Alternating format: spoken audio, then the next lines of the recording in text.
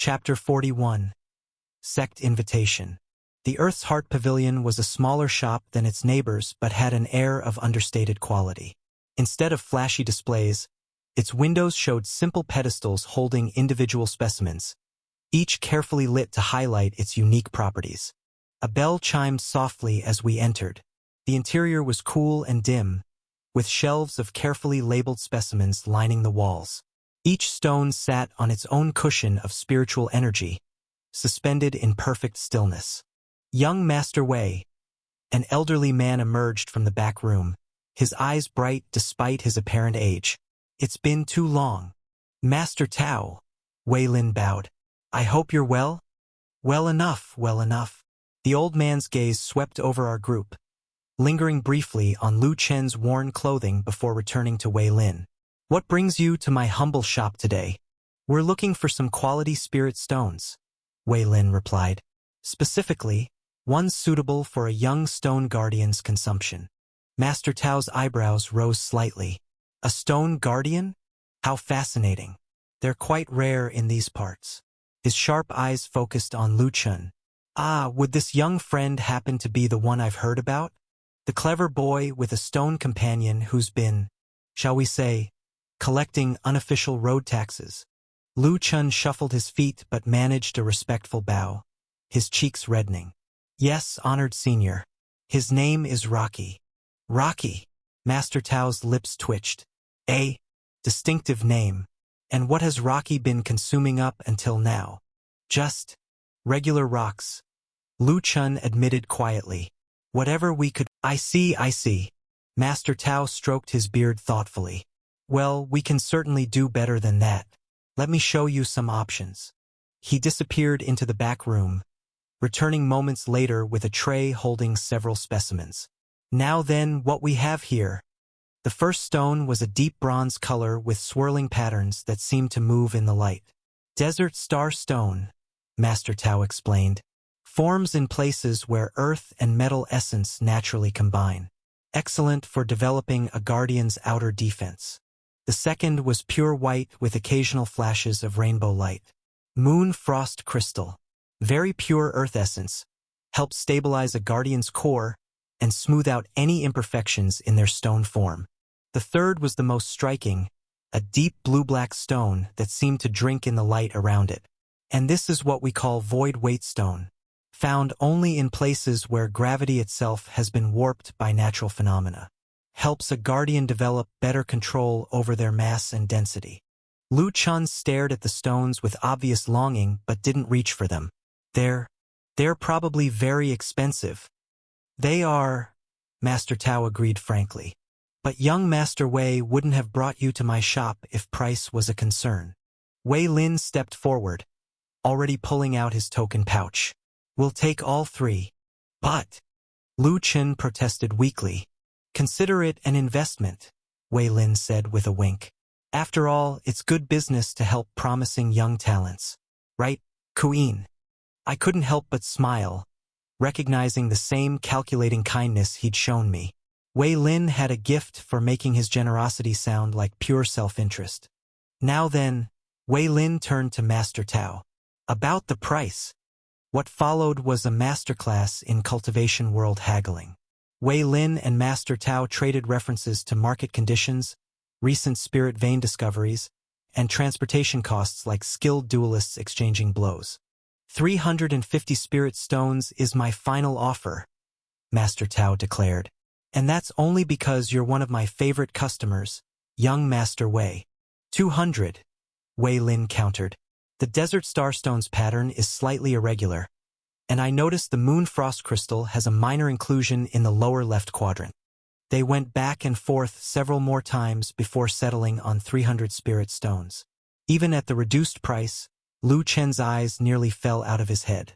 Master Tao carefully wrapped each stone in silk cloth inscribed with protective formations. "Perfect for keeping their energy stable during transport," he explained to Lu Chen. "You'll want to unwrap them one at a time when feeding them to your friend. Too much at once could cause indigestion." Lu Chen clutched the package to his chest like it was made of solid gold. "Thank you," he whispered, bowing deeply to both Wei Lin and Master Tao. As we left the shop, I could see Lu Chun practically vibrating with excitement. He kept glancing between the package and the city gates, clearly eager to share his treasure with Rocky. Lu Chun, I said, making a decision. After you've fed Rocky, would you like to come back to Azure Peak Sect with us? The boy froze mid-step, his eyes going wide. And me? To an immortal sect? Why not? I smiled. You've already got a powerful spirit beast companion. That's more than most disciples start with. But, Lu Chun looked down at his worn robes. I don't deserve. Lin Mei stepped forward, gently ruffling his hair. Don't say that. Never say that. She's right, I added.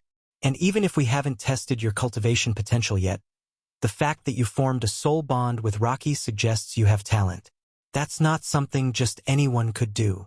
I'd been watching the boy closely during our journey. The way he moved, the casual way he dropped from that tree. There was a natural grace there that went beyond normal human limits. The soul bond with Rocky had clearly affected him, granting him abilities that bordered on cultivation techniques. And if Rocky keeps getting stronger, I continued, you'll need proper training to keep up with him. A soul bond goes both ways. As he grows, you'll need to grow too. Lu Chen's eyes grew even wider as he processed this. I could practically see the gears turning in his head as he thought about the opportunities this represented. But, what about Rocky? He asked cautiously. Would he be allowed to come too? The sect has plenty of remote areas where he could stay safely, Lin Mei assured him. And I'm sure the elders would be fascinated by a genuine stone guardian. They might even help with his development. Lu Chun bit his lip, then squared his shoulders. Can I go give these to Rocky first? He's really hungry, and I promised. Wei Lin laughed. Of course. Go on, we'll wait here. The boy clutched his precious package and darted off through the crowds with impressive agility, already familiar enough with the city layout to take the most direct route to the gates. I watched him go with a slight frown. Should we? This content has been misappropriated from Royal Road. Report any instances of this story if found elsewhere. He'll be fine, Wei Lin assured me. The guards won't bother him now that they know he's with us. And Rocky isn't far. Besides, Azure added in my mind, if anything threatened the boy, Rocky would know instantly through their soul bond. Stone Guardians are extremely protective of their bonded partners. I nodded, relaxing slightly. Still, I made a mental note to ask Lu Chun about his background once he was more comfortable with us. His reaction to being invited to the sect, that immediate I don't deserve it. There was definitely a story there, I just don't know if it was a protagonist-level story. Young Master Wei, a voice called out from the crowd, and I turned to see a middle-aged man in blue merchant's robes hurrying toward us. He had the same facial features as Wei Lin, though his cultivation was notably lower, probably at the first stage. Cousin Zhang. Wei Lin greeted him. I didn't expect to see you here. I've been looking everywhere for you, Cousin Zhang said breathlessly. Your father sent me to find you as soon as he heard you were in the city. He wants you to come home immediately. There's some situation with the Sun Clan. Wei Lin's expression tightened slightly. What kind of situation? I don't know the details, but apparently they're trying to undercut us on the new spirit herb shipments. Your father says it's urgent. Wei Lin glanced at us apologetically. I should probably go. I waved him off. We'll wait for Lu Chun and make sure he gets back safely. You handle your family business. Are you sure? I don't want to abandon you. We'll be fine, Lin Mei assured him. We can show Lu Chun around a bit more while you're busy. Maybe look at some basic cultivation supplies for him. Wei Lin nodded. I'll try to make this quick. Meet me at the main gates in 2 hours. We'll be there, I promised. And Wei Lin? Remember what we talked about some things being more important than business. He gave me a small smile. I remember. Though in this case, I think protecting our spirit herb shipping routes might actually be important for everyone. The Sun Clan has some questionable quality control standards. With that slightly ominous statement, he hurried off with his cousin, leaving Lin Mei and me to wait for our young friend's return. So, I said after a moment, want to look at cultivation robes while we wait? I think Lu Chun could use something a bit more suitable for sect life than what he's wearing now. Lin Mei's eyes lit up. Oh, and he'll need basic cultivation materials too. Meditation cushions, practice weapons, writing supplies for technique study. I couldn't help but smile at her enthusiasm. Should we be worried that we're already acting like overprotective seniors when he hasn't even officially joined the sect? Please, she sniffed. I've seen how you watch out for him. You started doing it the moment we met him, even when he was trying to rob us. He grows on you, I admitted, like a very small, very determined fungus. Lin Mei laughed, then grew more serious. Do you think he'll tell us what happened? Why he was out there alone? Eventually, I said, once he trusts us more. For now, let's just focus on making sure he knows he has people he can rely on. We spent the next hour browsing shops for basic cultivation supplies, putting together what Lin Mei called a proper disciple's starter kit. I contributed what I could, though Wei Lin had already made it clear he would handle the majority of the expenses, though I estimated that it wouldn't total up to more than 10 spirit stones. It's not charity, he had insisted earlier. It's investing in the sect's future. And if my father asks, we can call it strategic resource allocation for long-term asset development. I smiled at the memory. Wei Lin had a gift for making kindness sound like pure business sense. It was probably a necessary skill, growing up in a merchant family that valued practical advantages over emotional considerations. Eventually, we made our way back toward the city gates. I could sense Lu Chen's approach before I saw him. The boy practically skipped up to us, his face split by the biggest grin I'd ever seen. Rocky loved them, especially the blue-black one. He said it made him feel all tingly inside, and now he can make his arms super heavy or super light whenever he wants. The void weight stone, I nodded. Sounds like it's working as intended. And the white one made his stone form all smooth and pretty, Lu Chun continued excitedly. And the bronze one made his outer layer super hard. He tried to show me by hitting himself with a boulder, but I told him that was a dumb way to test it. Lin Mei and I exchanged amused glances. Trust a young boy's first instinct with new powers to be, hit it really hard and see what happens. Speaking of Rocky, I said carefully, have you thought about our offer? About coming to the sect? Lu Chen's expression sobered slightly, but his eyes remained bright. I'd like that, if you're sure it's okay. Rocky says he wants to come too. He thinks it sounds interesting. Then it's settled. Lin Mei smiled. Though we should probably get you some proper clothes first. Can't have our newest disciple showing up in rags. Lu Chun looked down at his worn robes, then back up at us with suspicious brightness in his eyes. You don't have to. We want to. I cut him off gently. Consider it your welcome gift from your new sect siblings. The boy ducked his head, but not before I caught his wide smile. Thank you, he whispered, for everything. Me and Rocky will never forget this.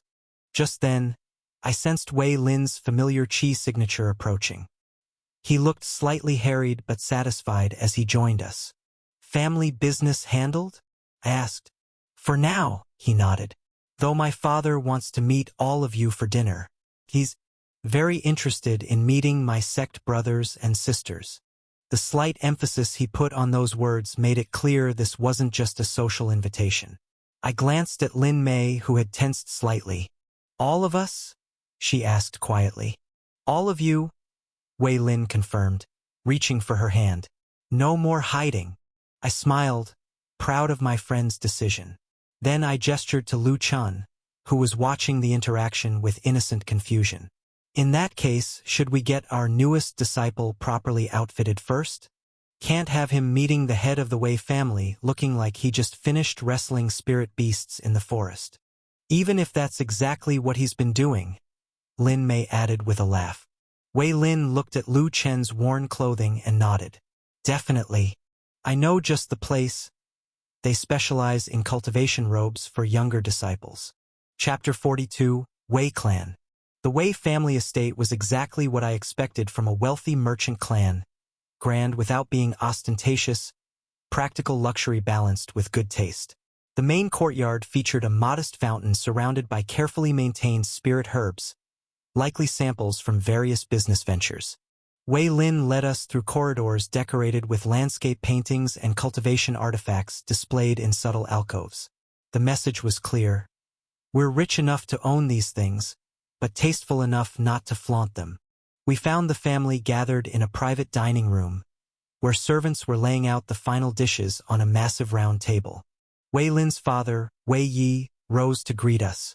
He was tall and dignified, with sharp features that reminded me of Wei Lin. Though mortal, he moved with the grace of someone who regularly consumed cultivation resources, likely age-delaying pills and energy-enhancing elixirs. "Welcome," Wei Yi smiled. "So, these are your sex siblings we've heard so much about." Beside him stood Wei Lin's mother, Wei Ting. She was strikingly beautiful, with long black hair and kind eyes that crinkled at the corners when she smiled. "Liner has told us so much about you in his letters." A young man who could only be Wei Lin's older brother, Wei Guang, gave us an appraising look. He shared his father's height and his mother's gentle features, though there was a shrewd intelligence in his eyes that matched Wei Lin's. "Everyone, this is my family." Wei Lin gestured towards them. "Father, mother, brother. These are my friends from Azure Peak Sect." He gestured to each of us in turn. "This is Brother Ku Yin, Sister Lin Mei, and—" He hesitated just slightly.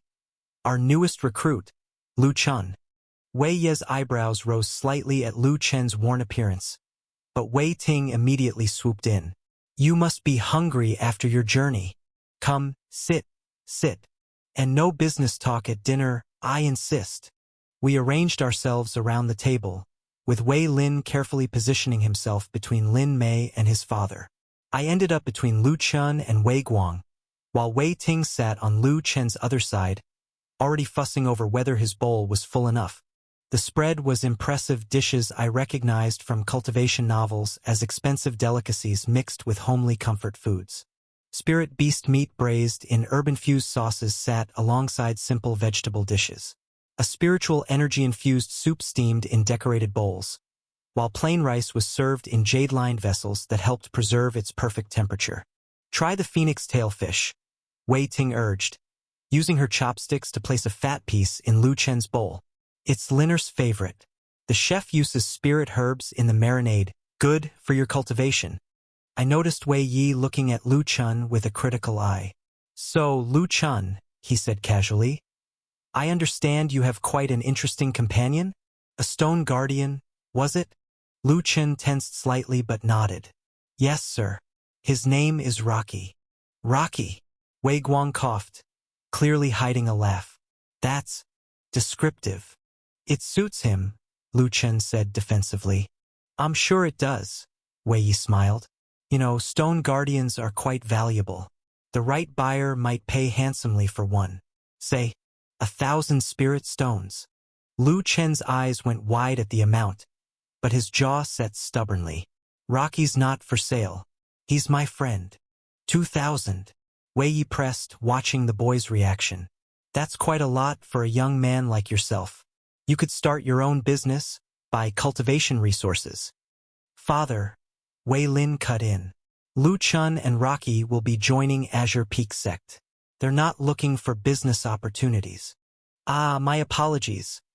Wei Yi raised his hands in mock surrender. "Just a merchant's instinct, always looking for good investments." Though speaking of the sect, he turned to me. "How are you finding it, young Master Ku Yin? I understand you've shown quite some talent." I swallowed my bite of phoenix tail fish before responding. "It's been interesting. Senior Sister Lu runs a tight training program." I smiled slightly, "But their library access alone makes it worth joining." Wei Yi nodded. "And your family? Are they involved in any particular industries?" "My father's a tailor in Floating Reed Village," I replied simply. "Ah, cultivation robes, perhaps? Special materials?" Wei Yi asked. "The tale has been taken without authorization. If you see it on Amazon, report the incident." No, I said. Just regular clothes for the villagers. Wei Ye's smile faltered for just a moment before he smoothed it over. He turned quickly to Lin Mei.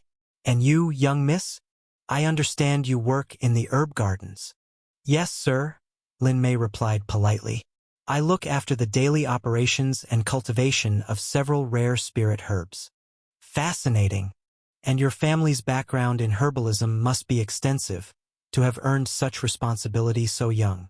Lin Mei's smile didn't waver. Actually, I learned everything at the sect. My parents are farmers in the outer provinces. Wei Ye's expression went completely still. His eyes darted briefly to his son before he set down his teacup. The slight clink of porcelain against what seemed unusually loud in the silence. I see, he said. How interesting. I saw Wei Lin's fingers tighten slightly around his chopsticks, though his face remained blank. Dear, Wei Ting interrupted firmly. What did I say about business talk at dinner? Linner's friends are here to enjoy a meal, not undergo an interrogation. Wei Yi chuckled smoothly. Of course, my apologies. Old habits die hard. More soup, anyone. The conversation shifted to lighter topics after that, though I could practically feel Wei Yi categorizing and dismissing us based on our lack of valuable connections. Wei Lin maintained his composed expression, but there was a tension in his shoulders that hadn't been there before. Wei Guang, interestingly, seemed more amused than anything. So, Brother Kuyin, he said quietly while the others were distracted by Wei Ting telling an embarrassing story about young Wei Lin. How did my little brother really end up with such an eclectic group of friends? Pure chance, I replied honestly. We just happened to work well together. He nodded thoughtfully. You know, when Linner first left for the sect, Father was convinced he'd immediately start building connections with all the prestigious families. Instead, his letters were full of stories about herb gardens and you too. Wei Guang's lips twitched. It was probably the first time in his life he just made friends. Your father seems concerned about that, I observed quietly. Wei Guang snorted softly. Father's concerned about everything. It's what makes him a good merchant. But he glanced at Wei Lin and Lin Mei, who were sharing a private smile over some inside joke. Sometimes I think he forgets that not everything needs to be a business transaction. The meal continued with Wei Ting doing her best to keep the atmosphere warm and friendly. She kept Lu Chen's bowl constantly full, praised Lin Mei's knowledge of herbs, and asked me genuinely interested questions about sect life that had nothing to do with status or connections. More fish, she offered Lu Chen, who was clearly trying to maintain proper manners despite his obvious hunger. You're a growing boy, you need to eat well. And take some of these vegetables. They're excellent for your cultivation.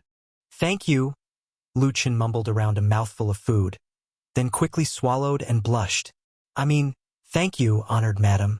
Just call me Auntie Wei. She smiled warmly. Now tell me more about Rocky. He sounds like such a gentle soul. As Lu Chen eagerly launched into a story about Rocky helping a lost spirit beast cub, while carefully leaving out the part about them robbing travelers, I noticed Wei Yi and Wei Lin exchanging a look that clearly meant, we'll discuss this later. Wei Guang caught my eye and leaned closer. Don't worry too much, he murmured. Father's bark is worse than his bite. And Linner's more stubborn than he looks. Gets it from mother. I glanced at Wei Ting, who was now scolding her husband for trying to sneak in another business question, and had to agree. There was steel beneath her gentle exterior. Besides, Wei Guang continued with a slight smirk. I think Father's actually impressed, even if he won't admit it. Linner's shown more backbone in choosing his own path than either of us expected. You don't seem bothered by your brother's unconventional choices, I observed. Wei Guang shrugged. I'm the heir. I'll handle the family business, make the proper connections, marry strategically, all that boring stuff. Linner deserves a chance to find his own way. He paused, then added more seriously. Just watch out for him, would you? He acts tough, but he takes everything to heart. I nodded, understanding the request beneath the casual tone. We will. He's family. Wei Guang's eyes widened slightly at my choice of words, Then he smiled. Good answer. As the meal wound down, Wei Yi made one last attempt. Lu Chun, you're absolutely sure about that stone guardian of yours? 5,000 spirit stones is my final offer. Think of what you could do with that much. Father. Wei Lin's voice carried a rare edge of genuine anger. But Lu Chun just shook his head firmly. Rocky is my friend, he said simply. Friends aren't for sale. Wei Yi opened his mouth again, but Wei Ting cut him off. Husband. The boy has given his answer. Now who would like dessert? The kitchen prepared something special with spirit fruits. I caught Wei Lin's eye across the table and gave him a subtle nod. He relaxed slightly, some of the tension leaving his shoulders. The dessert turned out to be a delicate confection that literally glowed with spiritual energy. Spirit fruits transformed into crystalline shapes that dissolved on the tongue with bursts of pure essence. Lu Chen's eyes went wide at his first taste. This is amazing, he exclaimed, then quickly remembered his manners. I mean, thank you for the wonderful meal, honored, Auntie Wei. Wei Ting beamed. Such a polite boy. You must come visit again. And bring Rocky next time. I'm sure we could find some nice stones for him in the garden. Mother, Wei Lin groaned. Please don't encourage him to bring a 15-foot stone giant to dinner. Why not? The dining room could use some excitement. Wei Guang grinned. Besides, he can't be any worse than that time you tried to negotiate with that spirit beast merchant and ended up with 3 cursed artifacts and a very angry goose. That was one time. Wei Lin protested as Lu Chun perked up with obvious interest. And we agreed never to speak of the goose incident. The rest of the evening passed more pleasantly, with Wei Guang sharing embarrassing stories about Wei Lin's childhood business ventures. He tried to corner the market on candy when he was 8. While Wei Ting fussed over everyone having enough dessert, Wei Yi remained quiet, but even he seemed to soften slightly by the end of the meal. Though I had no doubt he'd be having a serious discussion with Wei Lin later about his choice of associations.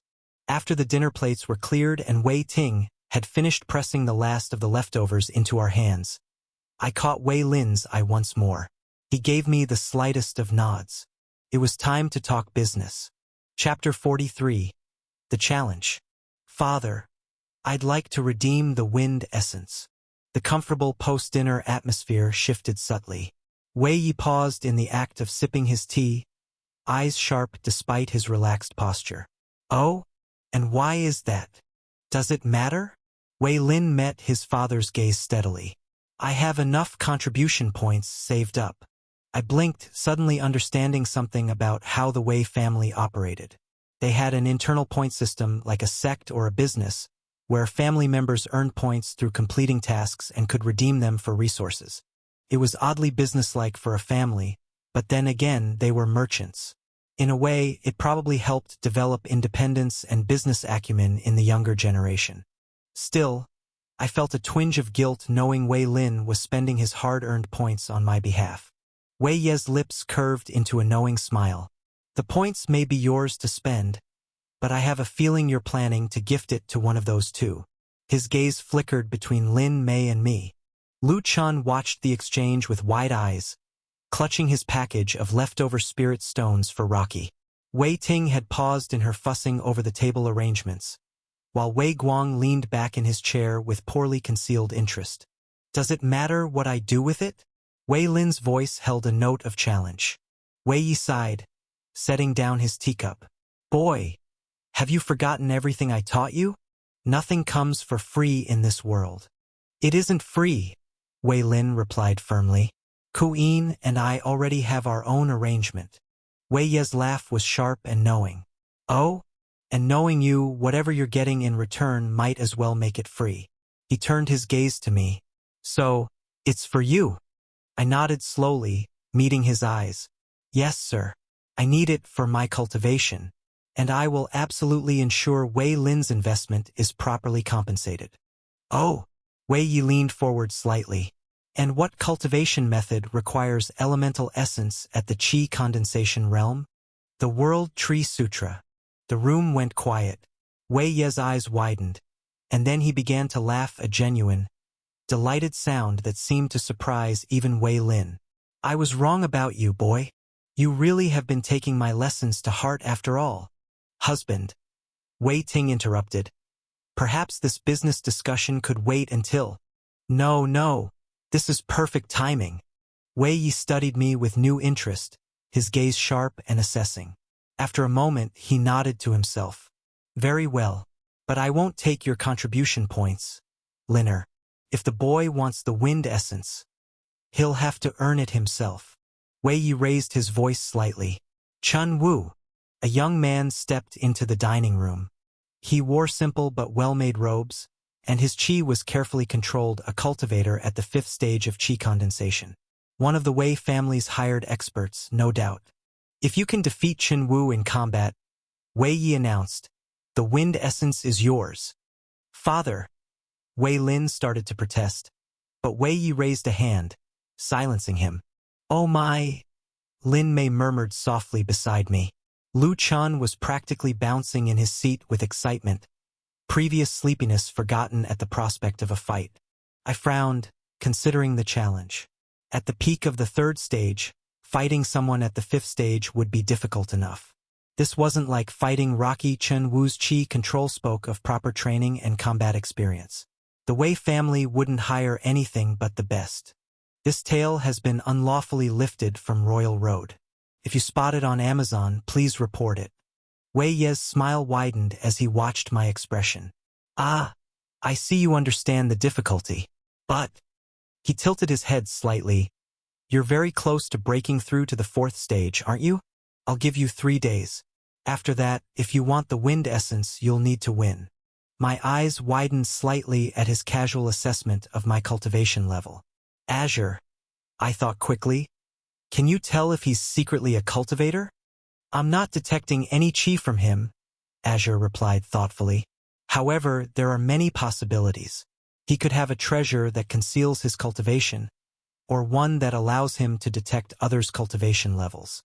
Given his position and resources, there are numerous ways he could have gained this knowledge. I bowed formally to Wei Yi. I accept your challenge. Excellent. Wei Yi clapped his hands together. Chun Wu will meet you at the family's private training ground in 3 days' time. Do try not to damage anything too expensive during the match. This is so exciting. Lu Chun burst out, unable to contain himself any longer. Can Rocky and I watch? We've never seen a proper cultivation duel before. Well, except for when we fought you guys, but that wasn't really a proper duel since we were trying to rob you and... He cut himself off, suddenly remembering Wei Ye's presence. Wei Ting covered her mouth, trying to hide her amusement, while Wei Guang openly chuckled. Chun Wu will meet you at the family's private training ground in 3 days' time, Wei Yi announced, rising from his seat. And of course, you'll all stay here as our guests. We have plenty of room, and it would be poor hospitality to send you to the inns. I'll have the guest rooms prepared immediately, Wei Ting said. Then she paused, glancing at Lu Chun. Though perhaps I can stay with Rocky, Lu Chun said quickly. He gets lonely at night and... Absolutely not. Wei Ting cut him off. You'll stay in a proper bed. Rocky will be fine in the garden for a few days. But the garden is perfectly safe, Wei Guang interjected smoothly, and you'll be able to see him first thing in the morning. Wei Yi waved a hand dismissively. As long as he doesn't damage the formations or crush my spirit herbs, the stone giant can stay. See. Wei Ting beamed. Now, Lin Mei dear, you'll take the east guest room. It has a lovely view of the herb garden. Lu Chun can have the room next to Linner's old bedroom, and Queen. She glanced at her husband with a slight smile. Perhaps the south room? It's quiet there. Good for meditation. I caught the subtle implications in the room assignments. Lin Mei would be in the family wing near Wei Lin, but with proper discretion, Lu Chun would be close enough for Wei Lin to keep an eye on him, and I'd be positioned for easy access to training while also being somewhat separated from the others. Wei Ting might play the simple hostess, but she was every bit as strategic as her husband. Thank you for your hospitality, I bowed politely. I'll show them to their rooms, Wei Lin offered.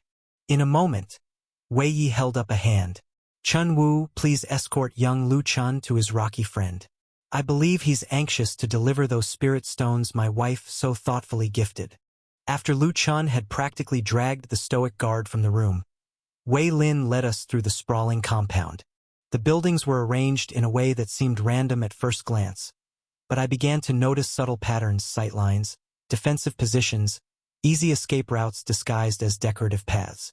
Father had the compound designed by a formation master, Wei Lin explained, noticing my interest.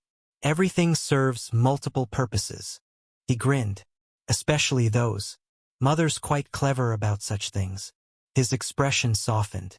Though I think she genuinely wants Lin Mei near the herb garden. We reached Lin Mei's room first. It was spacious and elegant, with a large window overlooking a garden filled with glowing spirit herbs. Lin Mei's eyes widened at the sight. The gardens here are amazing, she breathed. I've never seen some of these varieties before. You can explore them tomorrow, Wei Lin promised. Mother won't mind, she'll probably join you, actually. She's always wanted to learn more about spirit herb cultivation. My room, when we reached it, was simple but elegant. A large window looked out over a small private courtyard, and I could sense the subtle qi-gathering formations built into the walls, likely to aid in meditation. Will you be all right?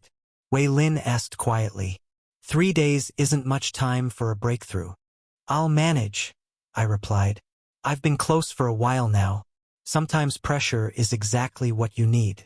He nodded, understanding I needed space to focus. Well, good night then. And Queen, thank you for not refusing Father's challenge. I know it puts you in a difficult position. Don't thank me. I should thank you, if it wasn't for you. Queen, he cut me off. You're my friend. My sworn brother from the sect. That means something. He paused, then added more quietly. Fathers always taught us to recognize good investments. Well, I'd say having a friend who cultivates the World Tree Sutra is about as good an investment as it gets. I had to laugh at that. Using your father's business logic against him? Of course. He's the one who taught me to always have multiple justifications ready for any deal. Wei Lin grinned. Now get some sleep. I need to go make sure Lu Chun hasn't convinced Chun Wu to let Rocky redecorate the garden. After he left, I sat cross-legged on the meditation mat, feeling the gentle pull of the formations around me. 3 days to reach the 4th stage of qi condensation. No time for training or preparation, just pure cultivation. Azure, I thought as I began to settle into meditation. Let's make these 3 days count. Yes, Master. Chapter 44. Breakthrough. I settled into a meditation pose in the private courtyard outside my guest room, appreciating how the Wei family's formations enhanced the natural qi flow. The night air was pretty cool and crisp. It carried the subtle fragrances of spirit herbs from the nearby gardens. Perfect conditions for cultivation. The formations here are quite sophisticated, Azure observed in my mind. They're designed to gather and purify ambient qi, making it easier to absorb. I nodded mentally, already feeling the difference. Since starting the World Tree Sutra, I'd noticed how much easier it was to cultivate in places rich with plant life. The spiritual herbs in the Wei family garden only enhanced this effect. As I deepened my meditation, I became aware of the plants around me responding to my presence.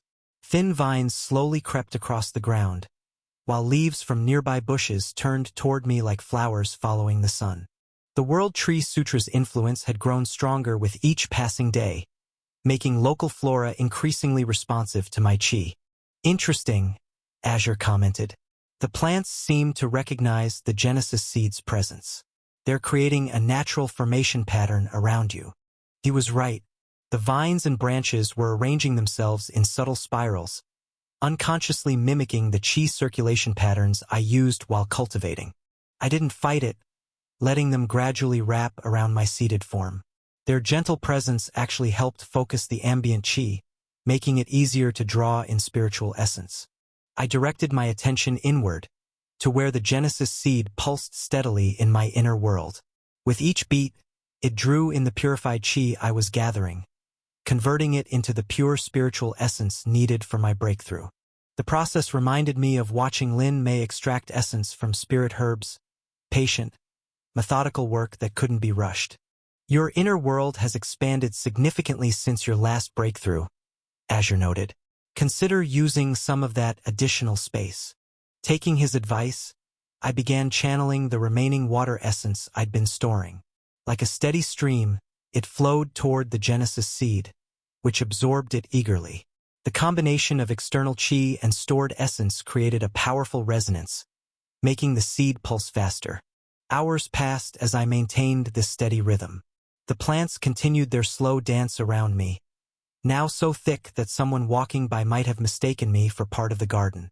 Their presence helped stabilize the growing pressure of spiritual energy building in my core. Master, Azure's voice held a note of warning. The breakthrough is beginning. Brace yourself.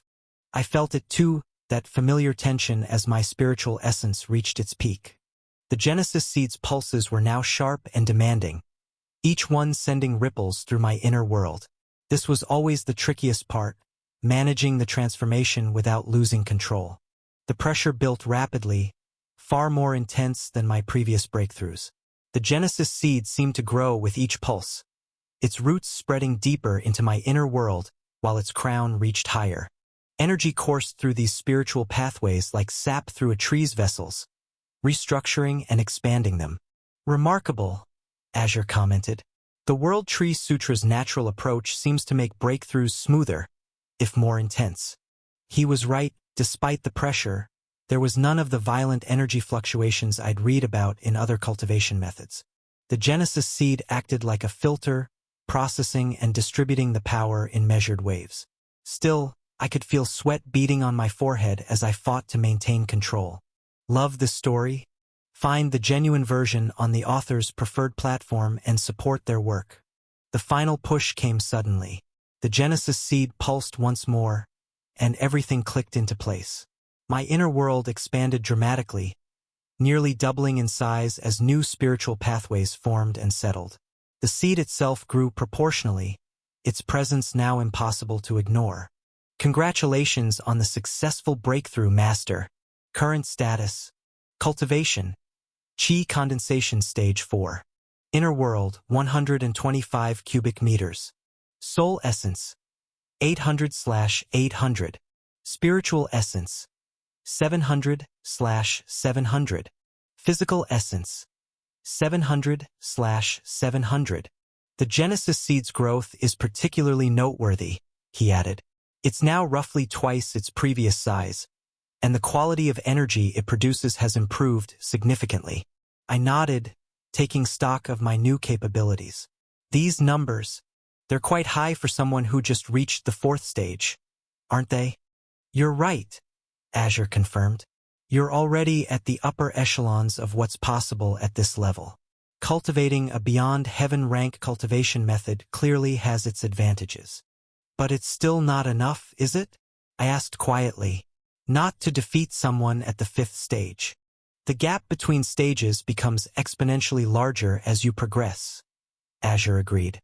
While your current stats are exceptional for the 4th stage, Chanwu will still have significant advantages in terms of raw power and refined qi control. I felt the familiar pull then, that strange sensation that had come before my previous journeys to the Two Suns world. But this time something was different. I could feel that I had a choice. I could resist the pull, stay grounded in this world. Azure, I thought. We were right. I really can control it now. Yes, he replied. But do you wish to stay here? I considered it carefully. The duel was in less than 3 days, and I'd just undergone a major breakthrough. Conventional wisdom said I should focus on stabilizing my cultivation and practicing combat techniques. But conventional wisdom hadn't gotten me this far. Time flows differently there, I said finally. We could spend days or weeks in the Two Suns world, and barely any time would pass here. It's the perfect opportunity to grow stronger before the fight. And your physical body? Azure asked, though I could tell he already knew my answer. The formations here will protect it, I replied. The Wei family's private training ground is probably one of the safest places in the city. And if anything goes wrong, I smiled slightly, I'm sure the plants will warn us. The vines around my body had grown quite extensive, forming a natural barrier that would hide me from casual observation.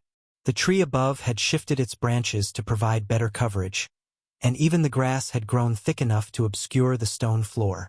Very well, Azure said. Though I feel compelled to ask if you're certain about this. We know very little about the Two Suns world or why you're being drawn there.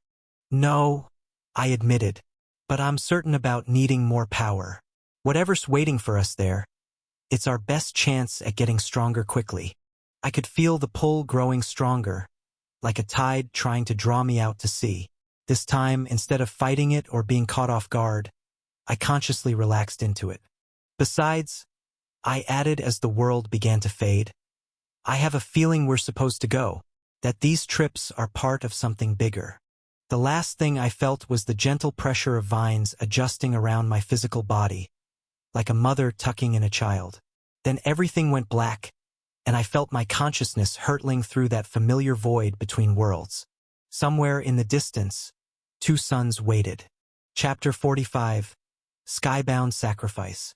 The twin suns blazed overhead as my consciousness settled into this familiar yet foreign body.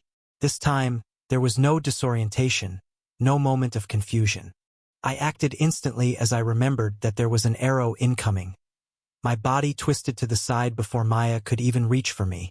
Has fear addled your wits too? Maya's words cut off as she stared at me, her hand still extended where she'd meant to pull me to safety. How did you? The arrow quivered in the wooden post behind me, exactly where my head had been a moment ago. I could still feel the wind of its passage against my cheek. Maya, I said quietly, meeting her eyes. The memory of her disappearing beneath that avalanche of ice-covered stone was still fresh, still raw. I'm so sorry. Tomas. Her brow furrowed in concern. Are you? Raiders. Henrik's familiar shout cut through the moment. They're breaking through the east gate. I watched him stride toward us, that same determined expression on his face. In a few hours, he would charge the Skybound with an axe, dying in a futile attempt to buy others time to escape. Just like last time. Just like every time. Maya thrust the rusty sword toward me. That same damn sword. Here. Try not to stab yourself with it. I took it automatically, muscle memory from 2 previous loops making the motion smooth. Maya, The words caught in my throat. How do you say goodbye to someone who won't remember you, who's died in front of you twice already? The 7th band will try to flank through the south wall, I said instead, the warning automatic by now. Get people there before. How did you know that? Her eyes narrowed. Tomas, what's going on with you today? I turned away, unable to meet her gaze. I'm sorry, I said again, then sprinted toward the village outskirts. Tomas. Maya's voice followed me. Where are you? Her words cut off as the raiders' first wave hit the barricade, forcing her attention back to defense. Master. Azure's voice held a note of concern as I ran. Are you certain about this? No, I admitted, vaulting over a fallen cart. But we can't save them, Azure. Not yet. Not without more power. The words tasted bitter in my mouth, but they were true. We've tried twice now. All we managed to do was slightly delay the inevitable. Your logic is sound, he agreed, though I note significant emotional distress in your vital signs. I laughed harshly, ducking through an alley I remembered from last time. Emotional distress? I'm abandoning people to die. People I know. People who trust me. I paused at a corner, checking for raiders. Even if it's a time loop, even if they'll be fine next time, feels wrong. Can you sense the Skybound? I asked, trying to focus on the practical aspects of survival. No significant spiritual signatures detected, Azure reported, though given its demonstrated ability to mask its presence. Right? I picked up the pace as best I could with this body's limited stamina, heading for the tree line. We just have to hope we can get clear before it arrives. Last time it showed up right after the sun touched started transforming. I broke through the last line of buildings, my legs trembling with exhaustion. This mortal body wasn't made for running. Sweat soaked through my clothes as I forced myself onward, counting down the endless distance. The tree line seemed to mock me with its proximity, 100 yards that felt like miles. 70, 50, 30, 10. I did it. I wheezed as I finally reached the forest edge, doubling over to catch my breath. My legs felt like water, and my heart was hammering so hard I worried it might burst. But somehow, impossibly, I'd made it. I turned back toward the village, guilt warring with practicality in my chest. "I'll be back," I whispered to the distant figures still fighting at the walls. "I'll find a way to save you, permanently, but I need to be stronger first." "Master!" Azure's warning came just as I turned back toward the forest. My heart nearly stopped. The skybound floated before me, its frost-covered robes rippling in a wind I couldn't feel. That same ethereal cold radiated from its presence, making the air crystallize around us. You're afraid?" it said, studying me with those burning eyes. I swallowed hard, trying to keep my voice steady. Who wouldn't be terrified of seeing a frost-robed figure floating in front of them? The skybound shook its head slowly. "You can drop the pretense.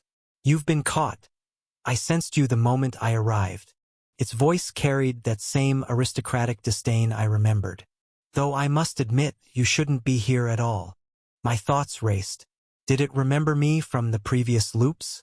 I cursed myself for assuming I was the only one who retained memories between cycles. But then why hadn't it recognized me the last 2 times? "It's quite impressive that you managed to escape the academy," it continued. "I'm curious. Who is your master? Perhaps Elder Alric? Or maybe you're one of Elder Kalen's disciples." The skybound continued listing names I'd never heard of, then paused, tilting its head. "Though I must say your control is surprisingly crude. Not bothering to hide your core's fluctuations? That's a basic mistake, especially for someone skilled enough to escape the Academy's barriers. Stolen from its original source, this story is not meant to be on Amazon. Report any sightings." I stared at it in confusion, pieces clicking together. Then I understood it could sense the red sun core inside me, probably mistaking me for some kind of junior disciple from whatever organization it belonged to. The skybound seemed to take my silence as defiance. Shook its head. "It doesn't matter. I'll deal with this village, then escort you back to the academy. Your masters can sort out your punishment." I had a split second to make a decision. I could play along, but that would only delay the inevitable. I'd be exposed as an imposter the moment we reached their academy. On the other hand, the skybound hadn't immediately tried to kill me this time, probably because it sensed the red core. "Maybe. I'm not from your academy," I said carefully, watching for any sign of attack. "I'm just a villager who changed." The skybound went very still, those burning eyes studying me with new intensity. The silence stretched for what felt like years, though Azure helpfully informed me it was only 12.3 seconds. Then it laughed. The sound was like ice cracking. "Interesting. You're telling the truth." It drifted closer, frost patterns spreading across the ground beneath it. "This is perfect, actually. I've been lacking in contribution points, and recruiting a natural awakening. Yes, this will do nicely." I barely held back a sigh of relief. Honesty had been a gamble, but apparently a successful one. "Come," it said, already turning back toward the village. "We should save your people before it's too late." I blinked. "I'm sorry, what?" "Save the village," it repeated, as if speaking to a particularly slow child. "If we don't hurry, there won't be anything left to save." It lowered itself to just above ground level, clearly expecting me to follow. I did, mind reeling from this unexpected turn of events. The same being who had methodically slaughtered everyone twice before was now talking about saving them. "You seem confused," it noted as we moved toward the sounds of combat. "I'm not doing this out of kindness, you understand. I'm sparing them because of you."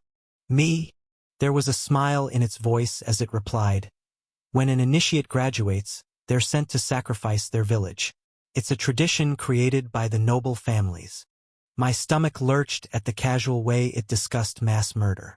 The Skybound laughed coldly at my reaction. That's natural, it assured me.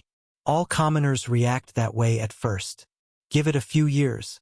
You'll find the thought quite appealing. I didn't bother arguing. The villagers would live today.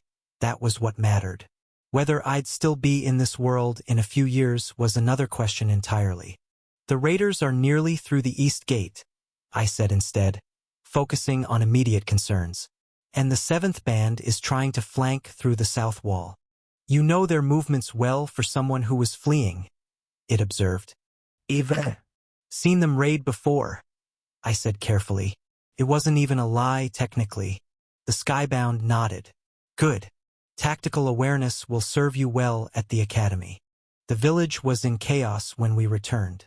Sun-touched warriors had broken through the eastern barricade, their crystalline forms glowing with crimson light as they tore through the defenders' lines.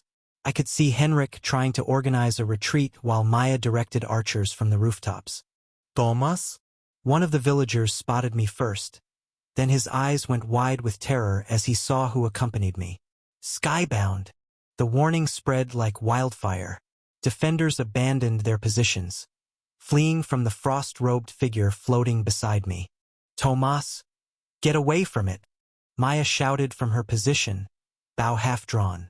The fear in her voice cut deep. She thought she was watching me walk to my death. The Skybound seemed amused by their reactions. Show me what you can do, it said, gesturing toward the nearest sun-touched warrior.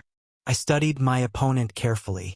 The transformation had twisted its human form into something monstrous, nearly 8 feet tall, with crystalline growths jutting from its shoulders and arms. Crimson tattoos pulsed across its skin in time with the red sun overhead, and its eyes burned with mindless hunger. I reached into my inner world, touching the crimson sphere nestled within the Genesis seed. Power flooded through me instantly, red lines tracing themselves across my skin as they followed my meridians. The surge of strength was intoxicating after being trapped in a mortal body. Status update. Soul Essence 800/800. Spiritual Essence 0 out of 700. Physical Essence 115/700. Enhanced by Red Core. Special notes. Red Core active. Enhancement duration 60 seconds. I frowned at the numbers.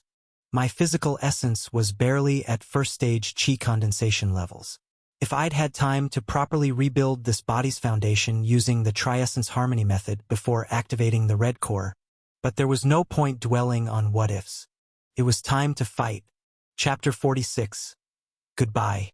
The sun-touched roared, finally deciding I was a threat. It charged forward with surprising speed, crystalline claws extended. I waited until the last possible moment, then activated Phantom Strike. Even with my limited power, the technique carried me through its guard like smoke. My fist connected with its chest, enhanced strength driving through crystalline armor to crush the vital organs beneath. The monster's roar cut off in a wet gurgle as it collapsed. Very good, the Skybound nodded approvingly. You have a natural talent for combat. I didn't have time to acknowledge the praise. A howl of rage announced the arrival of another sun-touched, this one even larger than the first. The crimson patterns on its skin were more intricate, suggesting a deeper connection to the red sun's power. Master, Azure warned, this one's physical capabilities appear equivalent to second-stage chi condensation. The warning came just in time. I barely dodged a strike that would have taken my head off, the crystalline claws passing so close I felt them brush my hair. This one was faster, stronger, and clearly enraged by its companion's death. 40 seconds remaining on the enhancement, Azure reported as I narrowly avoided a deadly strike that would have crushed my ribcage. I weaved between the sun-touched strikes, but each movement brought its claws closer to connecting. A particularly vicious swipe caught my sleeve, crystalline talons shredding the fabric and leaving shallow cuts along my arm. The pain was sharp, immediate, a reminder that even with the Red Core's enhancement, I was far from invulnerable. 30 seconds remaining, Azure reported as I rolled under another attack. I launched a counterstrike at its midsection, putting all my enhanced strength behind the blow. The impact felt like punching a stone wall.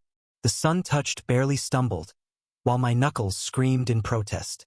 Physical damage minimal, Azure noted. Its crystalline armor appears significantly more developed than the previous one.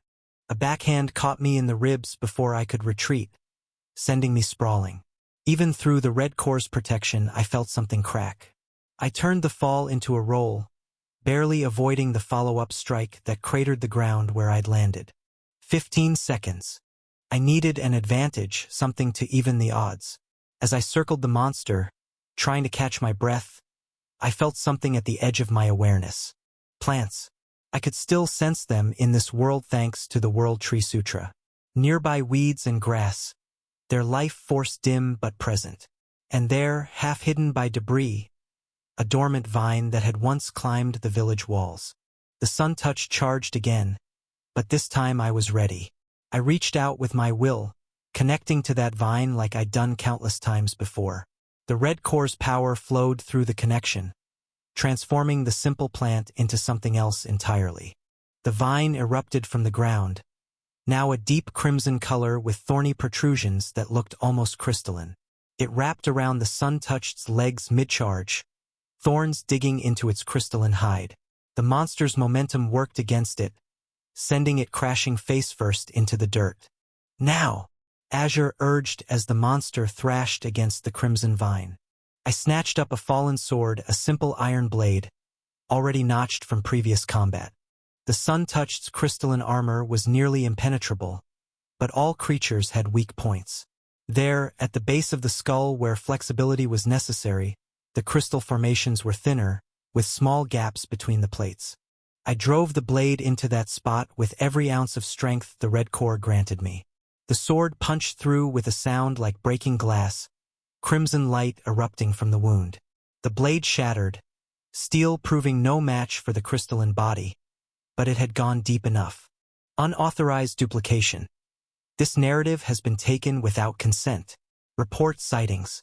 The sun-touched convulsed, its massive form thrashing as that inner light began to fade.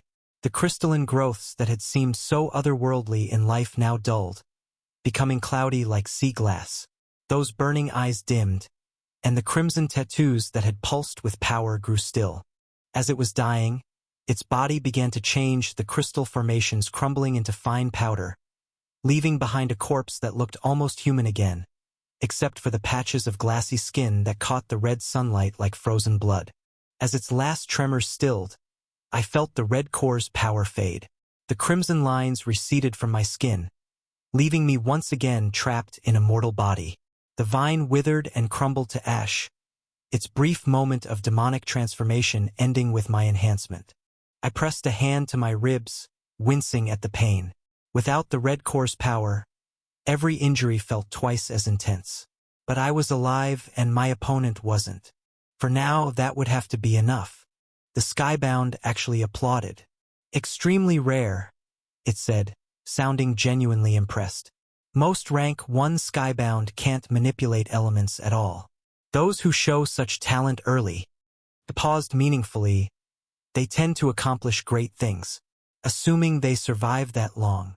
Before I could respond, it rose higher into the air. Watch closely, it commanded. This is how a true master handles vermin. What followed was both beautiful and terrifying.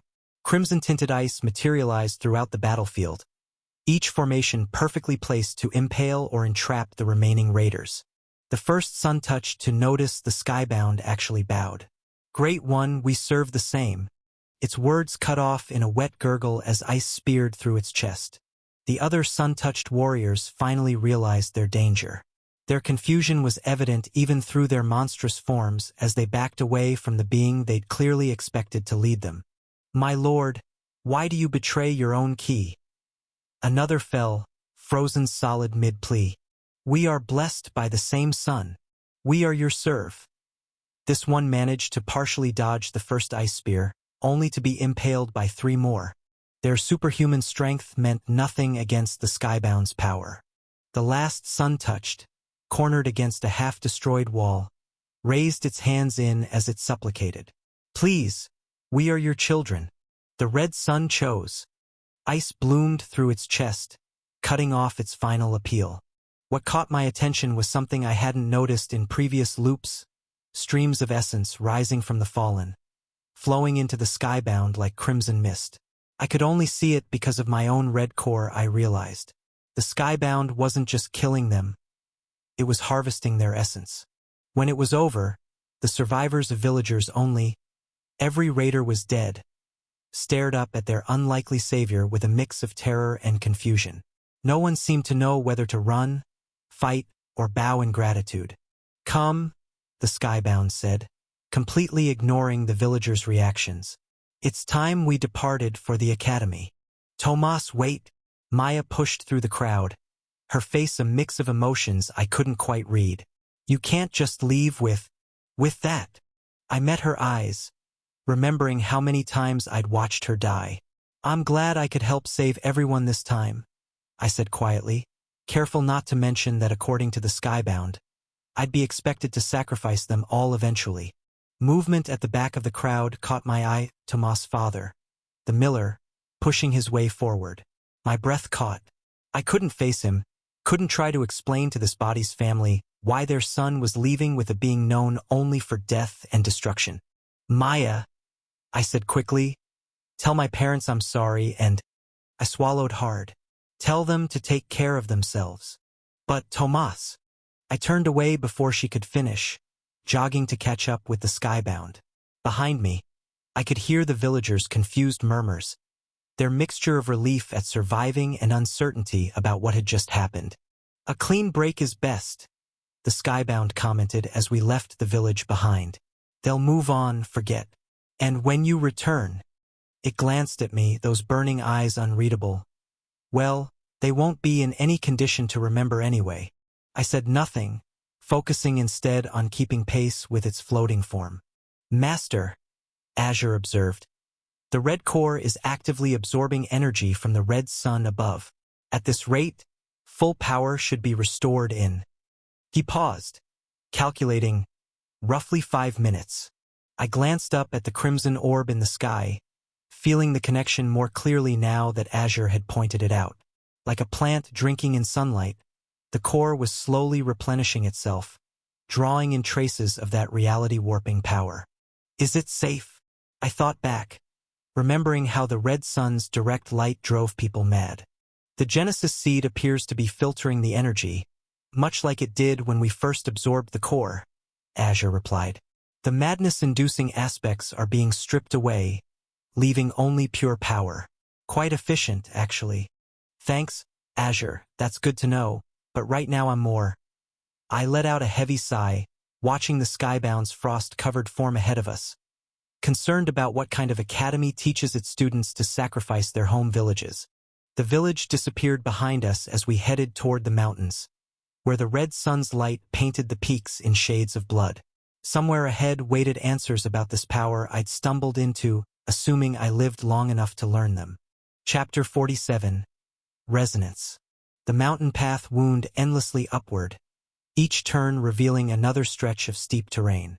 I tried not to show how much this mortal body struggled with the climb, but my burning legs and aching lungs made it difficult to maintain dignity. A question had been nagging at me since we left the village. After checking that my breathing was steady enough for conversation, I finally asked, "Why did you kill the sun-touched?" I thought they also served the red sun. The skybound, who had been floating beside me, apparently immune to concepts like physical exertion, let out a small laugh. The seventh band? They're just mortals playing at greatness. Yes, they worship us, but they're nothing more than pawns. It glanced at me, frost patterns shifting across its robes. Usually, we need authorization from the order to take large numbers of lives. What I attempted in that village was technically against our rules, which is why I had to ensure there were no survivors. The seventh band's deaths were merely convenient loose ends. The casual way it discussed mass murder reminded me uncomfortably of how some cultivators viewed mortal lives. Insignificant specks, barely worth noticing. I'd seen that attitude plenty of times in the Azure Peak sect, though never quite this extreme. I trust, it added. its voice dropping to a dangerous whisper. That you understand the importance of discretion regarding this matter? I nodded quickly. Of course. I wouldn't want to cause any problems. Good.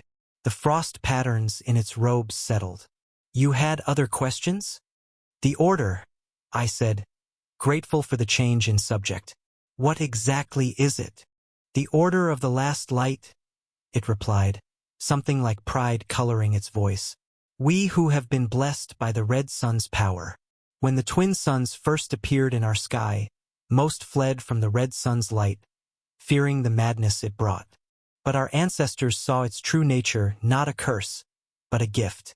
They learned to harness its power through runic inscriptions, transforming themselves into something beyond mortal. I tried not to visibly wince at the religious fervor in its voice.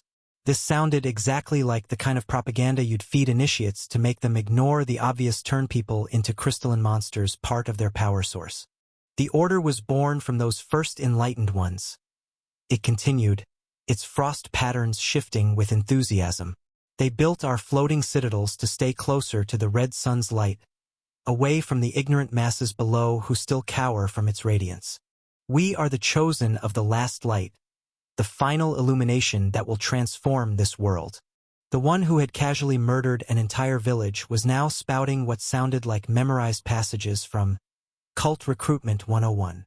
Though given what I'd seen of the red sun's effects, maybe this was actually an improvement over complete madness. There are 9 ranks among the skybound, it finished.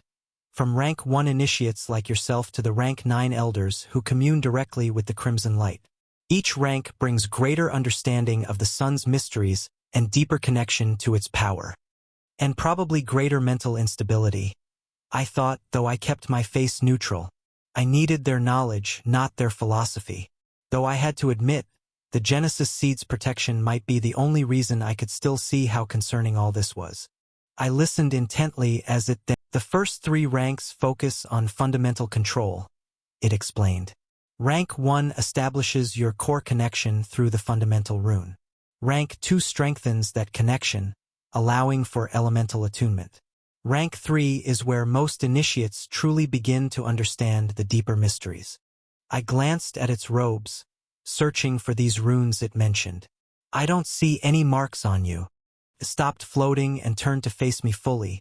Only then did it lower its hood. I nearly stumbled. The skybound was a young woman of otherworldly beauty. Pale skin like moonlight, features that would make sculptors weep, and eyes that held the same crimson fire I'd seen burning in the sun above. On her forehead, a complex runic pattern shifted and swirled like living frost, somehow both delicate and predatory. The cognitive dissonance was staggering. Only in these fantasy worlds could someone who looked like an angel be such a prolific killer. But then I remembered there was a saying back on Earth about the relationship between beauty and insanity in women. If there was a scale, she'd be maxed out on both axes. This is my fundamental rune, she said, her voice surprisingly soft. She held up her hands, showing intricate ice-based runes traced across her palms. And these are my elemental markings, through which I channel my ice techniques. She studied me with new interest. You haven't even inscribed a fundamental rune yet. Technically, you're not even rank 1. Her head tilted slightly. It's extremely rare to find someone who can utilize the red sun's power without runic stabilization.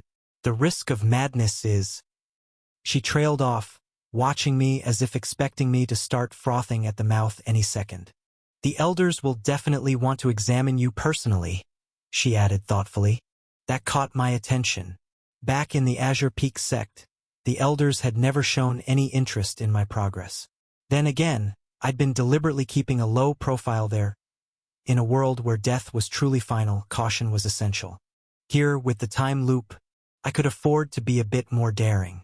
As long as my soul remains intact, I should be fine, I thought to myself. Even if this body dies, I'll just return to my original world. The only real danger would be soul damage. The prospect of direct instruction from their elders was tempting. I needed power quickly if I wanted any chance against that 5th-stage chi condensation cultivator waiting back home. Regular initiate training would be too slow. But if I could catch an elder's eye, As long as they don't decide to use me as a test subject, I mused silently. Master, Azure chimed in. The silence is becoming awkward. He was right.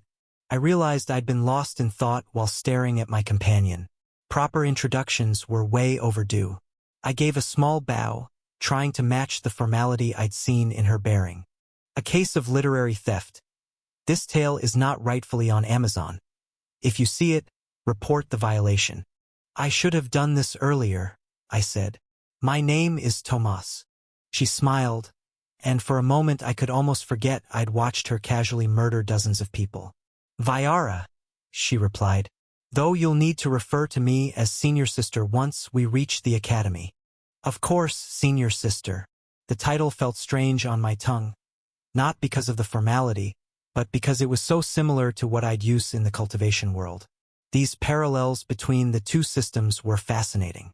We resumed our journey, the path growing steeper. The red sun hung lower in the sky now, its light catching Vyara's frost patterns and making them shimmer like bloody diamonds. Tell me about the academy, I said, partly out of genuine curiosity and partly to distract myself from my protesting muscles. What should I expect? Survival primarily, she replied with that same serene smile. Many initiates don't last their first year. The red sun's power.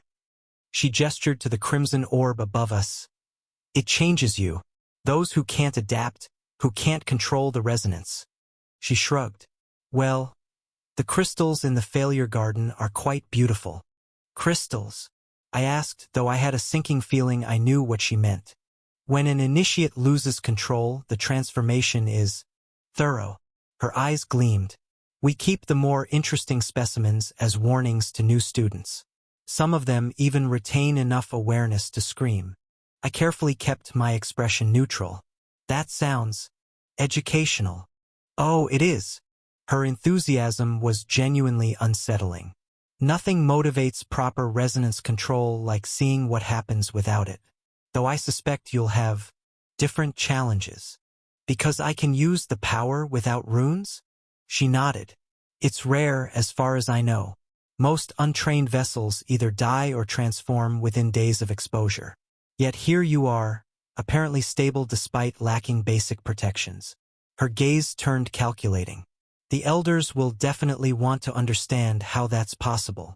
I thought of the Genesis seed, of how it had integrated and purified the Red Core's power. The World Tree Sutra's influence protected me from the madness that seemed to plague others, but I couldn't let them know that. I look forward to learning, I said diplomatically. Oh, you'll learn. One way or another. She gestured to a break in the clouds ahead. We're nearly there. Welcome to your new home. Initiate. I followed her gesture and felt my breath catch. Through the crimson-tinted clouds, I caught glimpses of impossible architecture. Floating spires of ice and crystal, connected by bridges of pure light. The academy wasn't built on the mountain. It was suspended above it, a city in the sky that seemed to laugh at concepts like gravity or structural integrity. I searched for words that wouldn't offend. Magnificent? Terrifying? Both. Vyara smiled. Yes, most initiates react that way. The Order of the Last Light accepts only those who can transcend mortal limitations. She glanced at me. Though you've already begun that journey, haven't you? I thought of the cultivation world. You could say that. The questions will begin soon, she warned as we approached what appeared to be a floating dock of crystalline ice. The elders will want to know everything about your awakening, your abilities, your control. She paused, then added almost kindly, try not to die too quickly. You're far too interesting for that. When she reached the base of the dock, Vyara reached into her robes and withdrew what looked like a silver pen with a crimson tip. Remove your shirt, she instructed. I must have looked as nervous as I felt, because she actually laughed. It's a temporary rune to help you fly, she explained. Unless you'd prefer to climb several thousand steps? Flying sounds better, I admitted, pulling off my shirt. The mountain air was bitter cold against my skin. Hold still, she said, stepping closer. This requires precision. The pen's tip was ice-cold as she began tracing patterns on my chest. Each stroke left behind lines that glowed with a faint crimson light. I tried not to shiver as she worked, watching the complex design take shape over my heart. The skybound rune, she explained as she drew. Temporary version, of course. The permanent one is significantly more involved. She finished the last stroke with a flourish. There. I looked down at the glowing pattern. It reminded me of a snowflake crossed with a burning sun, all sharp angles and radiating lines. Now, she pressed her palm against the rune. This might feel strange. Strange was an understatement. As she channeled her power into the mark, it felt like my chest was simultaneously freezing and burning. The rune flared bright crimson, and suddenly my whole body felt lighter. Then I was floating. Whoa! I pinwheeled my arms as I drifted a few feet off the ground, completely unable to control my movement. How do I focus? Vyara instructed as I slowly rotated upside down. The rune responds to intent. Think about the direction you want to move. Master, Azure chimed in. The rune appears to be creating a localized distortion in gravitational forces. Try visualizing it as a current you can swim through. Both of their tips helped. I imagined the air as water, using subtle movements to right myself. After a few more awkward moments, I managed to achieve something approaching stability.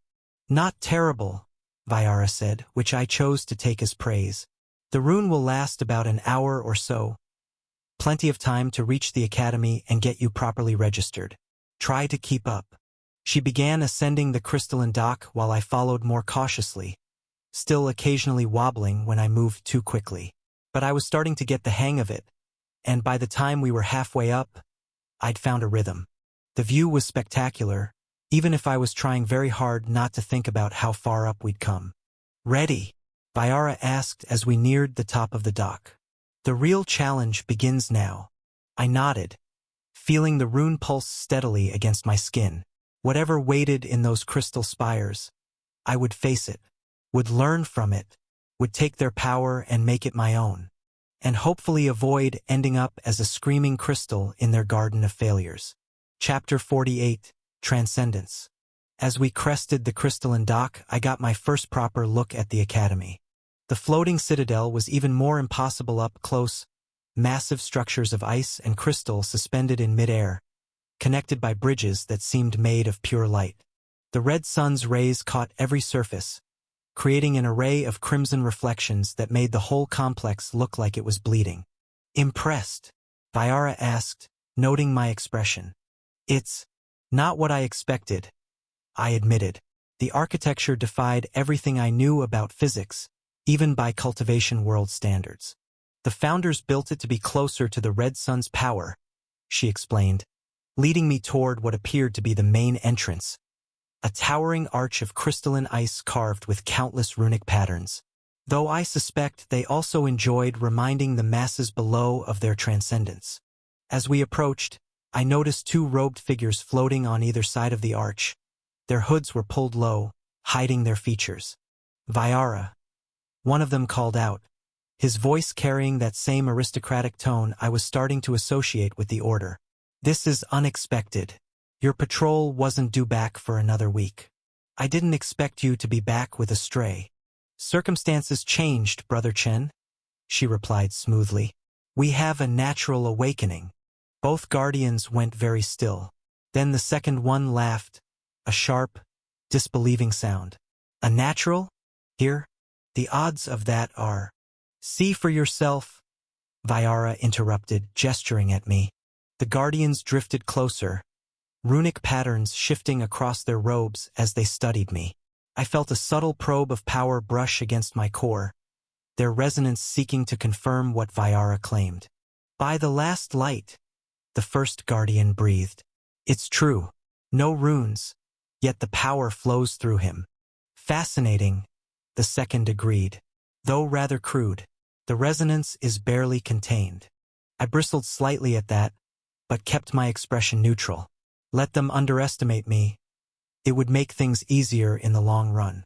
The elders will want to see this immediately, the first guardian decided, making way for us. You can pass. First rule, Vyara said as we entered. Never fly without authorization. The temporary rune I gave you is a courtesy for new arrivals. After today, unauthorized flight outside of the training ground will result in immediate correction. The way she said correction made me think it involved more than just a stern talking to. Understood, senior sister. Second rule, address everyone by their proper titles. Initiates are brother or sister. Those of higher rank are senior brother or senior sister. Teachers are master. Elders are venerable one. She glanced at me. Mistakes in etiquette are punished severely here. For an academy of killers, you seem to have a lot of rules, I observed. Lose control, we maintain absolute discipline. Every aspect of life here is regulated, down to when you breathe during meditation. This wasn't just a school. It was worse than any maximum security prison I'd heard of back on Earth. At least prisoners got yard time and some basic rights. Here, they controlled everything, even your breathing patterns. What happens if someone breaks the rules? I asked, though I was starting to suspect I didn't want to know. Minor infractions result in physical correction.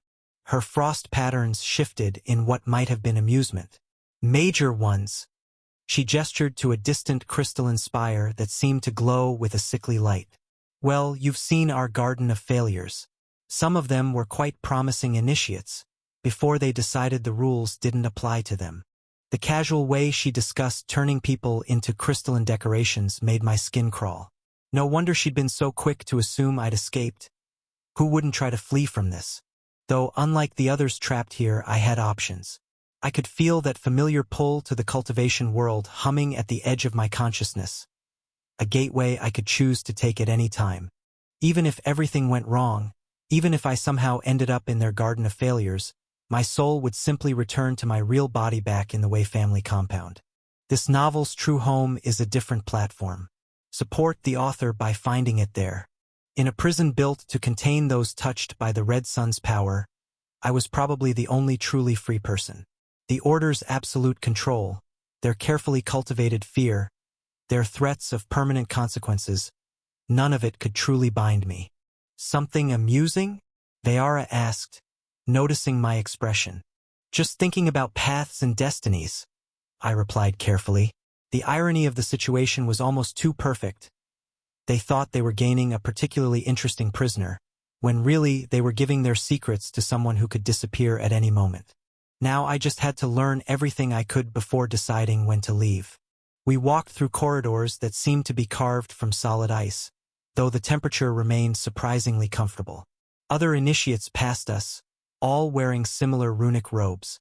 They gave Vyara respectful bows and me curious looks. Is there an entrance examination I need to complete? I asked, wondering how quickly I could get access to their cultivation methods. Usually, she replied. Initiates must survive a resonance trial to prove their worth. But for someone who can already manipulate the Red Sun's energy without runic support, she shook her head. It would be redundant. The elders will want to evaluate you personally. The elders themselves? Indeed, your situation is rather unique. Being a natural awakening will draw significant attention. In fact, her voice took on a thoughtful tone. I suspect they'll fight over who gets to claim you as their disciple. You make that sound like a bad thing? It paints a target on your back. Her voice dropped lower. Even if an elder chooses you, they won't protect you from the other's schemes. In fact, it often makes things worse. Their games can be lethal. Politics, I sighed. Some things are universal. Indeed, though here, political failures tend to end up as decorative crystals. She stopped before a massive door made of what looked like frozen lightning. The elders await. Remember your etiquette, and try not to die. Any last advice? Yes. She turned to face me fully. Whatever you do, don't lie to them. They'll know, and the punishment. She shuddered slightly. Just don't. The doors swung open silently, revealing a circular chamber that seemed to float in open air. The walls were transparent crystal, offering a dizzying view of the clouds far below. 7 figures sat in thrones arranged in a semicircle, each radiating power that made my skin crawl. I'd never met a sect elder back in the Azure Peak sect. They were too far above my station to bother with low-level disciples. But now, standing before these beings, I finally understood what the word transcendental truly meant. Master, Azure whispered in my mind. Their power signatures are terrifying. Couldn't help but agree. Their presence was overwhelming. Each one felt like a force of nature given form, their power so dense it distorted the very air around them. The red sun's light seemed to bend toward them, as if even it acknowledged their authority. "Step forward, child," one of them commanded. His voice resonated with multiple harmonics, like several people speaking in perfect synchronization. I approached the center of the chamber, trying not to show how much their combined pressure affected me. The Genesis seed pulsed reassuringly in my inner world, its familiar presence helping me stay centered. Vyara tells us you can channel the red sun's power without runic stabilization, another elder said. This one's runes crackled with electrical energy. Show us. I reached for the crimson core nestled within the Genesis seed, letting its power flow through my meridians. The familiar red lines traced themselves across my skin, following the pathways the seed had created. Interesting, a female elder murmured. Ice crystals formed and melted around her with each breath. The resonance is crude, but stable. How long have you had this ability? A few weeks. Impossible, one of the elders scoffed. His runes burned with intense flame. Without stabilization, he should have transformed or died within hours. Unless, another countered, this one surrounded by swirling winds. He's a natural. There it was, that word again, like it was a formal classification. It's not unprecedented. The Ice Elder agreed. There are records of others who could instinctively channel the Red Sun's power, though none in recent memory. The headmaster should be informed, the Flame Elder said. The headmaster is in seclusion, the Wind Elder reminded him. This cannot wait. The boy needs proper training immediately, before his resonance destabilizes. I will take him, the Flame Elder declared. Fire resonance is clearly dominant in his core. Nonsense, the Lightning Elder countered. Look at his control. He needs precision training. Lightning resonance would suit him better. I watched with a mix of amusement and concern as they argued over me. It felt oddly nice getting the protagonist treatment for once, though Vyara's warning about painted targets kept it from going to my head. He should start at the bottom like everyone else, one elder insisted. This one's runes had an earthy quality to them. Natural or not, proper foundation is essential. The others dismissed his suggestion almost immediately. Waste of potential, the Wind Elder said. He needs specialized training to stabilize his unique resonance. The choice should be his, the Ice Elder said finally. All eyes turned to me. Well, child, who would you have as your master? I'd expected some kind of test loyalty oaths, probing questions about my background, anything to ensure I wasn't an enemy agent. But as they waited for me to choose, I understood why they hadn't bothered. To them, I was less than an ant. My potential schemes or hidden loyalties meant nothing in the face of their overwhelming power. They likely have other means of surveillance, Azure suggested. Being a natural probably means you'll be watched constantly. You're right, I thought back. We should assume everything we do will be monitored. The thought made me pay closer attention to the elders themselves, studying their power signatures more carefully. Most of them radiated energies that were, no surprise, completely foreign to me. Master, Azure's voice held a note of surprise. That one on the left. Are you sensing what I'm sensing? I was there, almost hidden beneath the crimson energy. One of them had a trace of something I recognized. Chapter 49.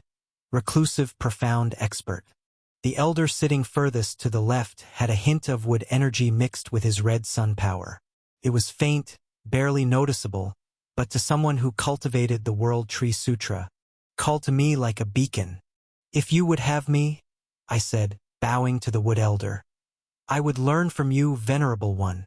The chamber went silent. The Wood Elder's eyebrows rose slightly, the first expression I'd seen on his otherwise stoic face. Interesting choice, he said finally. His voice was quieter than the others, but carried just as much weight. Why? I chose my words carefully. I feel a connection to your energy, Venerable One, as if it resonates with something in me. He murmured as he studied me for a long moment. Very well, I accept. A waste, the Flame Elder muttered, but didn't openly object. Then it is decided, the Ice Elder declared. He will study under Elder Malric. See that proper documents are filed. This last part seemed directed at no one in particular, but I noticed several shadowy figures detach themselves from the walls and disappear through hidden doors. Come, Elder Malric said, rising from his seat. He was a tall and thin middle-aged man, with bark-like patterns on his robes. We have much to discuss. As we left the chamber, I caught Viara's approving nod. She'd seen how I manipulated that vine during the raid. My choice of Elder Malric probably made perfect sense to her. After all, why wouldn't someone who could control plants choose the Wood Element Master? A logical choice, she murmured. I was wondering if you'd be tempted by the more flashy elements. Many initiates forget that true power comes from mastering what you already know, not chasing after every new technique. She shook her head. Well, my task here is done. Try not to die too quickly. I've invested quite a bit of time in bringing you here. With that characteristically unsettling farewell, she turned and glided away. I watched her disappear down one of the crystalline corridors, leaving me alone with the Elder. A focused path is often the wisest, Azure agreed. You've barely scratched the surface of Wood Element techniques. They were both right. Back in the Azure Peak sect, I'd only begun to explore Wood Element cultivation. The World Tree Sutra had shown me glimpses of what was possible, but I was still a beginner. Now I had a chance to learn from a master of wood techniques, even if his energy source was different. The principles should be similar, I thought back to Azure. Even if the Red Sun's energy works differently from Qi, the fundamentals of how it interacts with plants can't be completely foreign. Besides, I'd already proven I could manipulate the Red Sun's power. Better to build on that foundation, combining it with Wood Element techniques, than to start learning an entirely new element from scratch. Elder Malric might use different methods, but his understanding of plant life and energy would be invaluable. Sometimes the best path forward wasn't the most impressive. It was the one that built on what you already knew. Elder Malric led me through a series of increasingly narrow corridors, each one seeming to branch off like the limbs of some great crystal tree. The other initiates we passed pressed themselves against the walls, bowing deeply as we passed. Their fear was palpable. You're wondering about the wood energy you sensed? He said suddenly, not turning around. I nearly missed a step. Yes, Venerable One. Few notice it. Fewer still understand its significance. We emerged onto a small balcony that offered a view of dense forests far below. The Red Sun's power transforms everything it touches. Some changes are obvious, the sun touched, for instance. Others are more subtle. He gestured to the forests. Even from this height, I could see patches where the trees had taken on a crystalline quality, their leaves catching the red sunlight like shards of ruby. I study these changes, he continued, how life adapts to the Red Sun's influence. Most consider it a lesser path than pure elemental resonance, but a small smile crossed his face. Nature has much to teach us about survival. Is that why you accepted me as your disciple? I asked. You sensed my connection to. I hesitated, not wanting to reveal too much about the World Tree Sutra. To life energy? Yes. He turned to face me fully. Though I suspect there's more to your story than you're telling. I kept my expression neutral, remembering Viara's warning about lying to the elders. There's much I don't understand myself, Venerable One. His eyes, a deeper crimson than most I'd seen here, studied me intently. Well, we'll have time to unravel those mysteries. For now, He reached into his robes and withdrew what looked like a seed made of red crystal. Your first lesson begins. I took the crystalline seed carefully. It pulsed with an inner light that reminded me of my own red core. What do you feel? He asked. I extended my spiritual sense toward the seed. It's alive, but not like normal life. The energy patterns are twisted, as if what? As if it's caught between states, I said slowly, watching the energy flow through the crystal structure. Not fully crystal, not fully plant. It's adapting. His eyebrows rose slightly. Very good. Most initiates can't perceive the transformation process at all. He took the seed back, rolling it between his fingers. The red sun's power forces evolution, drives change. Most resist it, try to control it through runes and resonance. Prefer to guide it. His words resonated with something deep in my understanding of the World Tree Sutra. The primordial wood arts also emphasize guiding rather than forcing growth, working with the natural flow of life energy rather than trying to dominate it. Maybe this was why his energy had called to me. Our philosophical approaches were more similar than I'd initially realized. I watched as the seed began to sprout in his hand, growing crystalline roots and leaves that caught the light like prisms. Within moments, a small tree of living crystal stood in his palm, its branches swaying in a wind I couldn't feel. Beautiful, I breathed, genuinely impressed. Beauty is a byproduct, he said dismissively. What matters is understanding. The red sun's power isn't just about destruction and madness. It's about transformation. Those who truly grasp this. He closed his hand, and the crystal tree shattered into dust that swirled away on the wind. They achieve things others think impossible. Stolen content warning. This tale belongs on Royal Road. Report any occurrences elsewhere. Is that what you'll teach me? Among other things. He turned back toward the door. Come. You need to be properly registered, given quarters, and... He glanced at my villager's clothes with distaste. Appropriately attired. Analyzing Elder Malric. Social link established. Relationship level, trust level, 5%. Archetype, reclusive profound expert. Note, subject displays classic traits of the heterodox path cultivator. Isolated from mainstream practices, likely possesses unique insights others have overlooked. Warning, may be involved in technically forbidden research. Recommended approach, cautious respect with demonstrated interest in his theories. I had to suppress a smile. Azure's assessment wasn't wrong. Elder Malric did fit perfectly into that classic archetype of the unorthodox master who discovered some profound but controversial Tao. These types usually ended up one of three ways, either as revolutionary figures who changed their world forever, ostracized heretics who died bitter and alone, or the especially tragic ones who pushed their research too far and ended up as cautionary tales after they exploded from pursuing forbidden knowledge. Though given this academy's attitudes, I thought back to Azure. I'm betting on the lonely heretic path. At least he hasn't started ranting about how all the other elders are short-sighted fools who don't understand his profound insights yet. That usually doesn't start until Chapter 3 of their story arc, Master. The next few hours were a blur of administrative tasks. I was measured for robes, assigned a small room in one of the lesser spires, and given what felt like an endless series of documents to sign. Most seemed to be various forms of liability waivers, which did nothing to ease my concerns about survival rates here. These will help stabilize your resonance until you develop proper runic control, the quartermaster said, handing me a set of silver bands inscribed with crimson markings. Wear them at all times. I slipped them on, feeling their power integrate with my red core. The constant pressure I'd been feeling from the red sun eased slightly.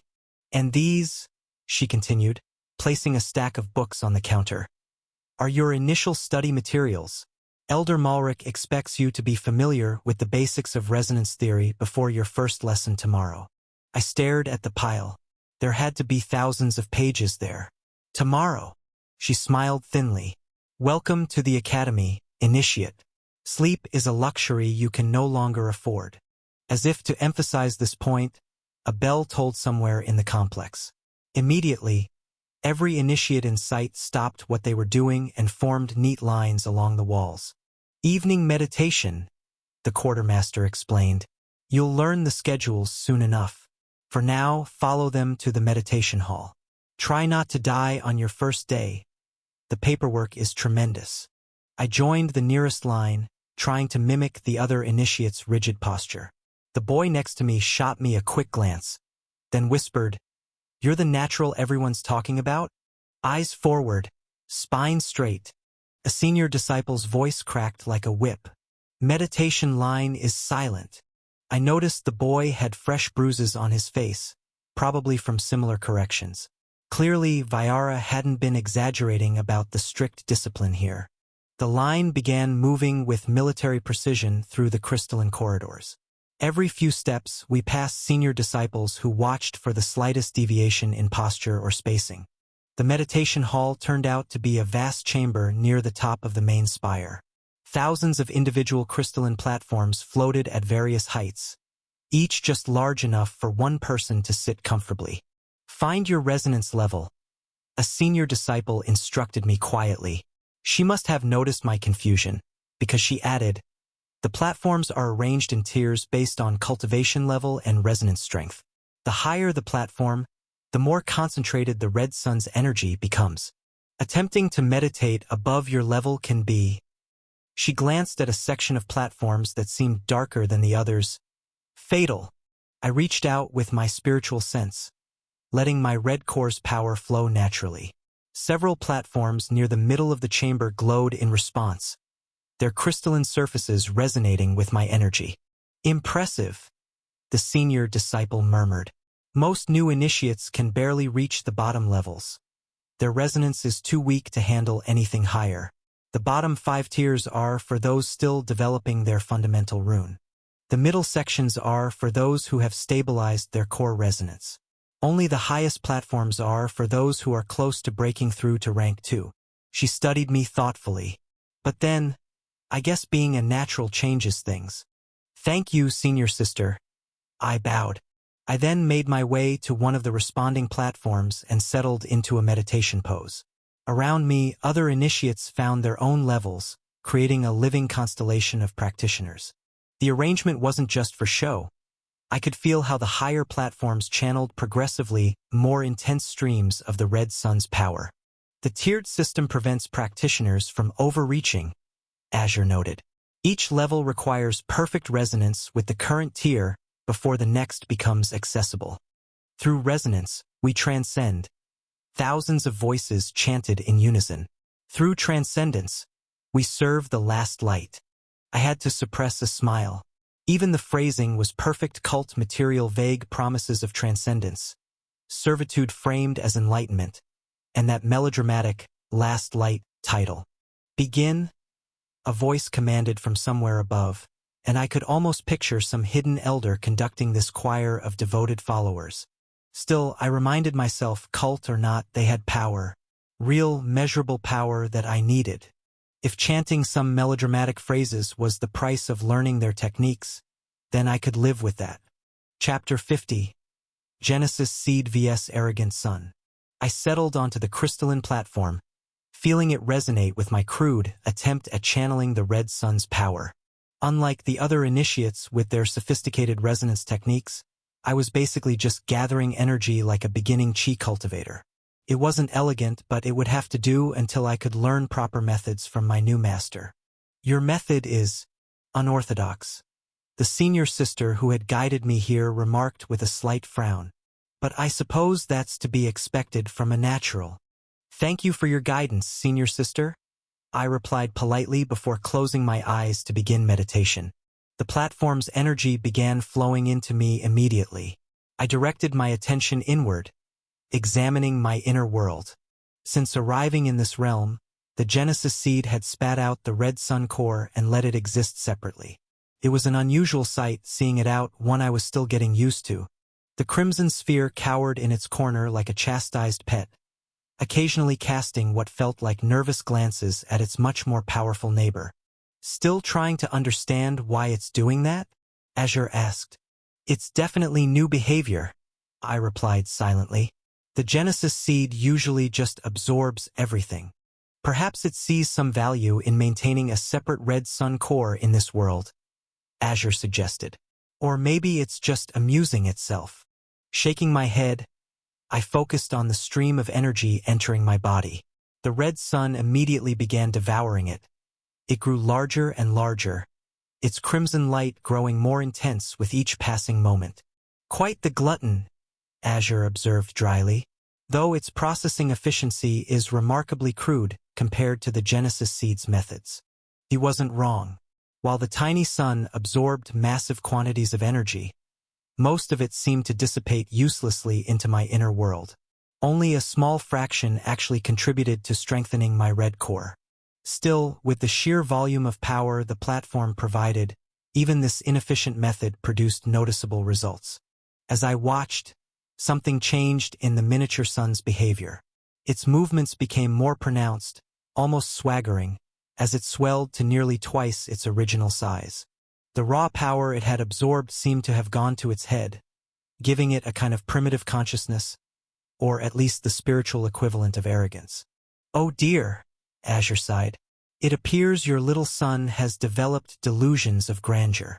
The miniature sun, now bloated with absorbed energy, turned its attention to the Genesis seed.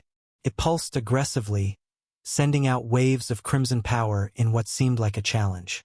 The display reminded me of a young cultivator showing off their abilities to an elder, completely unaware of the vast gulf in their actual powers.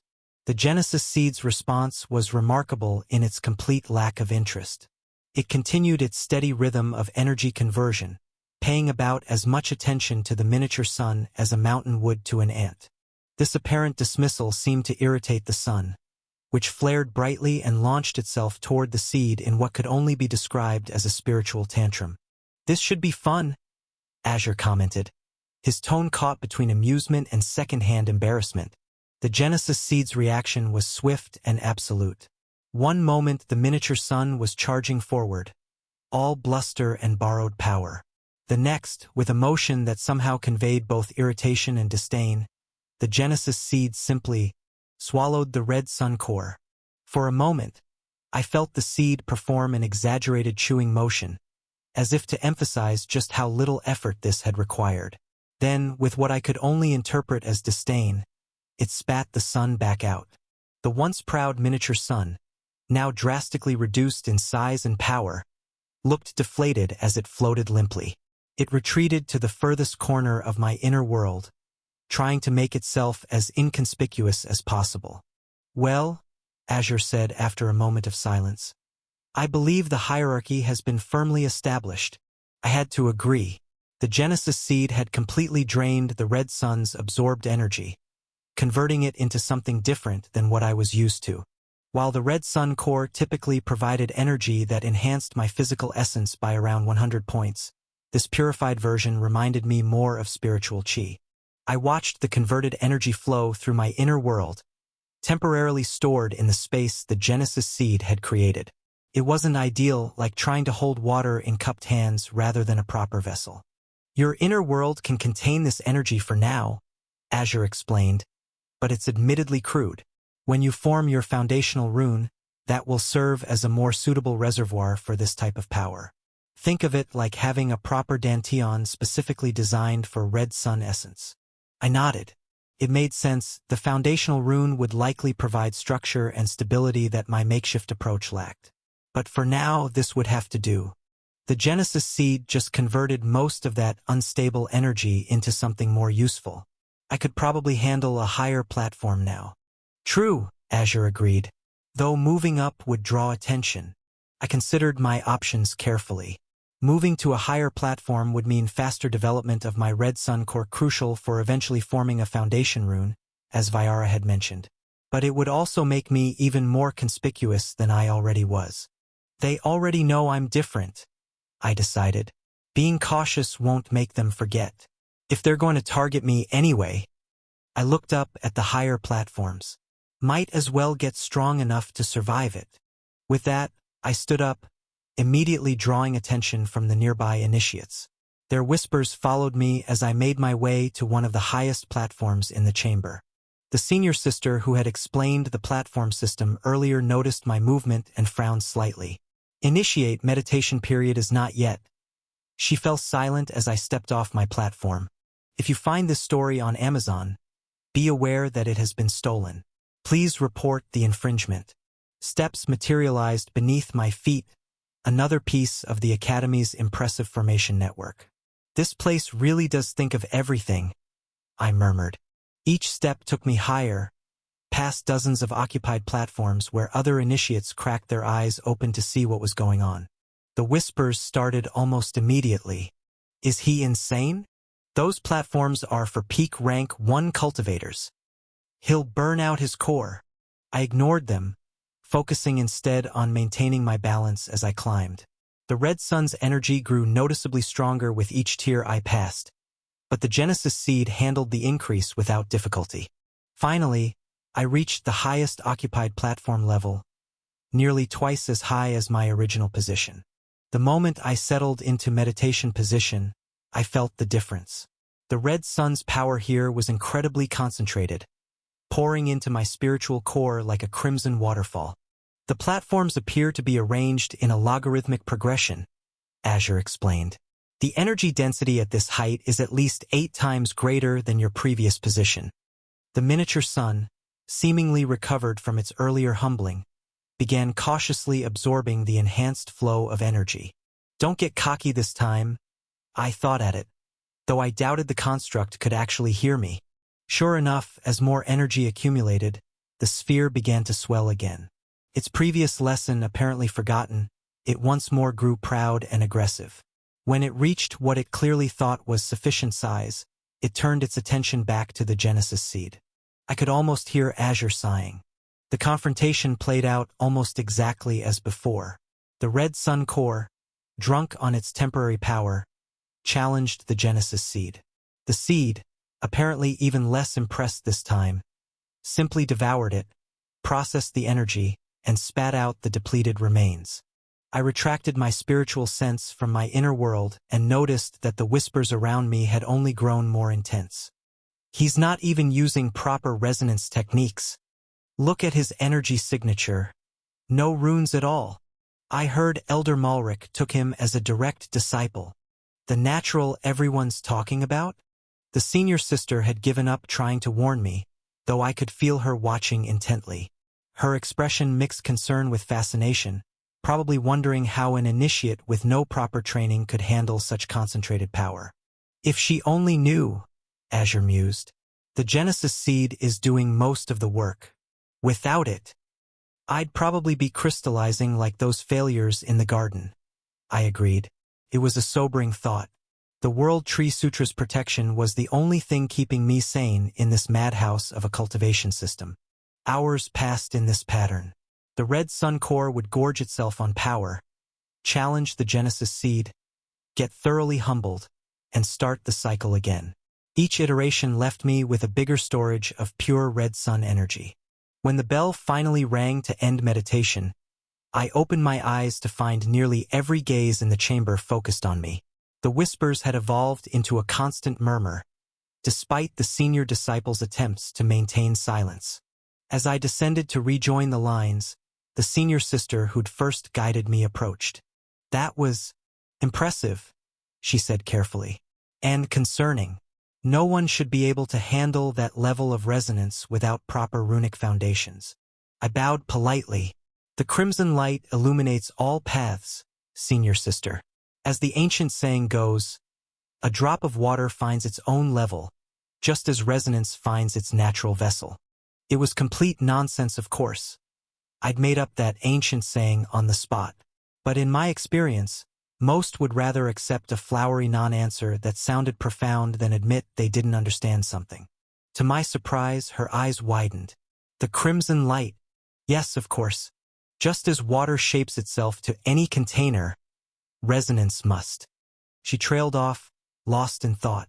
I can't believe that actually worked, I thought to Azure as she walked away, still muttering to herself about water and vessels. Sometimes, Master, Azure replied dryly. The most effective nonsense is the kind that lets others find their own profound meanings. As we filed out of the meditation hall, I could hear her excitedly explaining her insight to another senior disciple. Something about natural resonance patterns and fluid dynamics that had absolutely nothing to do with what I'd said. I should probably feel bad about that. Who knows? Azure replied. Perhaps you'll accidentally trigger her breakthrough. It wouldn't be the first time in history that profound insights came from misinterpreted nonsense. Our conversation was interrupted when the boy who tried to talk to me earlier fell into step beside me. Despite the rules about silence, he couldn't seem to help himself. That was amazing, he whispered. I've never seen anyone go straight to the top platforms before. How did you dash? A sharp crack interrupted him as a discipline whip struck the ground near our feet. Silence in the lines. The senior disciple's voice held genuine anger now. Next violation earns physical correction. The boy paled and snapped back to proper posture. I did the same, though my mind was already racing ahead to tomorrow's lessons. If my crude method was drawing this much attention already, I'd need to learn proper resonance techniques quickly. At least the Genesis seed seems up to the task, I thought. For now, Azure agreed. But we should probably learn the proper foundations before someone decides to help by forcibly inscribing runes on you. Given what I'd seen of this place so far, that was a disturbingly plausible concern. Chapter 51. Studying. The wooden door creaked open to reveal my new quarters in the lesser spire, and I couldn't help but let out a small sigh. After the grandeur of the academy's exterior, all gleaming crystal and impossible architecture, the reality of an initiate's accommodations was decidedly plain. A narrow bed that could have been carved from stone occupied one corner, its thin, worn-out mattress not promising any comfort. The simple wooden desk beneath the window looked sturdy enough, though the chair beside it wobbled slightly when I tested it. At least the view was impressive. The window stretched nearly from floor to ceiling, offering a dizzying vista of clouds drifting far below the floating citadel. I'm just glad it's private, I murmured, thinking of the barely concealed madness I'd seen in the other initiate's eyes. Better a cramped room than sharing space with one of those sociopaths. I set down the intimidating stack of books the quartermaster had given me on the desk with a large thud. The room was barely large enough for one person, but it would do the job. And secure, Azure added. I'm detecting multiple protective formations built into the walls. Though whether they're meant to keep threats out or keep students in, probably both, I replied as I ran my fingers along one wall, feeling the subtle warmth emanating from it. The heating formation alone must be essential up here. I can't imagine how cold it gets at this altitude. The ambient temperature at this elevation would be lethal without protection, Azure stated matter-of-factly. The air pressure alone would. Right, thanks Azure. I cut him off with a small cough. Sometimes I forgot that my casual observations tended to trigger his analytical side. Well, we'd better get started. Elder Malric expects us to understand the basics by tomorrow. As I sat down, I looked down at the first book. It was bound in dark leather, and its title embossed in silver. Fundamental Principles of Resonance and Runic Theory. Opening it carefully, I began to read. Resonance is the fundamental principle that governs all power within our realm. Unlike crude physical forces, resonance represents the harmony between practitioner and celestial energy. The Red Sun's power does not submit to mortal will. It must be understood, respected, and guided through proper resonant frequencies. Interesting, Azure interrupted. It's similar to how cultivation methods emphasize harmony with natural laws, but they seem much more focused on this specific energy source. I nodded, continuing to read. Through proper runic inscriptions, practitioners create stable resonant patterns that allow them to channel and direct the Red Sun's power. Each rune acts as both a focus point and a stabilizing influence, preventing the raw energy from overwhelming the practitioner's physical and mental capabilities. That's definitely different from our meridians, I murmured. We cultivate our bodies to naturally contain and process qi. They're using external tools to achieve similar results. Not entirely external, Azure corrected. The runes seem to become part of their being once inscribed. It's more like permanent cultivation formations tattooed into their essence. I was about to respond when the next section made me pause. Warning. Attempting to establish resonance without proper runic stabilization typically results in uncontrolled transformation or death. The few recorded exceptions, natural vessels, are considered anomalies and should not be used as precedent for normal training methods. They really want to hammer home that point about runes being necessary, I mused. Makes me wonder how many people died trying to skip that step. The emphasis is warranted, Azure replied. Their system seems to lack the gradual conditioning that cultivation provides. Without proper foundations, the energy would be far too volatile for most to handle. Well, they need to try harder, I muttered, remembering Vyara's casual disregard for human life. More than half the initiates I've seen look one bad day away from massacring a village. I then flipped through several more pages to find technical diagrams showing proper rune placement and energy flow patterns. The similarities to cultivation were striking, but there were crucial differences.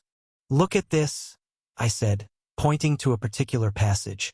Unlike primitive energy manipulation methods that rely on slowly expanding one's capacity, proper resonance allows practitioners to immediately access higher levels of power through careful runic regulation.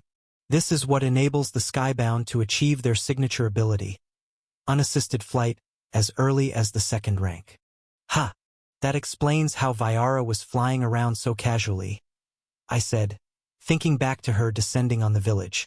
She can't be past elemental realm in terms of pure power, but she was moving through the air like a stellar realm cultivator. Yes, Azure confirmed.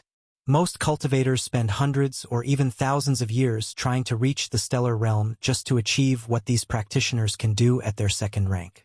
Though I suspect there are significant trade-offs for such rapid advancement. After completing the first book, we moved on to the next. This one was titled Ascension, A History of the Skybound Orders. Its opening chapters were interesting. The term Skybound originates from the earliest days of our order, when the first practitioners discovered that proper resonance with the red sun naturally drew them skyward. This was taken as a divine sign. Those worthy of the Crimson Light's blessing would be lifted above the common masses, closer to their celestial benefactor. The 9 ranks of the Skybound reflect the 9 celestial spheres through which an initiate must pass to achieve true enlightenment. Each rank brings the practitioner closer to perfect resonance with the red sun's will, until at the 9th rank, they achieve direct communion with the celestial power itself. Rather grandiose, isn't it? I commented. Most powerful sects have similar origin stories, Azure replied, though I noticed that they don't mention anything about transcending to godhood or creating universes. A case of theft. This story is not rightfully on Amazon. If you spot it, report the violation. Exactly, I said, thinking about what I knew of cultivation. Their ultimate goal seems to be communion with the red sun, not surpassing it. It's like they're deliberately limiting themselves. After finishing the history book, I turned to the third book, Crafting Your Fundamental Rune. Unlike the dense theoretical works before it, this one was filled with practical diagrams and step-by-step instructions. I leaned forward in my chair, suddenly much more alert. This was the knowledge we'd actually need to use. Now this is more like it, I muttered, opening to the first chapter. The design of one's fundamental rune is perhaps the most crucial decision an initiate will make. This pattern will serve as the foundation for all future advancement, influencing everything from elemental affinity to technique compatibility. While the basic structure must follow certain universal principles to maintain stability, the specific imagery incorporated into the design shapes the practitioner's path. Common motifs include flames, enhances fire affinity and aggressive techniques. Waves, promotes fluid energy movement and water manipulation. Mountains, strengthens defensive capabilities and earth attunement. Lightning bolts, increases speed and electrical conductivity. Leaves/vines, improves life force manipulation and growth techniques. I studied each example diagram carefully, Each variation seemed to channel the red sun's power in subtly different ways. A tree design would make sense, I said, tracing one of the leaf patterns with my finger. It aligns perfectly with the Genesis seed, and Elder Malric clearly understands how to work with wood element runes. Having a master who's already walked this path, that kind of guidance could definitely speed up the process. A good choice, Azure agreed. The Genesis seed processes energy in patterns similar to these botanical designs. We can base the design of the fundamental rune on one of them. Flipping the page, I found what we'd been looking for, a chapter titled The Forging of the Fundamental Rune. To create your fundamental rune, achieve deep meditation state. Allow the red sun's power to flow naturally through your body. Observe the natural patterns it creates. Using blood and essence, trace these patterns while incorporating your chosen design. When the pattern stabilizes, imprint it upon your chosen location, typically the forehead. Warning: this process cannot be reversed. Choose your design carefully. That's the problem, I sighed, closing the book. If I imprint it on this body, the power stays here when I return, which would defeat the purpose of this trip. Look in your inner world, Azure suggested, and I recognized that subtle shift in his voice that meant he'd figured something out. I've noticed something interesting. Curious, I closed my eyes and turned my attention inward to my inner world. The Genesis seed was there as always, but as I watched more closely, I noticed what Azure had spotted. The red sun's energy that the seed had purified wasn't just sitting there anymore. It was moving, flowing into strange configurations before breaking apart, like it was trying to form patterns but couldn't quite hold them. It's attempting to create a fundamental rune on its own? I asked, fascinated. Not exactly, Azure explained. It's more like the energy naturally wants to form these patterns, but lacks the proper framework. If we learn the correct method here, we could create a fundamental rune directly in the inner world. I finished, excitement building. One that would stay with us when we return. Precisely, though I suspect it will be significantly more difficult than the standard method. I nodded, turning back to study the diagrams more carefully. Then we'd better understand exactly how this works. Hours passed as I pored over the books, taking careful notes on resonance theory and runic principles. The red sun's light faded to a dim glow, replaced by the steadier illumination of the blue sun. My eyes grew heavy, but I forced myself to continue. There was too much to learn, and too little time. Master, Azure interrupted my reading sometime later. You should rest. It will be dawn soon, and these texts suggest that the first day of training will be particularly demanding. I glanced at the stack of books I'd barely started. How long was I reading? Approximately 6 hours. The red sun has set, and the blue sun will rise soon. I rubbed my eyes, feeling the strain of the day catching up with me. Between the flight, the Elder Council, meditation, and studying, I'd pushed this mortal body to its limits. Can you add these books to your database while I sleep? We might need to reference them later. I'll analyze and index them thoroughly. Okay, I'll get some rest then, I sighed, moving to the small bed. Wake me before dawn? Of course, Master. I lay down on the thin mattress, not bothering to change out of my new robes. They were uncomfortable, but I was too tired to care. Yet even as exhaustion pulled at me, my mind wouldn't stop turning over everything we'd learned. The skybound system was fascinating, more limited than cultivation in some ways, but with unique advantages we might be able to exploit. If we could successfully create a fundamental rune in my inner world. Rest. Azure cut through my messy thoughts. You can theorize about breaking their system tomorrow. I closed my eyes, knowing he was right. But as sleep finally began to take hold, one last thought drifted through my mind. I really hope Elder Malric isn't the experiments on his students type of unorthodox master. Chapter 52. Experiment 47. The blue sun's light was just beginning to creep through my window when Azure gently roused me from sleep. I groaned, every muscle protesting as I forced myself upright. The thin mattress had done nothing to help my already exhausted body recover. Are you sure I can't get a few more minutes of sleep? I groaned, rubbing my eyes. Elder Malric's instructions were quite specific about arriving at dawn, Azure reminded me, and given his eccentric nature, it would be unwise to test his patience so early in our apprenticeship. I couldn't argue with that logic. After quickly freshening up and adjusting my new robes, which were somehow more comfortable after sleeping in them, I left my room to enter the main corridor. The academy was active even at this early hour. Initiates hurried past with haunted expressions, many clutching books or practice materials. None of them met my eyes. Whether out of fear, jealousy, or simple survival instinct, I couldn't tell. Any idea where Elder Malric's chambers are? The quartermaster included a map with your materials, Azure replied. His laboratory is in the eastern spire, near the apex.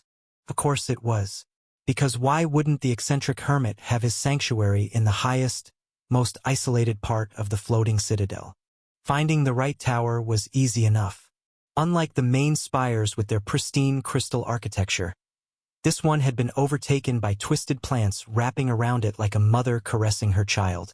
After walking up the never-ending flights of stairs, I stood before a heavy wooden door, noting how it seemed to be the only non-crystal surface in the entire corridor. "Enter," came the elder's voice before I could knock. I pushed open the door and stepped into exactly the kind of chaos I'd expected from an obsessed researcher. Every surface was covered with specimens, plants in various stages of transformation, and what looked suspiciously like preserved body parts floating in jars of crimson liquid. The laboratory itself was massive, easily 10 times the size of my tiny room. Multiple workstations were scattered throughout, each dedicated to different experiments.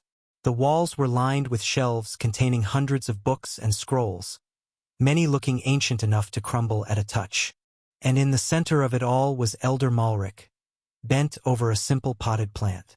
His fingers traced patterns in the air, guiding threads of red energy that wove through the plant's structure like embroidery. "Watch carefully," he said without looking up. "This is attempt number 47 at teaching plants to inscribe their own runes." I moved closer, unable to hide my interest. The plant's stem was writhing, its surface rippling as if something was trying to push through from within. Then I saw it patterns forming in the bark, crude but unmistakable runic shapes emerging like a child's first attempt at writing. "The theory is sound," Elder Malric muttered, more to himself than to me. "If living things can be taught to generate their own stabilizing runes, the applications would be—" He trailed off as the patterns grew more complex, spreading across the plant's surface like frost on a window. For a moment it looked like it might actually work. The runes were almost complete, taking on that familiar silvery sheen I'd seen on other skybound markings. But then something shifted. The patterns began to blur, running together like wet ink. The plant started vibrating, its glow intensifying from silver to angry red. "Ah," Elder Malric said with surprising calm. Perhaps a bit too much resonance this time.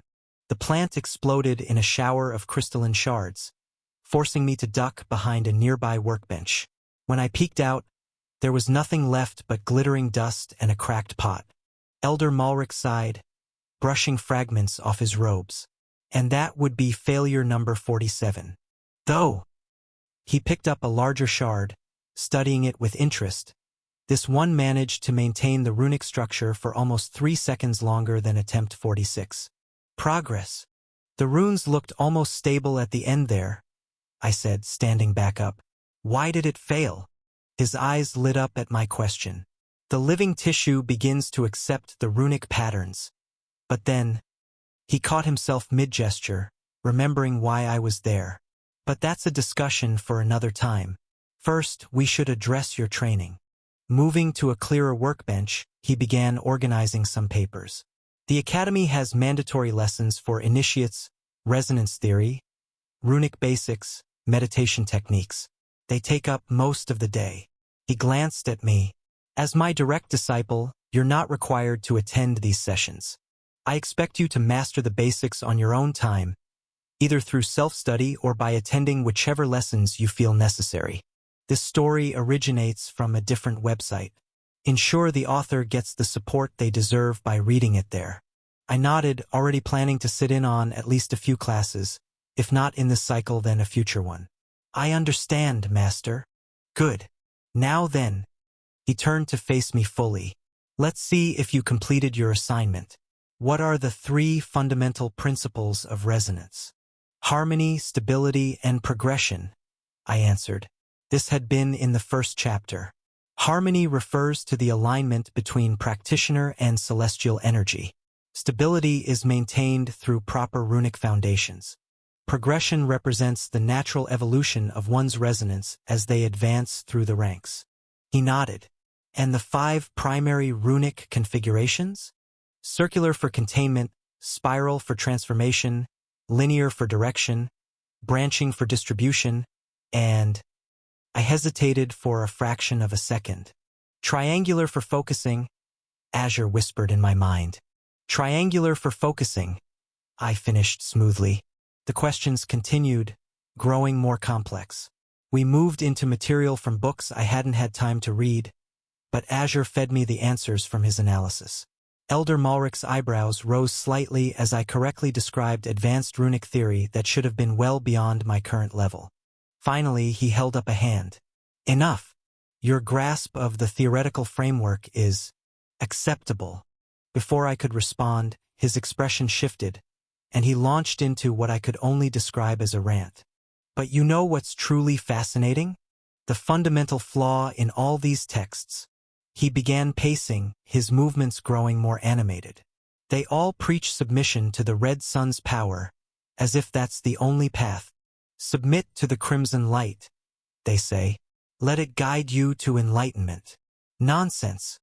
He whirled to face me, his eyes burning with intensity. Why should we submit to just one celestial power when 2 exist in our sky? The red sun may drive transformation, yes, but the blue sun. He gestured excitedly.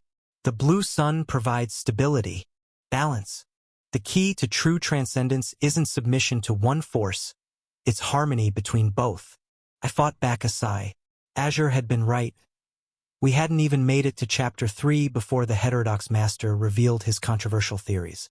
Still, he wasn't entirely wrong. While I'd experienced the red sun's power firsthand, its ability to enhance physical capabilities and drive mutations, the blue sun remained a mystery. I'd seen it in the sky, felt its gentler light, but had no idea what powers it might grant.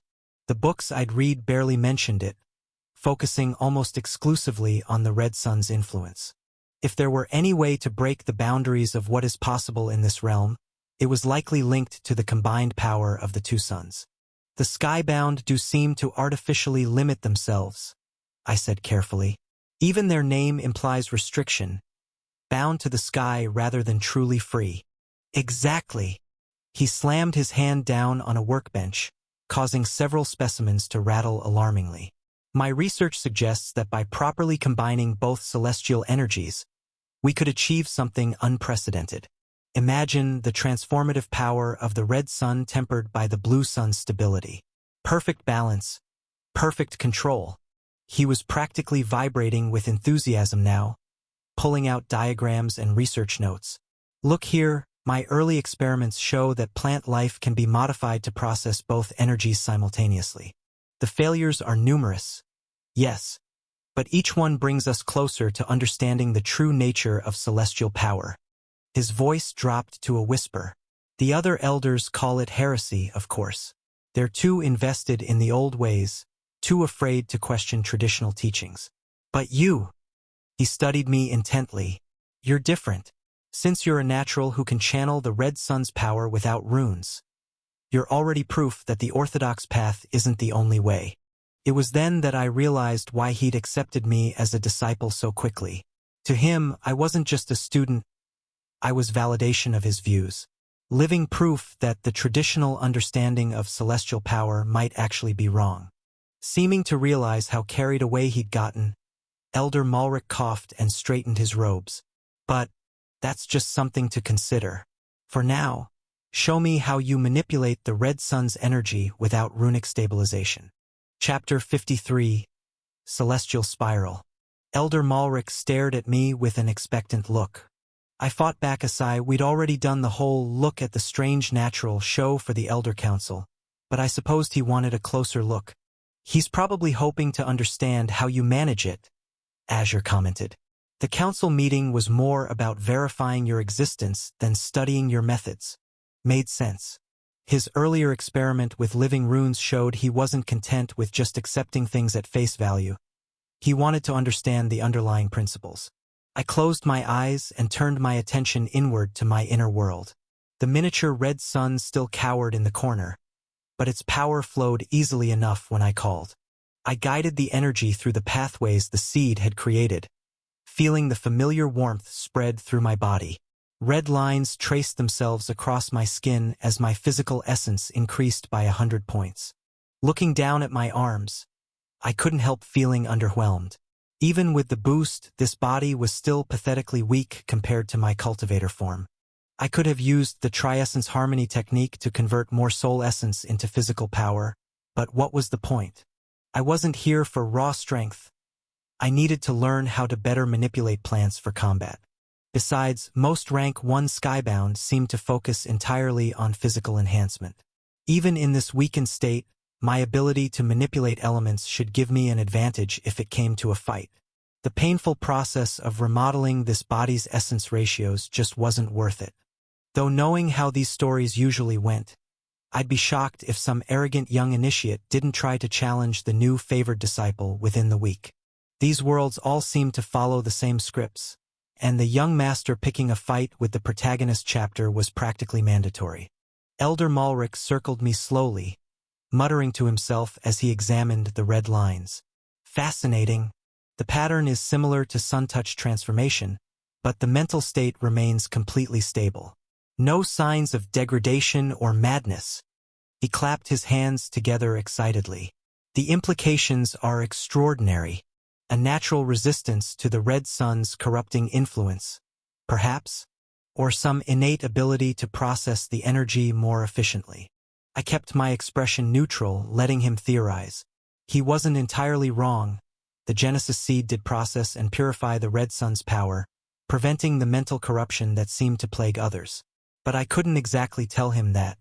After about a minute, I felt the familiar drain and let the transformation fade. The red lines receded, leaving my skin unmarked. I hear you can manipulate plants directly, Elder Malric said, gesturing to a potted specimen on a nearby workbench. Show me. I approached the plant carefully, aware that this was as much of a test as it was a demonstration. The vine looked ordinary enough, green leaves, thin stems, nothing obviously altered by the red sun's influence. Yet, Master, Azure whispered in my mind, remember to focus on the purified essence from the Genesis seed. Raw red sun energy might be too volatile. He was right. I reached into my inner world, drawing not from the crimson core directly, but from the refined energy the Genesis seed had processed. I extended my hand toward the vine, letting the energy reach out like gentle fingers. The plant responded immediately, almost too eagerly. The vine's leaves developed a crystalline sheen, its stem thickening and developing what looked suspiciously like muscle fibers. The main stem curled and uncurled like a tail, while smaller vines reached out toward me like seeking tendrils. It then began rubbing against my hand exactly like an affectionate cat, its metallic leaves somehow managing to feel soft rather than sharp. Elder Malric watched whilst muttering notes to himself that I couldn't quite catch. Finally, he asked, the transformation is complete, yet the specimen shows no signs of aggressive behavior. Did you will it to behave this way? No, Master. This just happens whenever my energy touches plants. They transform and seem to recognize me as... I hesitated, not wanting to say Master, since that might raise questions. As a friend, I finished lamely. Fascinating. He closed his journal with a sharp snap. Now watch carefully. He approached another plant. This one looked like a small bush with delicate purple flowers. Moving his hands in precise patterns, he channeled red sun energy through a series of runes that appeared in the air around his fingers. The bush responded to his power, growing and reshaping itself according to his will, but it didn't undergo the dramatic transformation I'd caused. No demonic features, no apparent sentience, just controlled manipulation of its natural form. "You see," he said, directing the bush to weave its branches into a complex lattice. "With proper runic control, we can guide growth without triggering transformation. Much more subtle. The runes act as filters," Azure explained in my mind. "They structure the energy in ways that suppress its transformative aspects while enhancing its ability to influence natural growth patterns." I nodded, thinking how useful that would be back in the sect. The ability to use the Red Sun's energy without creating demon plants would definitely help avoid awkward questions. No need to explain why every plant I touched started trying to eat people. "Your turn," Elder Malric said. "Try to manipulate the plant without causing a transformation." I took a deep breath and reached out again, trying to mimic the way he had channeled the energy. Without runes it was harder, but I attempted to use the Genesis Seed's natural filtering ability to achieve the same effect. For a moment it seemed to work. The plant grew larger, its leaves becoming more vibrant. But then the familiar crystalline sheen began creeping across its surface. And within seconds I had another affectionate demon plant trying to nuzzle my hand. "A good first attempt," Elder Malric said, though I noticed he was writing even more notes. He looked up suddenly, staring at me with intensity that made me want to step back. "Would you be willing to participate in some experiments? Nothing dangerous, of course. Just some simple tests to better understand your unique relationship with celestial energy and their effects on different plants. If you discover this tale on Amazon, be aware that it has been stolen. Please report the violation." And there it was, the mad scientist coming out. Still, I needed his knowledge. "Maybe sometime in the future, Master," I said carefully, though I had no intentions of following through with that. "I think we should focus on basic training first." He blinked, then laughed. "Ah yes, of course. Forgive my enthusiasm. It's rare to find such an interesting subject, student." Moving to a different workbench, he began gathering materials. "For now, we should focus on something more fundamental." He smiled slightly at his own pun. "Specifically, your fundamental rune." I perked up at this. After all my reading last night, I was eager to create my first rune. "Now, there's some debate about optimal placement," Elder Malric started. "Traditionalists insist on the forehead. They believe being closer to the Red Sun increases power. Others prefer the heart, arguing that centralizing the rune provides better energy distribution." He gestured to his chest. "I fall into the latter camp, though both approaches have merit." That was a relief. I'd been worried about having to walk around with an obvious rune on my forehead like Viara. "The heart seems more practical." Elder Malric nodded approvingly and opened his robes enough to reveal his own fundamental rune. I leaned forward to take a closer look. The design was incredibly complex, a central tree motif whose branches formed intricate geometric patterns. The whole thing seemed to ripple slightly, as if the wood itself was growing and shifting beneath his skin. "Have you given any thought to your design?" he asked, refastening his robes. "Wood-based," I replied immediately. No point pretending I was considering other options.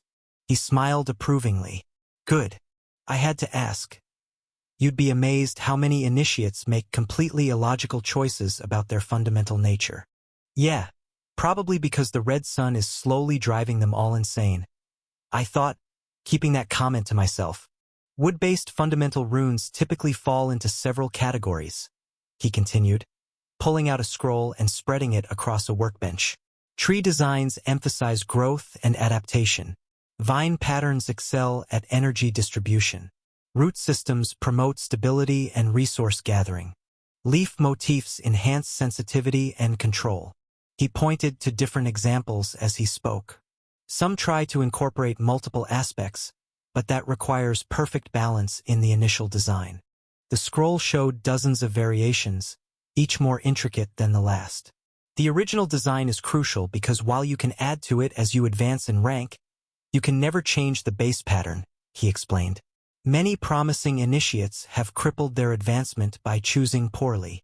I studied the examples carefully. I'm thinking a tree design, I said finally. The branches would provide natural paths for future additions, and it seems the most versatile. Good reasoning. Though I should ask, are you interested in incorporating elements beyond pure wood energy? Is that possible? I asked, though Azure had already noticed several multi-element examples on the scroll. Elder Malric nodded. Possible, yes. Advisable? That depends entirely on your ability to maintain perfect balance. Without it, trying to juggle multiple elements becomes more of a crutch than an advantage. Master, Azure chimed in, I'm seeing several symbols that naturally promote balance. The golden ratio spiral, the Fibonacci sequence expressed through branch patterns, even simple yin-yang motifs could work. I nodded slowly. What about incorporating balancing elements into the design itself? Using natural patterns that promote harmony. Elder Malric's eyebrows rose slightly. Now that's an interesting approach. Most initiates who attempt multiple elements try to brute force the balance through sheer power. He pulled out another scroll, this one covered in mathematical diagrams. Natural patterns do have inherent stability. For example, we spent the next hour discussing different options, with Elder Malric becoming increasingly animated as we delved into the theoretical aspects. His earlier rant about combining the two suns' power seemed to have been forgotten, though I noticed he paid special attention whenever I mentioned concepts of balance and harmony. Finally, he straightened up and fixed me with a serious look. You know the method, of course. Achieve meditation, let the power flow naturally, observe its patterns, use blood and essence to trace the design, then make the final imprint. His expression grew grave. And remember, this cannot be undone. Choose carefully. I took a deep breath, considering my response carefully. After hours of study and discussion, I had a clear vision of what I wanted to create. I want to incorporate the celestial spiral, I said, using the skybound term for what I knew as the Fibonacci spiral. The main trunk will follow its curve, with branches extending at key points to form natural energy pathways. I gestured as I spoke, tracing the pattern in the air to demonstrate. Each branch will terminate in a leaf motif, positioned to create perfect resonance with the trunk's curve. Elder Malric's eyes lit up. Ah, the celestial spiral, the pattern we see in everything from storm clouds to growing vines. The rays of the red sun itself traces it across our sky. He stroked his chin. An ambitious choice. Most initiates opt for simpler patterns. The celestial spiral appears naturally in plant growth, I replied. If we're working with wood energy, why not use nature's own preferred pattern? Why not indeed? Elder Malric smiled. Though managing the energy flow through such complex curves. He paused, studying me. Are you ready to begin? I nodded. This was what I'd come for, the key to unlocking a new level of power that I could take back to my world. I'm ready, Master. Chapter 54. My Fundamental Rune. Elder Malric moved to a large cabinet in the corner of his laboratory. Now, before we begin, let me get the practice materials. He opened the doors, revealing rows of neatly organized equipment.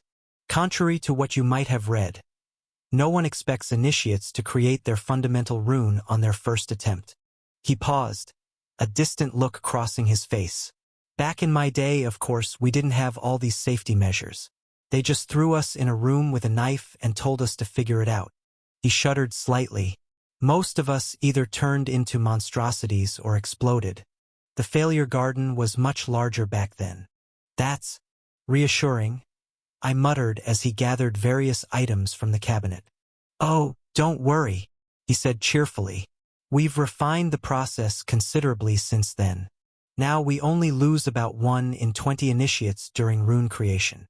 He must have noticed my expression because he quickly added, and those are mostly the ones who ignore their master's instructions and try to rush things. I watched as he placed the equipment out on a workbench with surprising precision for someone who kept exploding plants. This, he held up what looked like a silver pen with crimson inlay, is a resonance stylus. It allows you to channel your energy in precise patterns without your arm melting off. He smiled at my expression. Just a joke. Usually it's only the fingers that melt. Master, Azure whispered in my mind. I don't think he's joking. And this, Elder Malric continued, pointing to what appeared to be an ordinary potted plant with pure white leaves, is a blank canvas lily, bred over hundreds of years specifically for rune practice. Its only purpose is to accept runic inscriptions without transforming or exploding. He stroked one of the white leaves almost affectionately. The academies used to use regular plants for practice. Lost quite a few promising students that way. But these beauties, he beamed with pride. They're completely stable. Well, mostly stable.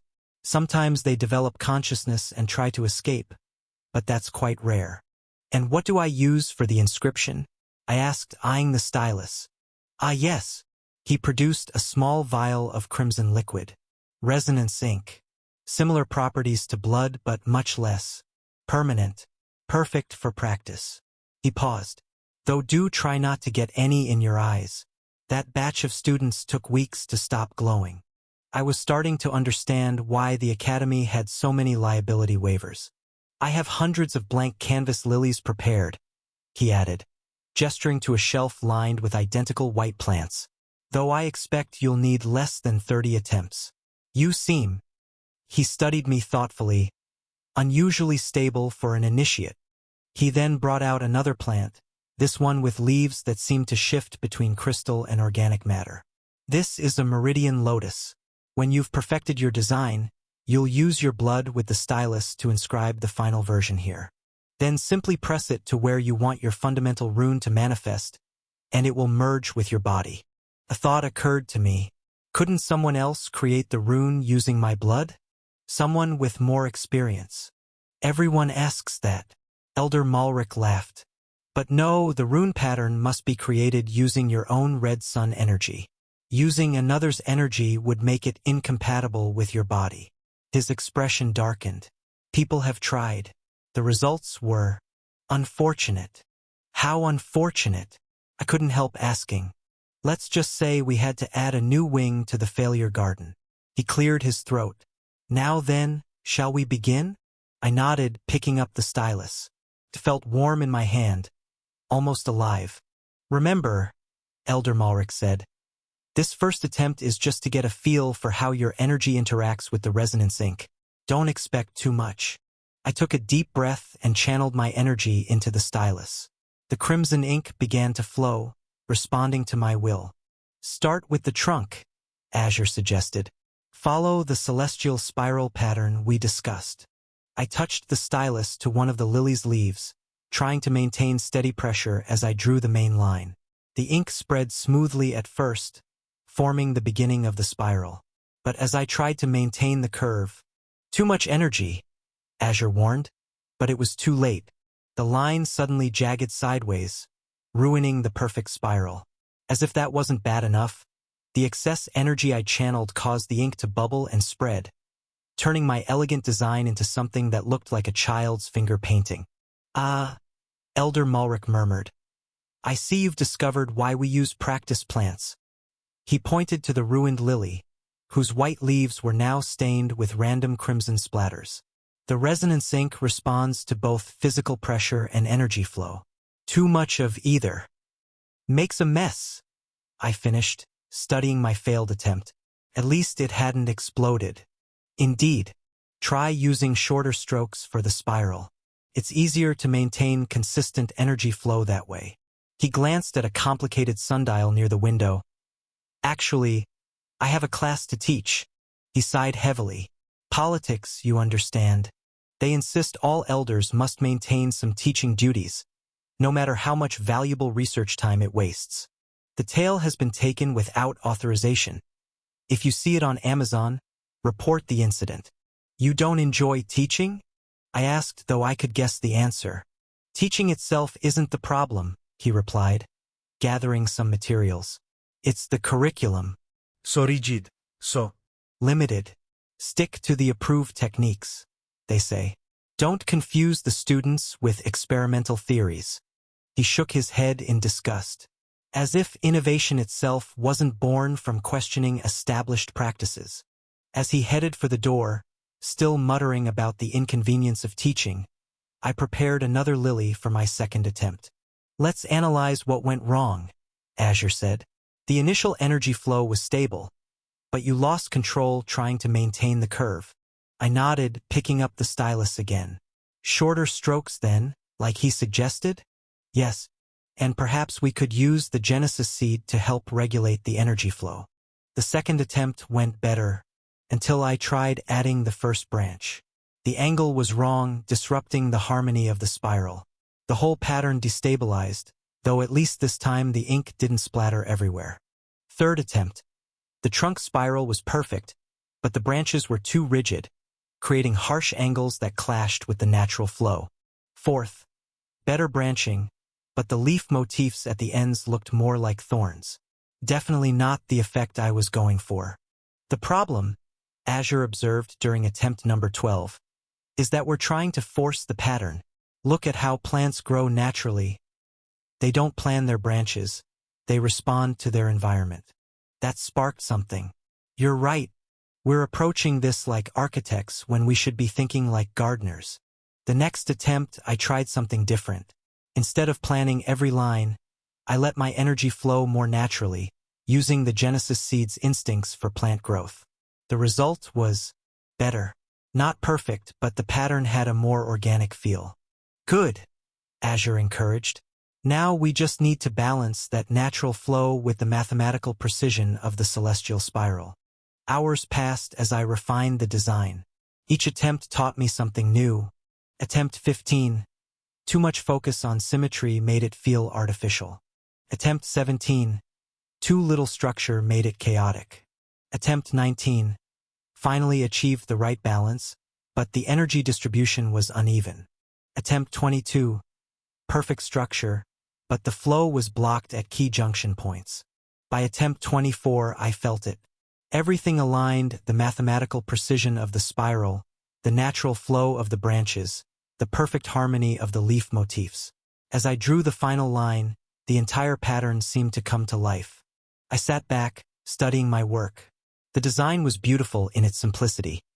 A central trunk following the celestial spiral, with branches extending at key points that corresponded to natural growth patterns.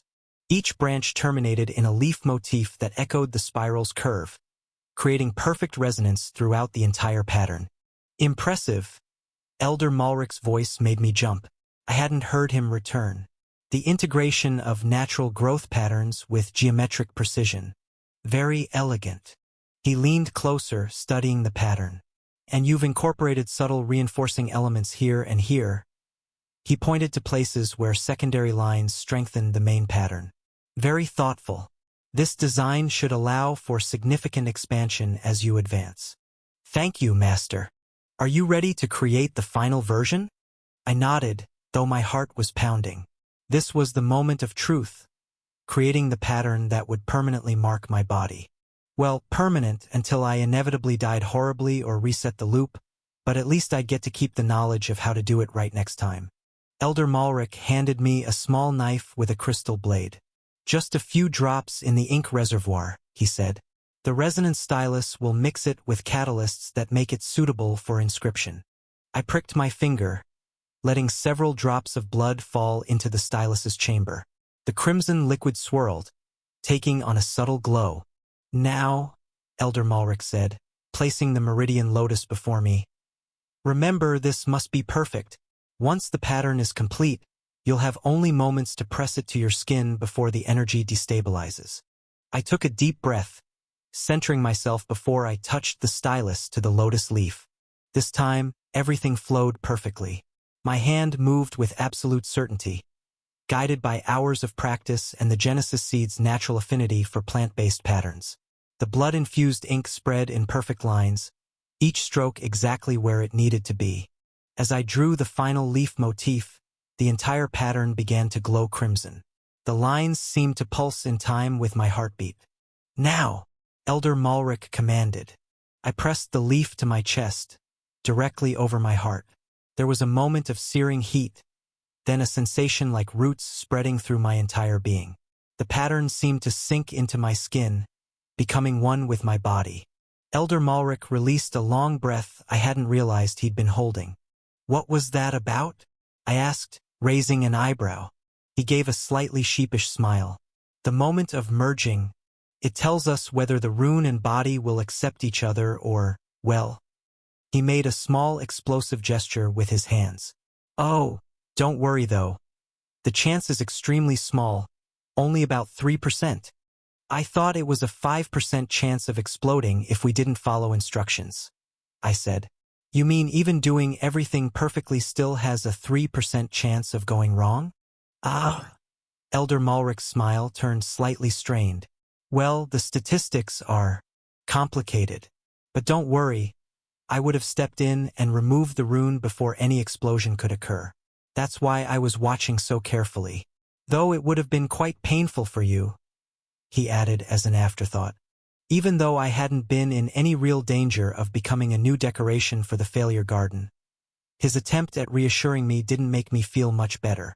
Still, there was no point dwelling on what could have happened. Instead, I turned my attention to what had actually worked. Looking down at my chest, I couldn't help but admire what we'd created. The fundamental rune had turned out exactly as I'd hoped. A silver tree that seemed to live just beneath my skin. Its trunk curved in a graceful Fibonacci spiral, with branches sweeping outward and up, each ending in a delicate leaf pattern. The whole thing was about the size of my palm. It sat right over my heart, glowing softly like moonlight on water even at rest.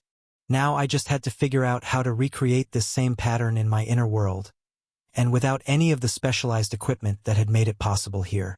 That would be the real challenge. Master, the status of this body has updated. Azure informed me. Before I could respond, Elder Malric let out a loud cough into his sleeve, pulling me from my thoughts. So, how does it feel? He asked. Pushing aside my curiosity about my new stats, I closed my eyes and focused on the heat radiating from the rune. Like I've always had it. Like it's filling a part of me that was missing. That's exactly how it should feel, he said with a nod of approval. Your body is already adjusting to its new foundation. And what's next? I asked. Rest, he said firmly. Let your body fully integrate with the rune. Tomorrow. He smiled, and I felt a slight chill. Tomorrow we begin your real training. Chapter 55. Rank 1 Runes. Yesterday's exhaustion from creating the fundamental rune had knocked me out completely. I couldn't remember the last time I'd slept so deeply, not since arriving in the cultivation world. At least, between cultivation techniques, breathing exercises, and the constant threat that someone might try to kill you for your resources. Proper sleep wasn't exactly a common luxury for cultivators, even if you did have someone like Azure watching your back.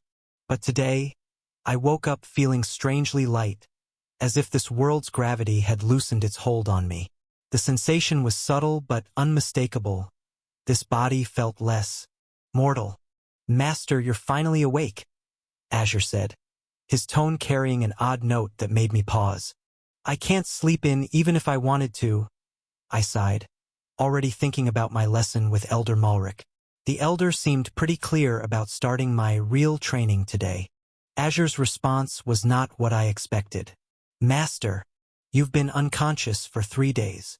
I sat up so quickly my vision blurred. 3 days? Yes, Azure confirmed. I was concerned at first, but then I realized what was happening. This mortal body entered a sort of hibernation state as the red sun's energy began modifying it. Still trying to process this information, I pulled off my shirt to examine the changes. My eyes widened. Tomas's once unremarkable frame had been transformed lean.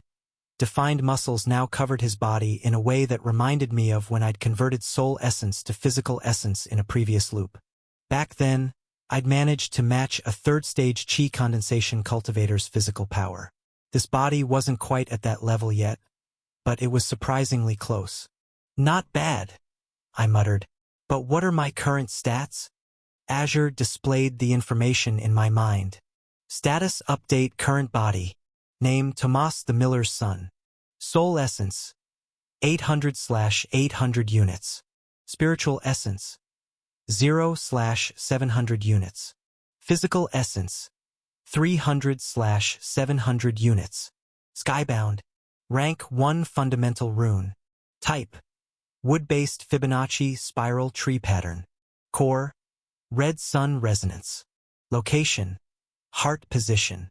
Red sun energy, 300 units. I studied the numbers carefully. The red sun energy level was particularly interesting, equivalent to roughly a peak second stage chi condensation cultivator in my world.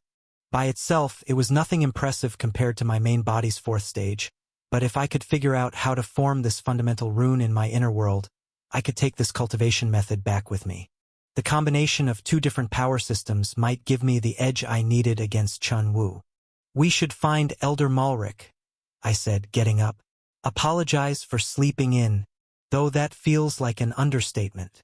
Though given his enthusiasm for experiments, he may not have even noticed your absence, Master. 15 minutes later, I stood before the door of Elder Malric's laboratory. Just as before, his voice called out before I could knock. Come in. When I walked in, everything looked exactly as I remembered, though perhaps with a few more scorch marks on the ceiling.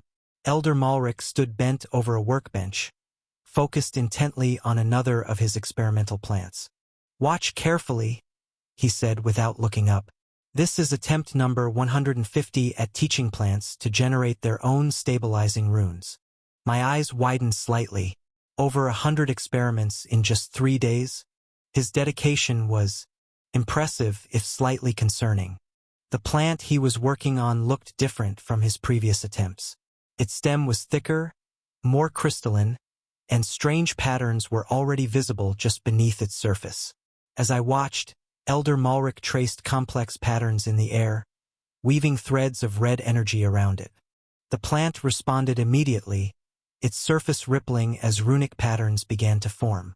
Unlike the crude attempts I'd seen before, these runes had a natural grace to them, as if they were growing rather than being carved. For a moment it looked perfect. The runes stabilized, taking on that familiar silver sheen. The plant even seemed to be thriving, its leaves becoming more vibrant. Then it simply stopped living. The crystalline patterns remained, but the organic parts withered and died in seconds. Yes, Elder Malric exclaimed, immediately starting to take notes. Did you see? The runes maintained stability for nearly 30 seconds after manifestation. And the plant didn't explode this time. It was impressive, Master, I replied before bowing. I'm sorry for missing class. It seems my body needed time to adapt to the rune. He waved off my apology. Perfectly natural, perfectly natural. I was expecting you to be out for at least 7 days, actually. His eyes drifted back to his withered experiment. Could have squeezed in a few more trials. I fought back a sigh. So, he'd known this would happen but hadn't thought to warn me? Instead, he'd stressed me out about starting real training the next day when he knew full well I'd be unconscious?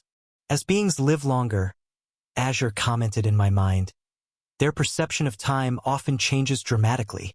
That actually made sense. It was like how cultivators could spend centuries in closed-door cultivation as though it were nothing more than a short retreat. To someone like Elder Malric, 3 days probably felt like a brief nap.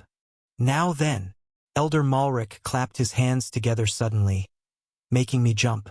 Shall we begin your training? He moved to a clearer workbench, pulling out several scrolls as he spoke. Rank 1 Skybound practitioners can do more than simply channel the Red Sun's power through their fundamental rune. Yes, the rune increases your capacity to hold Red Sun energy and strengthens the body, but that's just the beginning. A case of theft. This story is not rightfully on Amazon. If you spot it, report the violation. He unrolled one of the scrolls, revealing detailed diagrams of the human body covered in complex runic patterns. You can inscribe additional runes to enhance specific physical attributes. Strength, speed, durability, each can be amplified through proper runic inscription. Another scroll showed elemental diagrams. Normally, elemental manipulation doesn't begin until rank 2. However, he gave me a considering look. Given your unique situation and natural abilities, I think we'll take a slightly different approach. We'll split your training, half on physical enhancement runes, half on preliminary elemental work. That was perfect. Learning both types of runes would give me more options when I returned to my world. I could experiment with incorporating them into my cultivation technique, perhaps even... Master, Azure interrupted my thoughts. He's still talking. I quickly tuned back in to hear Elder Malric saying, which is why we'll start with some basic rank 1 runes. As he ignored the scrolls and walked over to a massive bookshelf. After a moment of searching, he pulled out a thick leather-bound tome and placed it on the workbench with a satisfying thud. The complete guide to rank 1 runic inscriptions, he announced proudly. I wrote it myself. It contains every standard rune a rank 1 practitioner might need. He patted the book affectionately. Of course, you could try creating your own runes, but... He chuckled darkly. Even I would admit that would be suicide at this stage. I nodded seriously, though internally I was already thinking about the possibilities. With the time loop, I could experiment with creating new runes without any real risk as long as they didn't mess around with the soul. And if something were to go wrong, I'd just reset. But that was a project for another time. I've been meaning to visit the library, I said, eyeing the book with interest. It seemed fate had saved me a trip. For now, Elder Malric continued, opening the book to a marked page. This book is all you'll need. I want you to learn the basics. We'll start with 3 fundamental runes that I believe every initiate should master. He pointed to the first diagram. Titan's Crest, the most straightforward strength enhancement rune available to rank 1 practitioners. The name caught my attention. Titan? I wondered what other mythical creatures existed in this world. The books I'd read had focused almost entirely on the 2 suns and their effects. Next, the Blink Step rune, Elder Malric continued, turning the page. Grants explosive acceleration for short bursts. Excellent for closing gaps or dodging attacks instantly. Now that was interesting. I'd been missing a reliable movement technique for combat. Something like this could be incredibly useful, especially if I could figure out how to adapt it for my main body. And finally, the Aegis Mark. He revealed a complex circular pattern. Creates a layer of temporary, invisible armor that absorbs both blunt and sharp force before it reaches the body. My mind flashed back to my encounter with Viara. When I'd struck her with Phantom Strike, the damage had been negligible. This must have been what she used or something similar. Elder Malric looked up from the book, fixing me with an evaluating stare. If you can become proficient in these 3 runes, combined with your natural ability to manipulate plants, he paused meaningfully, you should be able to defeat most, if not all, rank 1 practitioners. Something about his tone made me suspicious. The way he emphasized combat capability, almost like he was preparing me for something. He must have noticed my expression because he suddenly became very interested in reorganizing some papers on his desk. Ah, yes, well, I might have heard some rumors. Nothing to worry about, really. Just that one of the initiates has been... He coughed delicately. Searching the academy, looking to challenge you to a duel. Which initiate? I asked, though I already had a feeling I knew where this was going. Oh, what was his name? Elder Malric furrowed his brow. Ha something? No, that's not it. Azar? No. Ah, well, the name isn't important. I wasn't surprised by the elder's words. In fact, I'd been expecting something like this since arriving at the academy. Being genre-savvy was practically like having precognition. Certain events were practically guaranteed to happen. You see, Elder Malric explained, still trying to sound casual. Once an initiate forms their fundamental rune, they become eligible to participate in formal duels. He lowered his voice. From what I hear, this particular initiate is quite eager to make a name for himself by defeating an elder's personal disciple. Face, I thought wearily. It's always about face. But don't worry. Elder Malric's expression turned almost mischievous. At the rate you're progressing, you'll have mastered an elemental rune or 2 before he finds you. Won't he be in for a nasty surprise when he discovers his opponent can do more than just enhance their body? I had to hide a smile at that. That's exactly how these confrontations always ended. the arrogant challenger discovering their opponent had powers they hadn't expected. You'd think they'd learn eventually, but they never did. It was practically tradition at this point. The elder moved to another workbench and brought out several blank canvas lilies. For now, let's focus on the Titan's crest. Practice the pattern here first. Once you're confident, you can inscribe it anywhere on your body. A thought occurred to me. Is there any chance of explosion this time? Elder Malric laughed. Not if the pattern is correct. Well, maybe a tiny chance, less than 1%. Nothing to worry about. Master, Azure whispered in my mind. I don't think we can entirely trust his assessment of safety risks. I shared a mental sigh with Azure. At least this time, the elder had admitted to the possibility of explosion before we discovered it the hard way. Chapter 56. Protagonist's Luck? I picked up the resonance stylus, studying the Titan's crest pattern carefully. It was simpler than the fundamental rune, but it had its own elegance, a series of interlocking triangles that formed a larger hexagonal shape. The key, Elder Malric explained, is maintaining perfect symmetry while allowing for natural energy flow. Each line must be exactly the same length and depth. I began tracing the pattern onto the first lily, trying to maintain steady pressure. The resonance ink flowed smoothly, but my first attempt was clearly too rigid. Don't force it, Azure advised. Remember what we learned with the fundamental rune. Let the energy guide your hand. The second attempt was better, but the angles were slightly off. The third showed promise until I rushed the final triangle. By the fourth try, I was starting to get a feel for the rhythm of it. Your precision is improving, Elder Malric noted, examining my latest attempt. But see how the energy pools here? He pointed to a junction point. That could cause instability during activation. I nodded, making mental notes. The next attempt, I focused on maintaining consistent energy flow through each line. The result was much cleaner, each triangle perfectly balanced. The overall pattern harmonious. After about an hour of practice, I held up what I felt was my best work yet. The Titan's crest gleamed on the lily's surface, each line crisp and precise. Elder Malric examined it carefully, turning the leaf to catch the light. Good enough, he declared finally. Time to make it permanent. Where would you like to place it?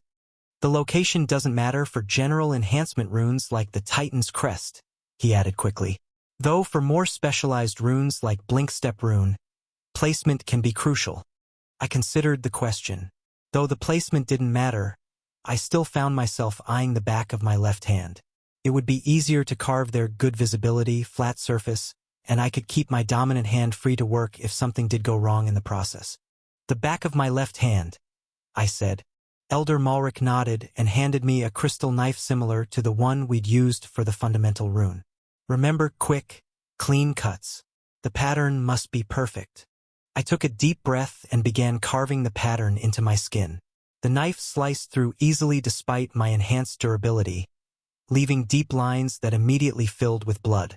Good, good, Elder Malric murmured as he watched. Now channel the red sun's energy into it. Not too much at first. Let it adapt naturally. I channeled energy into my fundamental rune, causing the silvery tree pattern on my chest to flare with light. The branches seemed to ripple beneath my skin as they channeled energy down my arm and into the fresh cuts. The blood in the pattern began to glow crimson for a few seconds before settling into a dark red tattoo-like mark on my skin. Master, Azure reported. Status update available. New enhancement. Titan's crest. Type. Strength amplification. Location. Left hand. Effect. Plus 100 physical essence when activated. Duration, 60 seconds. Energy cost, 50 red sun energy units per activation. I studied the numbers carefully while pretending to admire the new marking. If I could successfully adapt the fundamental rune to my cultivator body, it should permanently increase my physical essence by at least 100 units. Add the Titan's crest on top of that. That would be a 200-unit boost. If my calculations were right, that combination would let me temporarily match the physical power of a 5th-stage chi condensation cultivator. But I didn't want to win due to chance. I wanted to soundly defeat Chen Wu. Excellent! Elder Malric exclaimed, pulling me from my thoughts. He moved to the corner of the laboratory and returned with what looked like a solid stone cube. Try it out, channel energy into the rune and strike this testing block. I activated the Titan's crest, feeling power surge through my body as the pattern flared red. Then I struck the block with a straight punch. The stone cube exploded into fragments.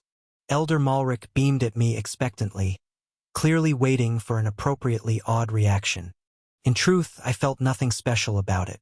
Back at the sect, you couldn't walk past a training ground without seeing disciples shattering stone pillars twice this size. But I could hardly let Elder Malric know that it would raise too many questions about why such displays of power didn't faze me. That's incredible, I managed, trying to inject wonder into my voice. Master, Azure said, clearly amused by my attempt. Your acting could use some work. Perhaps try widening your eyes next time. But fortunately, Elder Malric seemed satisfied with my reaction. Just wait until you master the next 2 runes, he said with a smile. He then turned back to his workbench, muttering something about breakthrough number 151, as he began setting up another experimental plant. I couldn't help but smile at his single-minded focus. Picking up the book he'd left open, I began studying the diagram for the blink step rune. The pattern was fascinating.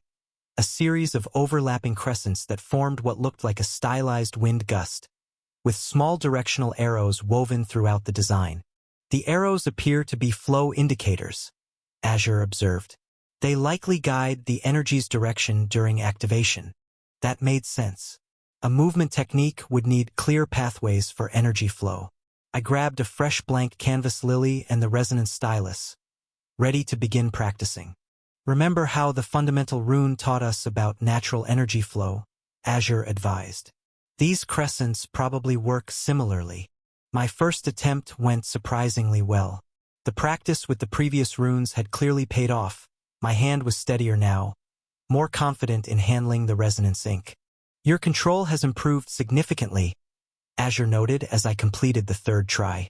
The energy distribution is much more even than your early attempts with the Titan's crest. He was right. Where before I'd struggled to maintain consistent pressure and flow, now it felt almost natural. By the 15th minute, I held up a perfect rendition of the blink step rune. Quite good, Elder Malric called from his workbench, where his latest plant experiment was starting to glow ominously. Now try the Aegis Mark while I finish up here. The Aegis Mark was a more complex design. A circular shield pattern made up of interlocking hexagons, with smaller protective symbols woven between them. The whole thing reminded me of a honeycomb, if honeycomb could somehow deflect sword strikes. This narrative has been purloined without the author's approval. Report any appearances on Amazon. The symmetry will be crucial here, Azure said. Each hexagon needs to connect perfectly with its neighbors to maintain the protective field. My first few attempts were frustrating. The hexagons would start out even, but by the time I reached the outer ring, small imperfections had accumulated into noticeable distortions. Try working from the outside in, Azure suggested after my 5th try. It might be easier to maintain the overall shape that way. The new approach worked better. Starting with the outer circle let me establish the boundaries first, making it easier to keep the internal patterns properly aligned. Still, it took another 20 minutes of practice before I produced a version that satisfied both Azure and myself. Elder Malric finally looked up from his work, which had somehow produced a plant that was simultaneously crystallizing and melting. He came over to examine my practice attempts. Very good, he nodded approvingly. Now, the blink step is traditionally carved on the legs or feet. It helps channel the energy more efficiently for movement techniques. And the Aegis Mark? I asked. Either chest or back, he replied. Most choose the back since it provides broader coverage. That made sense, but how do people manage to carve complex runes on their own backs? Elder Malric chuckled. Unlike your fundamental rune, these rank 1 patterns don't require the user's personal energy during the inscription process. Anyone can draw them on your skin. You just need to channel your own red sun energy afterward to activate them. His expression turned slightly disapproving. That's why many young masters have their servants do all their runic work. They never bother learning to carve properly themselves. I shook my head at that. Even in this world, there were those who took shortcuts. I prefer being self-sufficient. Good. Elder Malric beamed. Now then, let's start with the blink step. You can handle that one yourself. I rolled up my left pant leg and picked up the crystal knife. The blink step pattern was still fresh in my mind as I began carefully carving it into my thigh. The cut stung, but it was nothing compared to remodeling my body. Now that was torture. Master, Azure commented. Your pain tolerance seems to have increased significantly since arriving in this world. Once the pattern was complete, I channeled red sun energy through my fundamental rune and into the fresh cuts. The blood in the lines began to glow before settling into another dark red marking. New enhancement. Blink step. Type movement enhancement. Location, left thigh. Effect. Grants instant acceleration in any direction. Duration 1 second. Energy cost 30 red sun energy units per activation. Range 30 meters maximum per activation. Perfect, Elder Malric declared. He gestured for me to remove my upper robes. Now for the Aegis mark. I nodded, turning to give him access to my back. His movements were swift and precise, centuries of experience evident in every stroke of the knife. What would have taken me several minutes, he completed in seconds. Channel your energy, he instructed as he stepped back. I did so, feeling the familiar warmth spread from my fundamental rune. The Aegis mark activated with a brief flash of crimson light. New enhancement, Aegis mark. Type, defensive enhancement. Location, back. Effect, creates an invisible barrier that absorbs 80% of physical damage. Duration 30 seconds. Energy cost, 40 red sun energy units per activation. Bonus effect, barrier automatically strengthens against repeated attacks in the same location. My eyes widened slightly at the bonus effect. That wasn't mentioned anywhere in the book's description. Could this be what cultivation novels called protagonist's luck? After all, unique variations of common techniques were practically a requirement for any proper protagonist. Master, Azure interrupted my thoughts. I believe you're overthinking this. The strengthening effect is a standard feature of properly drawn defensive arrays. It seems the Academy's teaching materials simply focus on the basic functions while overlooking the more technical aspects. I felt my face heat slightly. Of course, I should have known better than to jump to protagonist's luck as an explanation. Excellent. Elder Malric stepped back, admiring his work. Now comes the fun part. Before I could ask what he meant, he was already heading for the door. I hurried after him, still adjusting my robes. Master, I called out, catching up to him in the hallway. Where are we going? He glanced back with a slightly mischievous grin. Well, as much as I don't care what the other elders think of my research interests, I still have my pride as a teacher. His eyes twinkled. Can't have my first disciple in decades getting beaten in a duel. Now can I? Time for some proper combat training. Master, Azure commented. I believe we're about to discover why Elder Malric's laboratory has so many scorch marks. Looking at the elder's enthusiastic expression as he practically bounced down the hallway, I couldn't help but agree. This was either going to be incredibly enlightening or incredibly painful. Probably both. Your approach to learning is quite refreshing, Elder Malric said as we walked. Most initiates come from established skybound families, you see. They arrive with years of theoretical knowledge, but... He wrinkled his nose. Rather inflexible mindsets. He gestured animatedly as he continued. They're taught from childhood that there's only one proper way to draw each rune. One correct method to channel the red sun's power. When I try to explain how natural patterns can guide the process, they look at me like I'm speaking gibberish. Is it rare then? I asked. For the resonance talent to appear in villagers? I already had an idea what the answer would be. It sounded exactly like cultivation talent concentrated in the major clans and sects, rarely appearing in common villagers. Quite rare, he nodded. Though, in my opinion, that has more to do with testing methods than actual potential. The standard evaluations are designed around that rigid theoretical framework I mentioned. His eyes twinkled, which is why I prefer to conduct my own tests, much more practical in nature. Is that why you haven't taken many disciples? Ah, well, he coughed slightly. There have been some incidents. The last one tried to steal my research, and the one before that exploded, and then there was that unfortunate business with the sentient vine. I decided it was probably better not to ask for details. Chapter 57. The Trash of House Tavel. Kieran sighed heavily as he hurried out of his final class, his shoulders slumping with exhaustion. The day had been particularly grueling, starting with runic theory at dawn, where Elder Payne had spent 3 hours drilling them on the precise angles needed for advanced defensive runes. That was followed by resonance control, where they'd practiced maintaining multiple energy channels simultaneously until half the class collapsed from strain. After a brief break for lunch came combat applications, which always left him with new bruises despite his best efforts to avoid direct confrontation. Then, there had been celestial studies, where they endlessly dissected the meaning behind every subtle shift in the red sun's light. At least in that class he could sit quietly and take notes without being called upon to demonstrate his inadequate abilities. But worst of all had been the final class spiritual resonance. Elder Arya had made them sit perfectly still for 4 hours, maintaining their connection to the red sun while she critiqued their posture and breathing.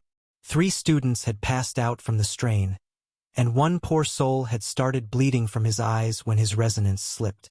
The Academy's healers had rushed him away, but everyone knew what happened to initiates who showed signs of instability. The Failure Garden would likely have a new addition by morning. And now I have my own practice to do, Kieran muttered to himself, rubbing his temples where a headache was forming. The examination at the end of the month loomed over every initiate like a death sentence. Those who failed to demonstrate sufficient progress would face consequences far worse than mere expulsion. The Failure Garden wasn't just a metaphor, after all. It hadn't always been this way. When Kieran first entered the academy 2 years ago, his family's influence had secured him an apprenticeship under Elder Moth, one of the more respected instructors. But his persistent reluctance to embrace the more violent aspects of their arts had quickly tried the Elder's patience. After 6 months of attempting to mold Kieran into a proper skybound warrior, Elder Moth had officially terminated the apprenticeship. His family's reaction still stung. There had been no comforting words, no reassurances that he would find another path. Instead, his father's face had hardened with disappointment, while his mother couldn't even look at him. The generous allowance they had provided was cut to a bare minimum, just enough to maintain appearances. The message was clear: he was on his own. A dark thought slithered through Kieran's mind, his eyes flashing crimson for a brief moment. How convenient that the graduation ceremony's requirement to massacre one's family only applied to commoner initiates. The nobles who created that tradition had carefully exempted themselves, of course. The image of his father's shocked face as Kieran finally showed him true power was disturbingly satisfying. Kieran shook his head violently, disgusted with himself. This was the red sun's influence talking, not him. While others might crave the power it offered, he'd seen what that power had done to his older brother. The memory of his brother's twisted smile as he'd tested his new abilities on the household servants still haunted him. Some called his cautious attitude cowardice, but Kieran considered it practical. How many of his fellow initiates now rested in the Failure Garden, their bodies transformed into crystalline warnings?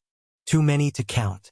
Lost in his depressing thoughts, he failed to notice the group ahead until he collided with someone. The impact sent Kieran stumbling backward, landing hard on the polished crystal floor. He looked up to see Zoran, the 5th son of House Zoran, staring down at him with unconcealed disgust.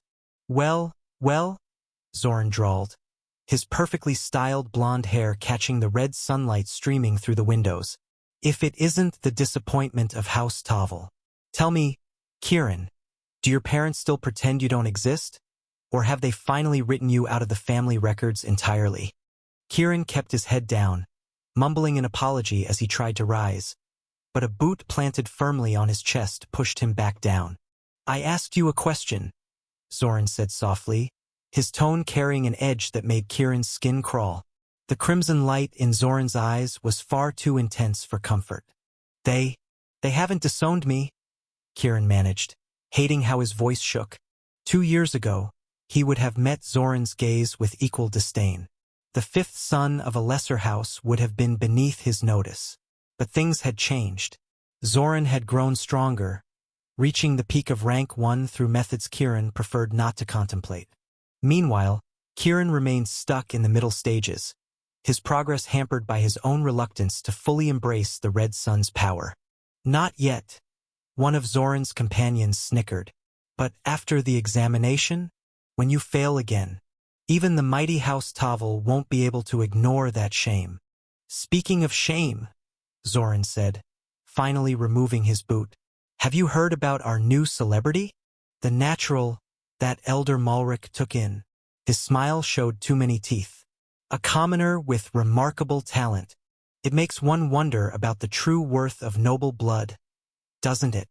Kieran's heart sank. He was there to witness the new initiate's performance with the resonance platforms.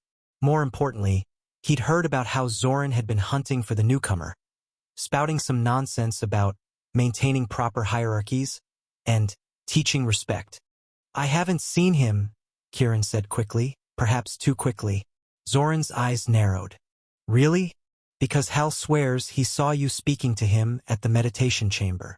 Zoran crouched down, bringing his face uncomfortably close to Kieran's. "You wouldn't be lying to me, would you? Protecting some peasant who doesn't know his place." "And no, I just—" Kieran's denial was cut short by a sharp kick to his ribs. Not from Zoran. He preferred to keep his hands clean, but from one of his ever-present followers. Support the creativity of authors by visiting Royal Road for this novel and more. "You know what I think?" Zoran stood, brushing imaginary dust from his immaculate robes. "I think you're sympathizing with him, the failed noble and the uppity peasant, both of you refusing to accept your proper places." He sighed. "It's really quite pathetic." Another kick caught Kieran in the side, driving the air from his lungs. He curled instinctively, trying to protect himself as more blows rained down. After a minute or so, the kicks suddenly stopped. "Someone's coming." One of Zoran's companions whispered urgently. "We should go. Fighting outside designated areas is forbidden." Another added nervously, though everyone present knew that rule only mattered if you got caught. Kieran heard Zoran click his tongue in disappointment. "Lucky day for you, Tavel. But don't worry," Zoran's voice dropped to a menacing whisper. "I'll be sure to pay you a proper visit another time." The sound of retreating footsteps echoed through the hallway. The corridors had emptied quickly when the confrontation began. Other initiates knew better than to be anywhere near Zoran when he was in one of his moods. And no witnesses meant no violations to report. Kieran waited until he was sure they were gone before slowly uncurling himself and sitting up with a wince. His ribs protested the movement, but nothing felt broken. Zoran's lackeys knew exactly how much damage they could inflict without leaving visible evidence, which explained why they never used the Red Sun's energy. After all, it left a trace. As Kieran slowly got to his feet, he thought about Zoran's attitude towards the natural. The look in Zoran's eyes had been disturbingly intense, far more serious than his usual casual cruelty. This wasn't just about maintaining the social hierarchy anymore. Something about the natural's existence seemed to personally offend Zoran. Kieran's mind flashed back to his brief encounter with the natural in the meditation chamber. They had barely exchanged words before the senior disciples enforced silence, but there had been something different about him. A quiet confidence that stood out among the usual mix of arrogant nobles and terrified commoners. "I should warn him," Kieran muttered to himself, pressing a hand against the wall for support as he straightened. He knew all too well what it was like to be Zoran's target. The natural might have remarkable talent, but he was still new to the Academy's politics. Without family connections to protect him, and Elder Malric, Kieran snorted softly. Everyone knew the eccentric elder was more interested in his bizarre experiments than in actually teaching. The fact that he'd taken the natural as a disciple had shocked the entire academy, but it wouldn't mean much in terms of protection. Elder Malric would probably forget he even had a disciple the moment an interesting research opportunity arose.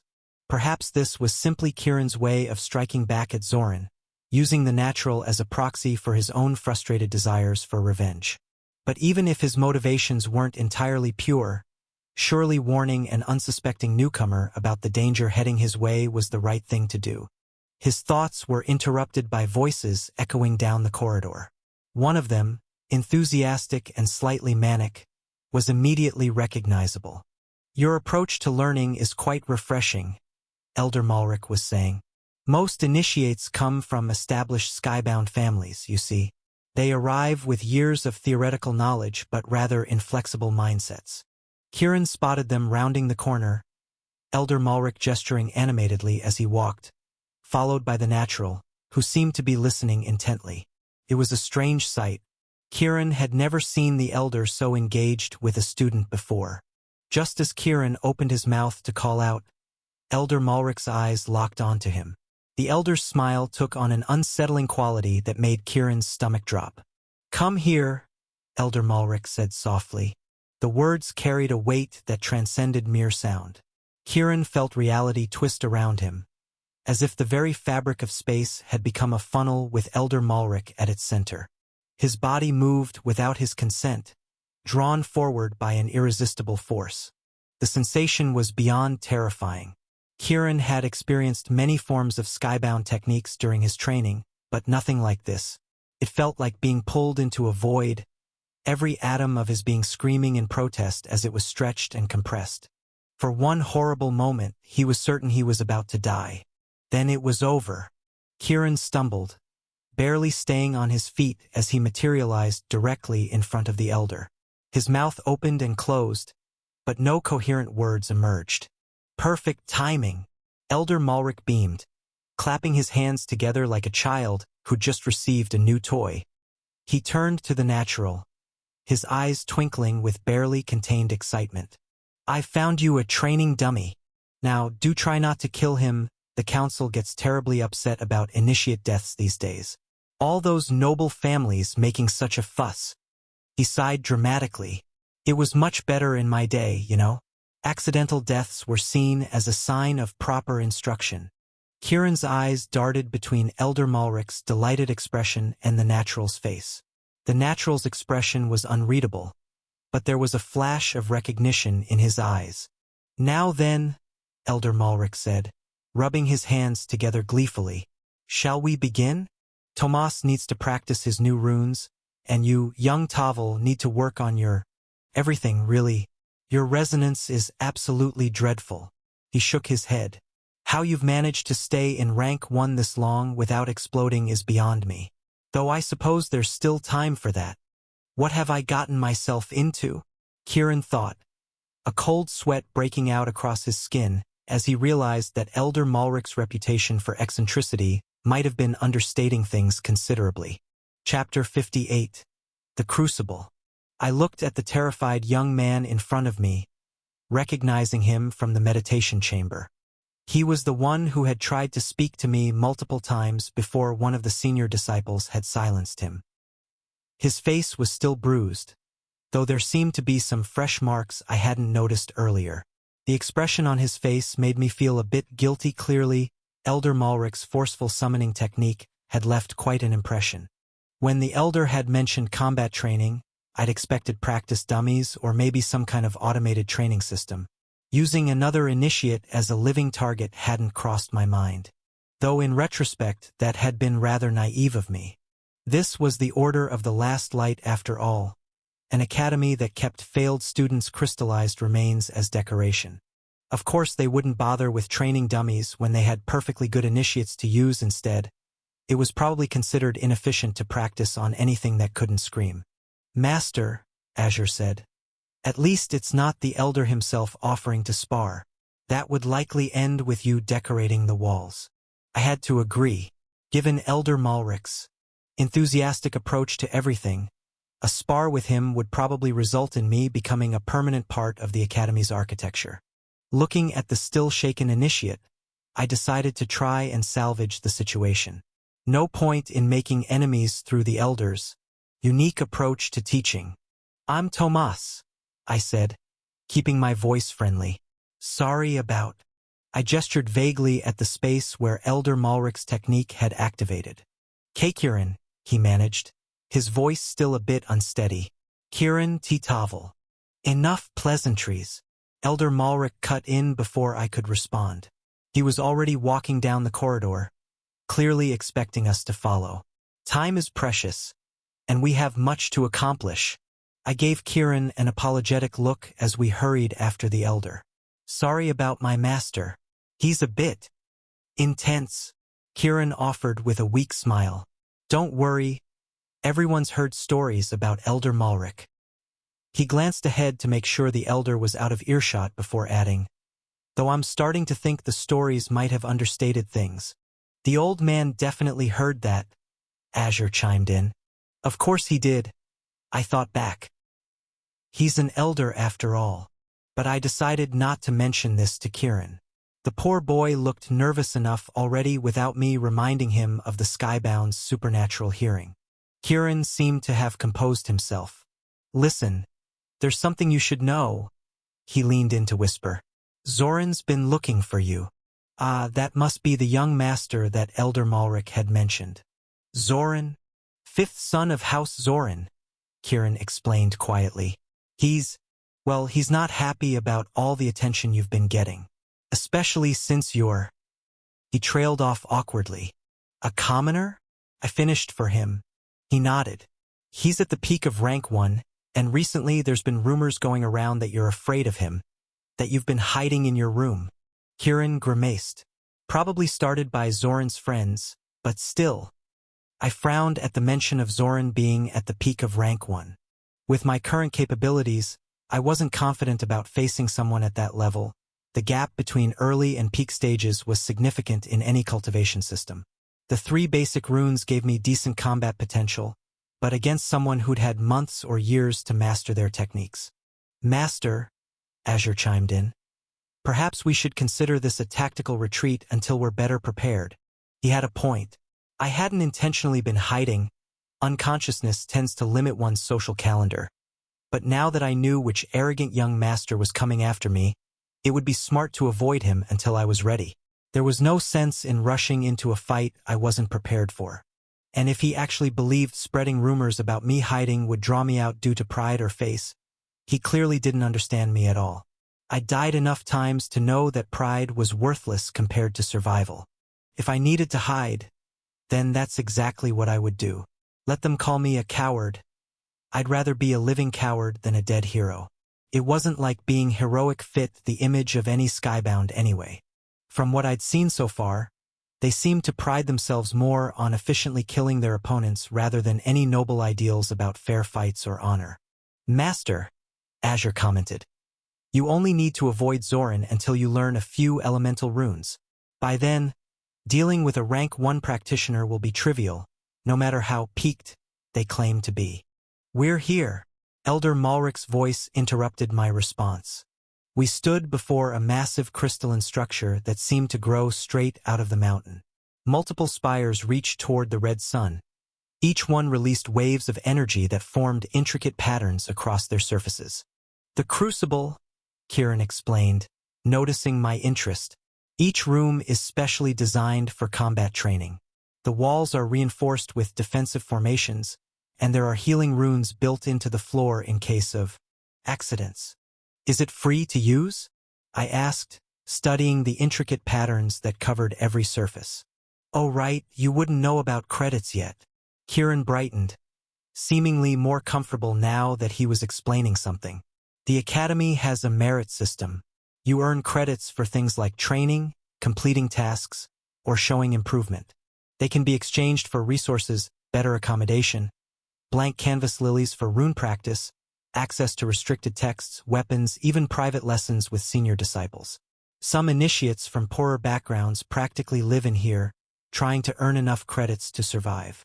Stolen from its original source, this story is not meant to be on Amazon. Report any sightings. I nodded, not particularly surprised by the use of a credit system. The Azure Peak sect also implemented one.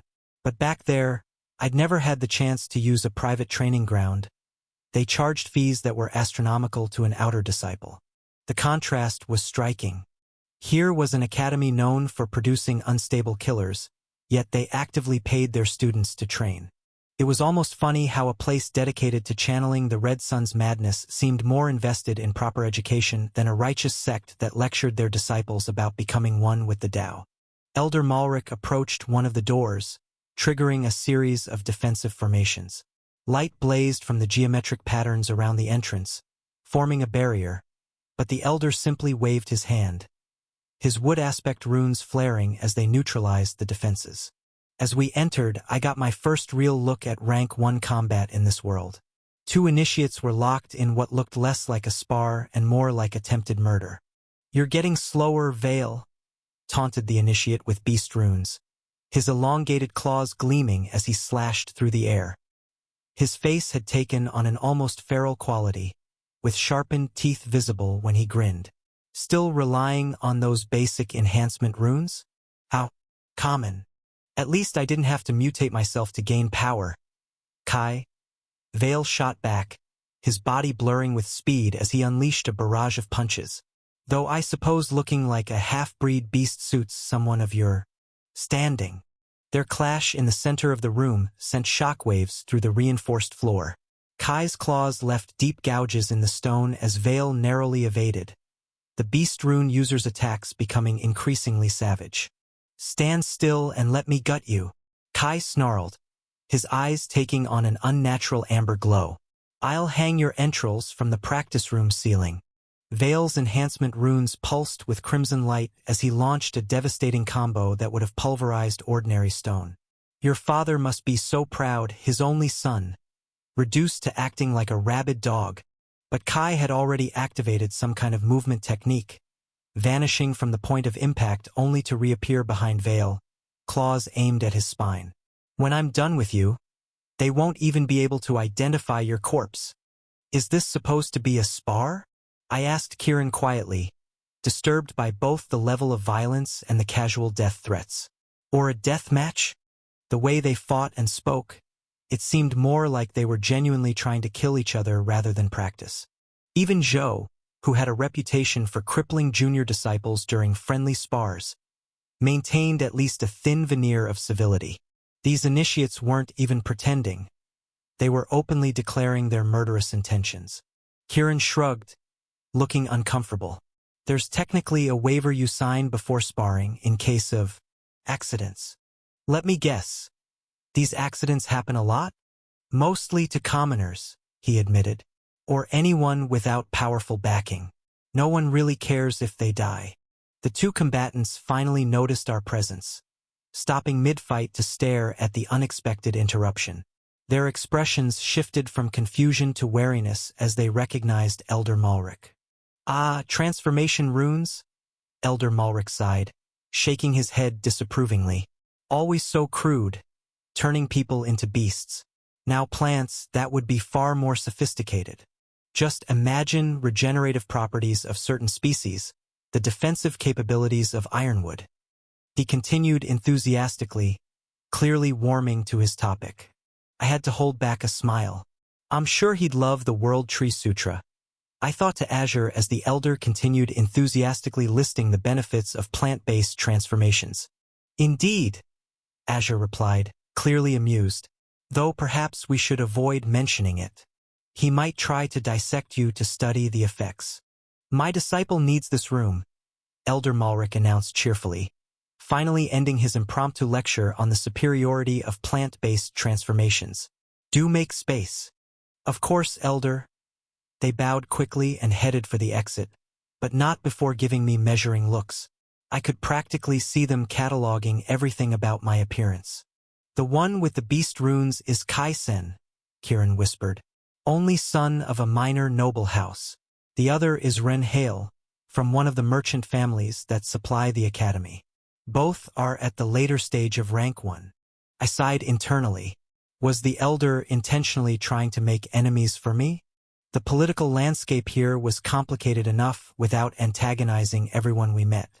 Elder Malric must have noticed my expression because he smiled broadly. You should be grateful your master is finding you future training dummies. He clapped his hands together. Now then, let's begin. He turned to Kieran, his smile taking on that slightly manic quality again. No holding back, boy. Then he looked at me and added, almost as an afterthought, try not to kill him.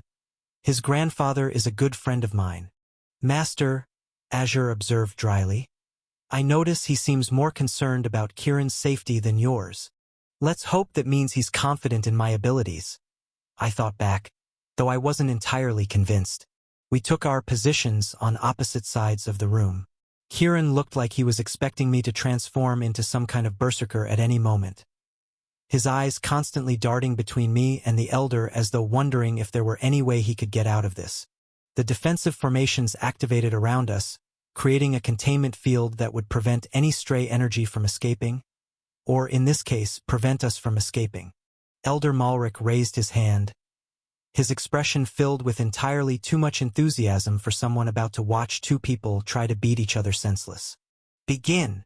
Chapter 59, Bloodlines. I settled into a defensive stance but made no move to attack. Some would say the best defense is a good offense, but this wasn't a battle to the death, no matter what the Skybound might like to believe. This was training, and my main objective was to learn. Kieran looked slightly surprised that I hadn't immediately charged forward like most initiates would. His stance was tense, clearly expecting some kind of trick. Relax, I said, keeping my voice calm. This is just training. We're here to learn, not hurt each other. He nodded slowly, though I could tell he didn't fully trust my words. My suspicion was confirmed when his body suddenly took on an iron-like sheen. He must have activated some kind of reinforcement rune. Master, Azure commented. His defensive rune appears quite basic, but well executed. The energy distribution is remarkably even. After a few more moments of neither of us making a move, I decided to take the initiative. No point in standing around all day. Elder Malric was already starting to look impatient. I broke into a steady run towards Kieran, measuring his reactions. When I was within striking distance, I activated the Titan's crest. Red light flared from the marking on my left hand as power surged through my body. Physical essence, 300-400. Duration, 60 seconds. Purified red sun energy, 250/300. Cost, 50. Kieran raised his guard, but his movements were hesitant. I launched a basic combination, 2 quick jabs followed by a low kick. He blocked the punches cleanly and stepped back from the kick, his technique solid but lacking any real counterattack. I pressed forward with another combination, this time mixing in some feints. High punch, low kick, feint into a spinning back fist. Kieran defended well, but again, he wasn't taking any openings I deliberately left.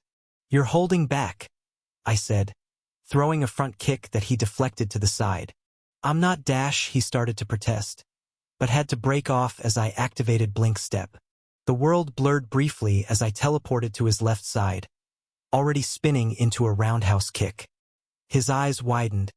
He clearly hadn't expected me to use a movement technique so early in the spar. The kick caught him in the ribs, sending him stumbling back several steps before he lost his balance and fell. Purified red sun energy, 250-220. Cost, 30. Blink Step range used, 5 meters. I walked over and extended my hand. Want to tell me why you're not fighting back? He hesitated for a moment before accepting my help up. Once on his feet, he glanced nervously at Elder Malric before answering in a low voice. I don't like using the Red Sun's energy more than I have to, he admitted. It affects people's minds, changes them.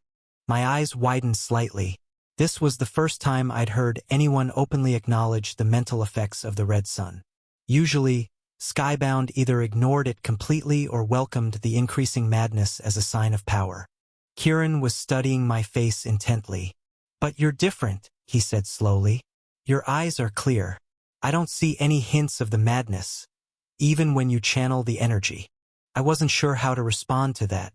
It wasn't like I could explain about the Genesis seed or my unique circumstances. Perhaps one day you'll be able to understand how the Genesis seed purifies the red sun's energy. Azure mused. It could help others like young Kieran here. Maybe, I thought back, though I suspect the blue sun's energy would be more effective at counteracting the madness. I glanced at Elder Malric, who was starting to look annoyed at our impromptu discussion. The old man's research might actually save the Skybound, if he lives long enough to complete it. If being the operative word, Azure replied dryly, given his enthusiasm for potentially explosive experiments. Kieran was still looking at me hopefully. I sighed. I can't say I have all the answers, I told him. Being a natural might just make me different. But, I added, seeing his shoulders slump, you're already doing well at resisting the red sun's influence. Regular meditation can help maintain mental clarity. Try to control the power without letting it control you. I wasn't entirely convinced meditation alone would be enough. Sometimes the simplest solutions in cultivation novels felt a bit too convenient. But the words seemed to give him confidence, judging by his determined nod. If you two are quite finished with your heart-to-heart, Elder Malric called out, perhaps we could return to the actual training? Sorry, Master, I said quickly, stepping back into position. Kieran also apologized and resumed his stance.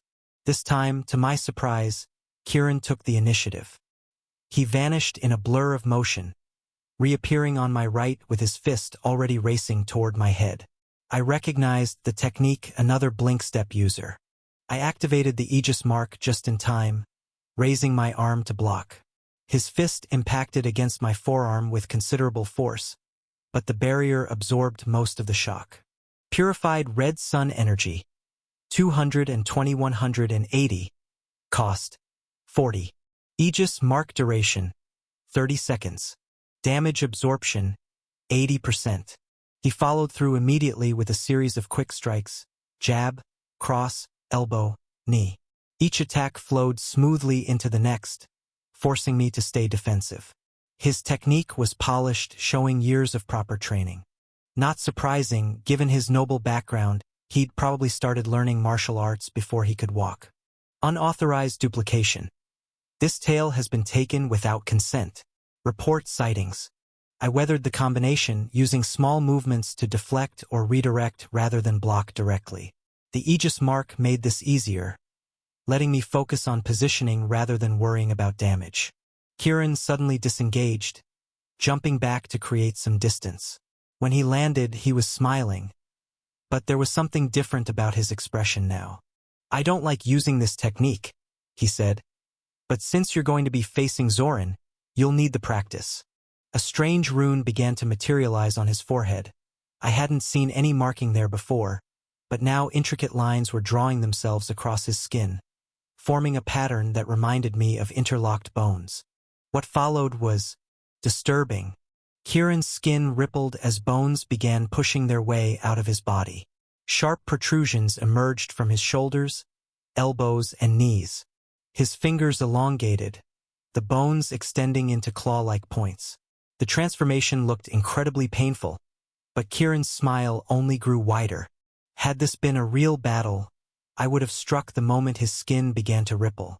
Even waiting a fraction of a second was tactical suicide when cultivators and skybounds could exchange dozens of strikes in the blink of an eye. Long transformations were the kind of thing you saw in martial arts novels, not actual combat.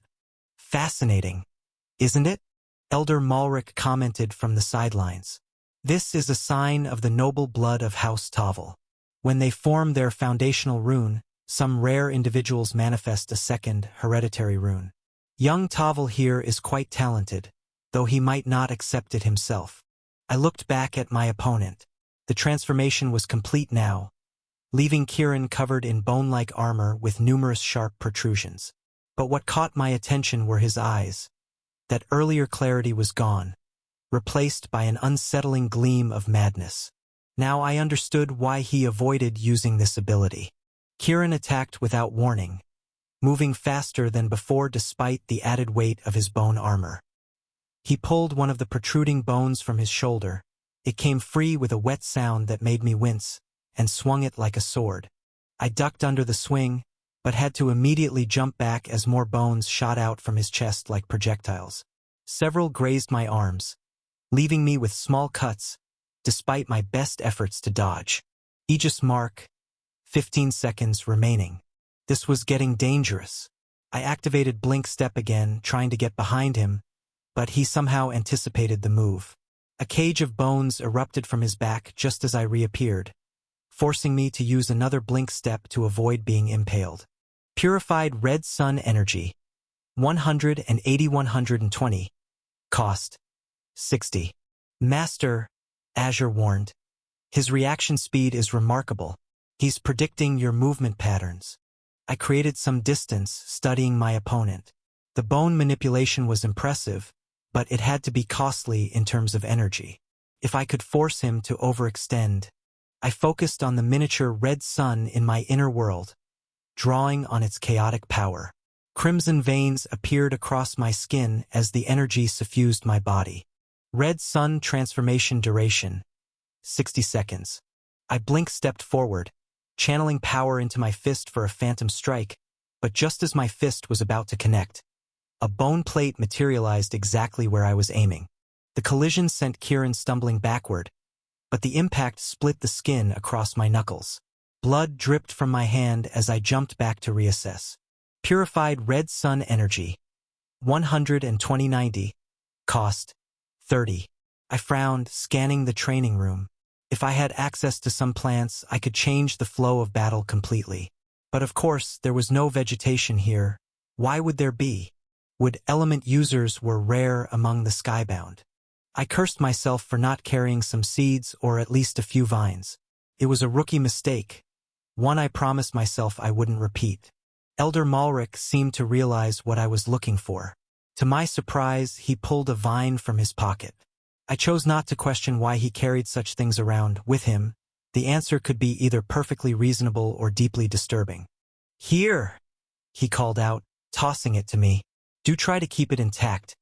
That's a rare specimen from my latest experiments." I caught the vine with my good hand, nodding my thanks.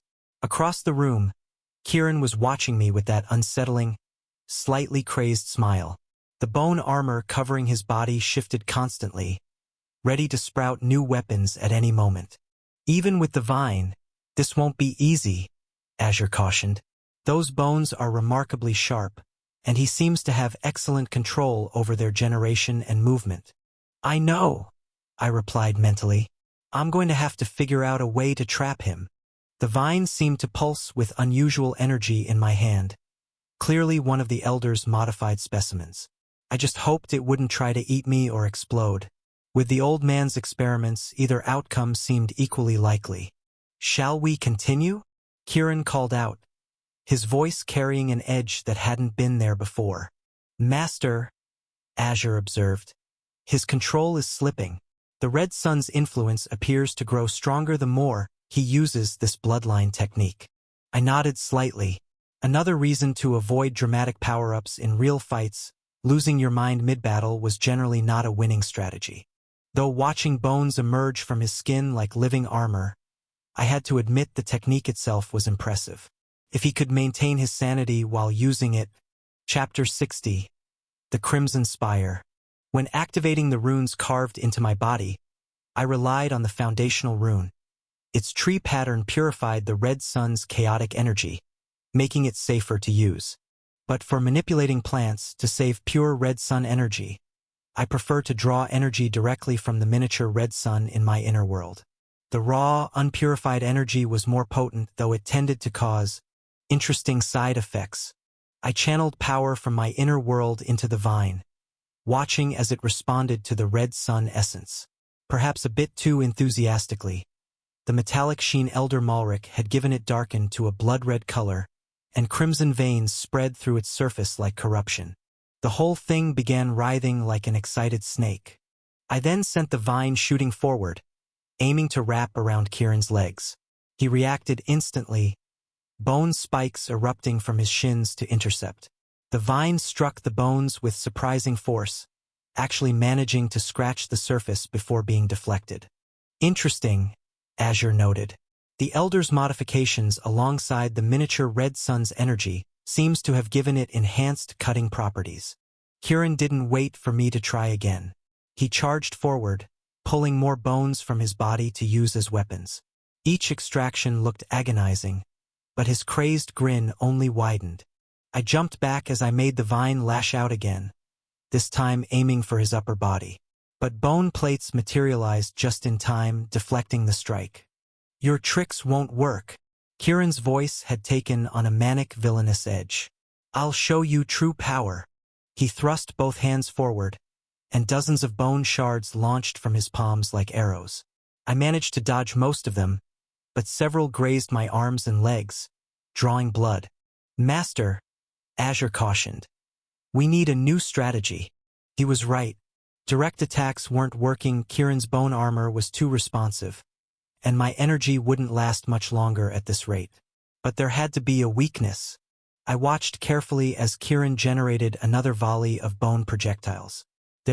Just for a split second when the bones first emerged, they were softer, almost translucent before they fully hardened. Azure, did you see that? Yes. There's approximately a 0.3-second window before the bones solidify. Not much time to work with. It'll have to be enough.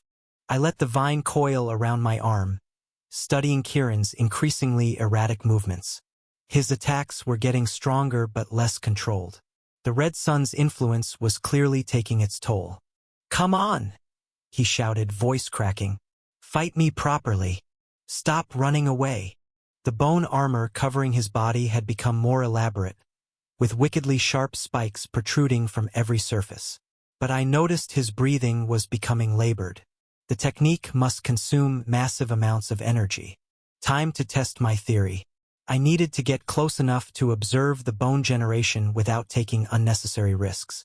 Azure, monitor the bone formation speed when I engage. I'll create an opening. Understood, Master. I blink-stepped to Kieran's left side, drawing his attention. As expected, he reflexively generated bone armor to defend. The moment he committed to the defense, I blink-stepped again, appearing on his right, but this time I struck. My fist connected with his ribs just as the bones were beginning to emerge, the impact causing him to stumble back with a grunt of pain.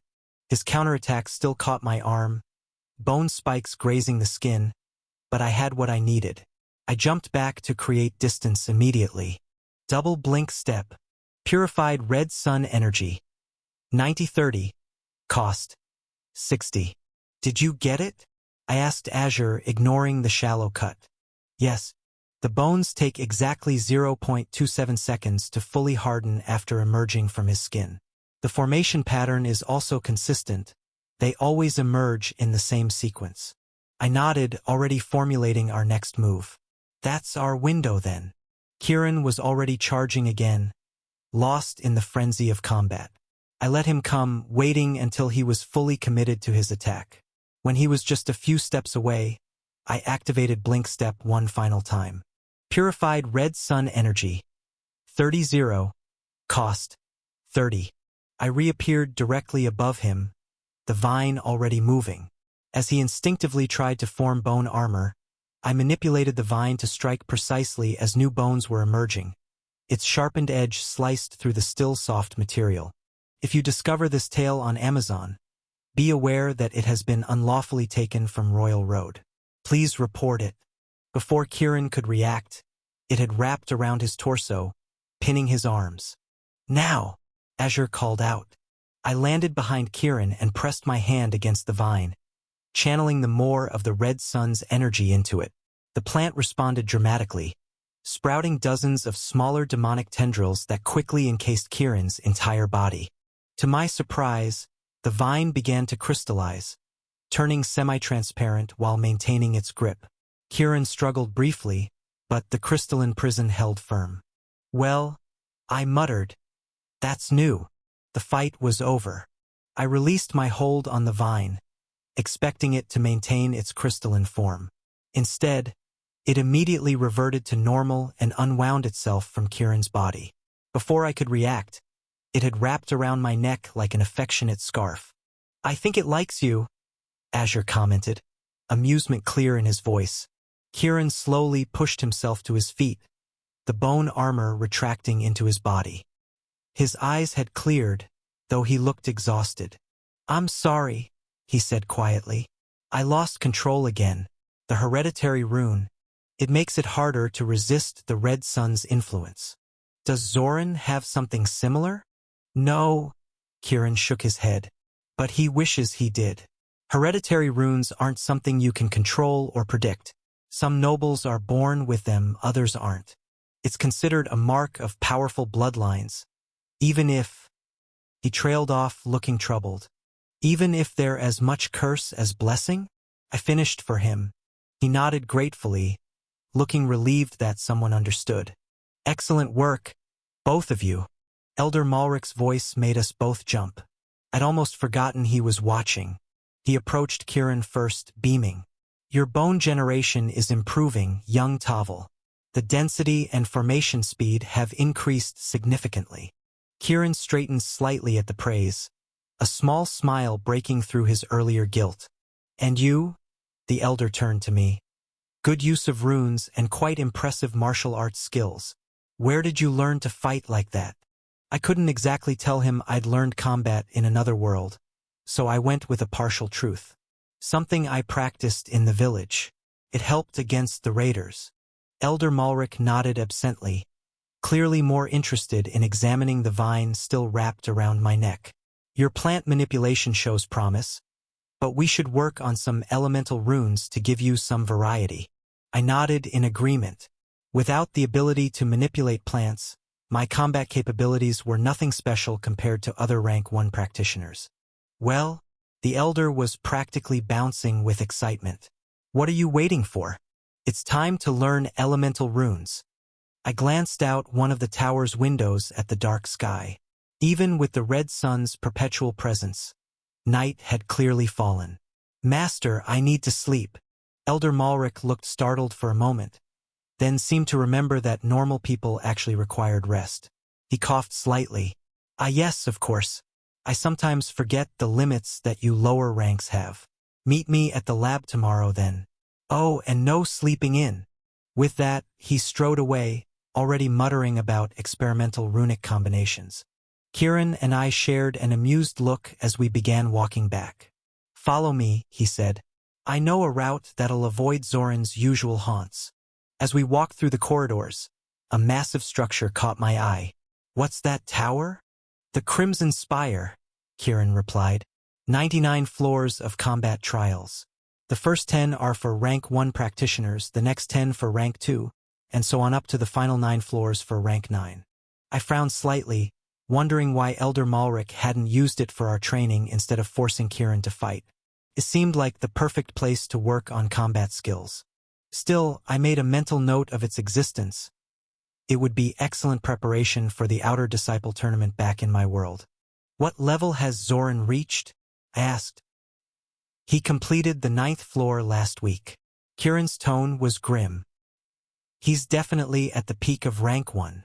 Something about the tower structure bothered me. Wait, the last 9 floors are for rank 9 practitioners? But that's supposed to be the highest rank. Who was powerful enough to create training challenges for Peak Skybound? Kieran glanced around before answering quietly. No one knows. The 2 great academies have existed as long as anyone can remember, and so have their towers. My eyes widened slightly. 2 academies? That meant there must be one for the Blue Sun followers as well. The other academy? The Order of the First Light, Kieran replied, then quickly looked around. We shouldn't discuss them here.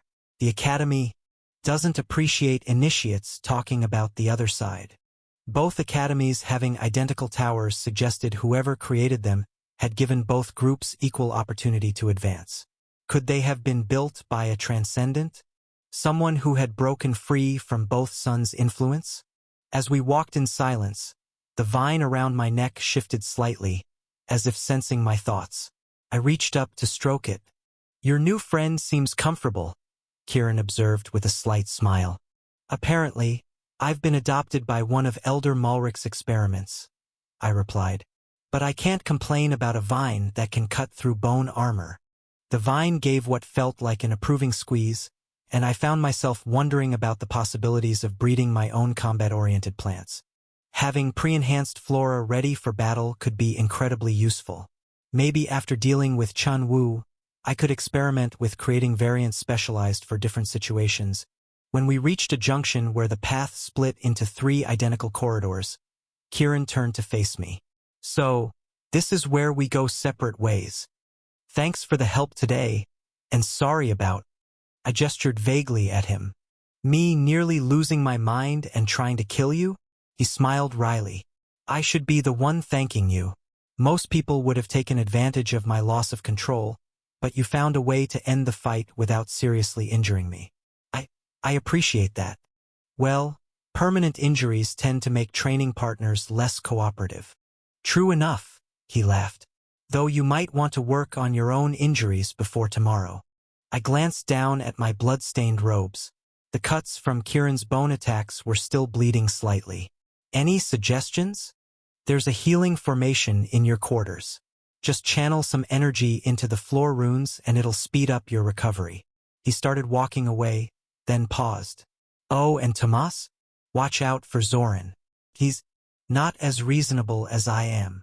I watched him disappear down the left corridor before heading to my own quarters. The vine shifted again, as though it was trying to inspect my wounds. Yes, don't worry, we're going to get healed. When I arrived in my quarters, I found the healing formations to be surprisingly effective. Within minutes of channeling energy into the floor runes, my wounds had closed completely, leaving only faint pink lines that would likely fade by morning. I settled onto the bed, finally letting exhaustion catch up with me. Azure, remind me to ask Elder Malric about elemental runes that don't require sacrificing body parts or risking insanity. Noted, Master. Though given his enthusiasm for experimentation, I suspect his definition of safe might differ from yours. Probably. I closed my eyes, already feeling sleep approaching. Still better than becoming a human pincushion. The last thing I felt before drifting off was the vine adjusting itself into a more comfortable position around my neck, like a strange but well-meaning pet.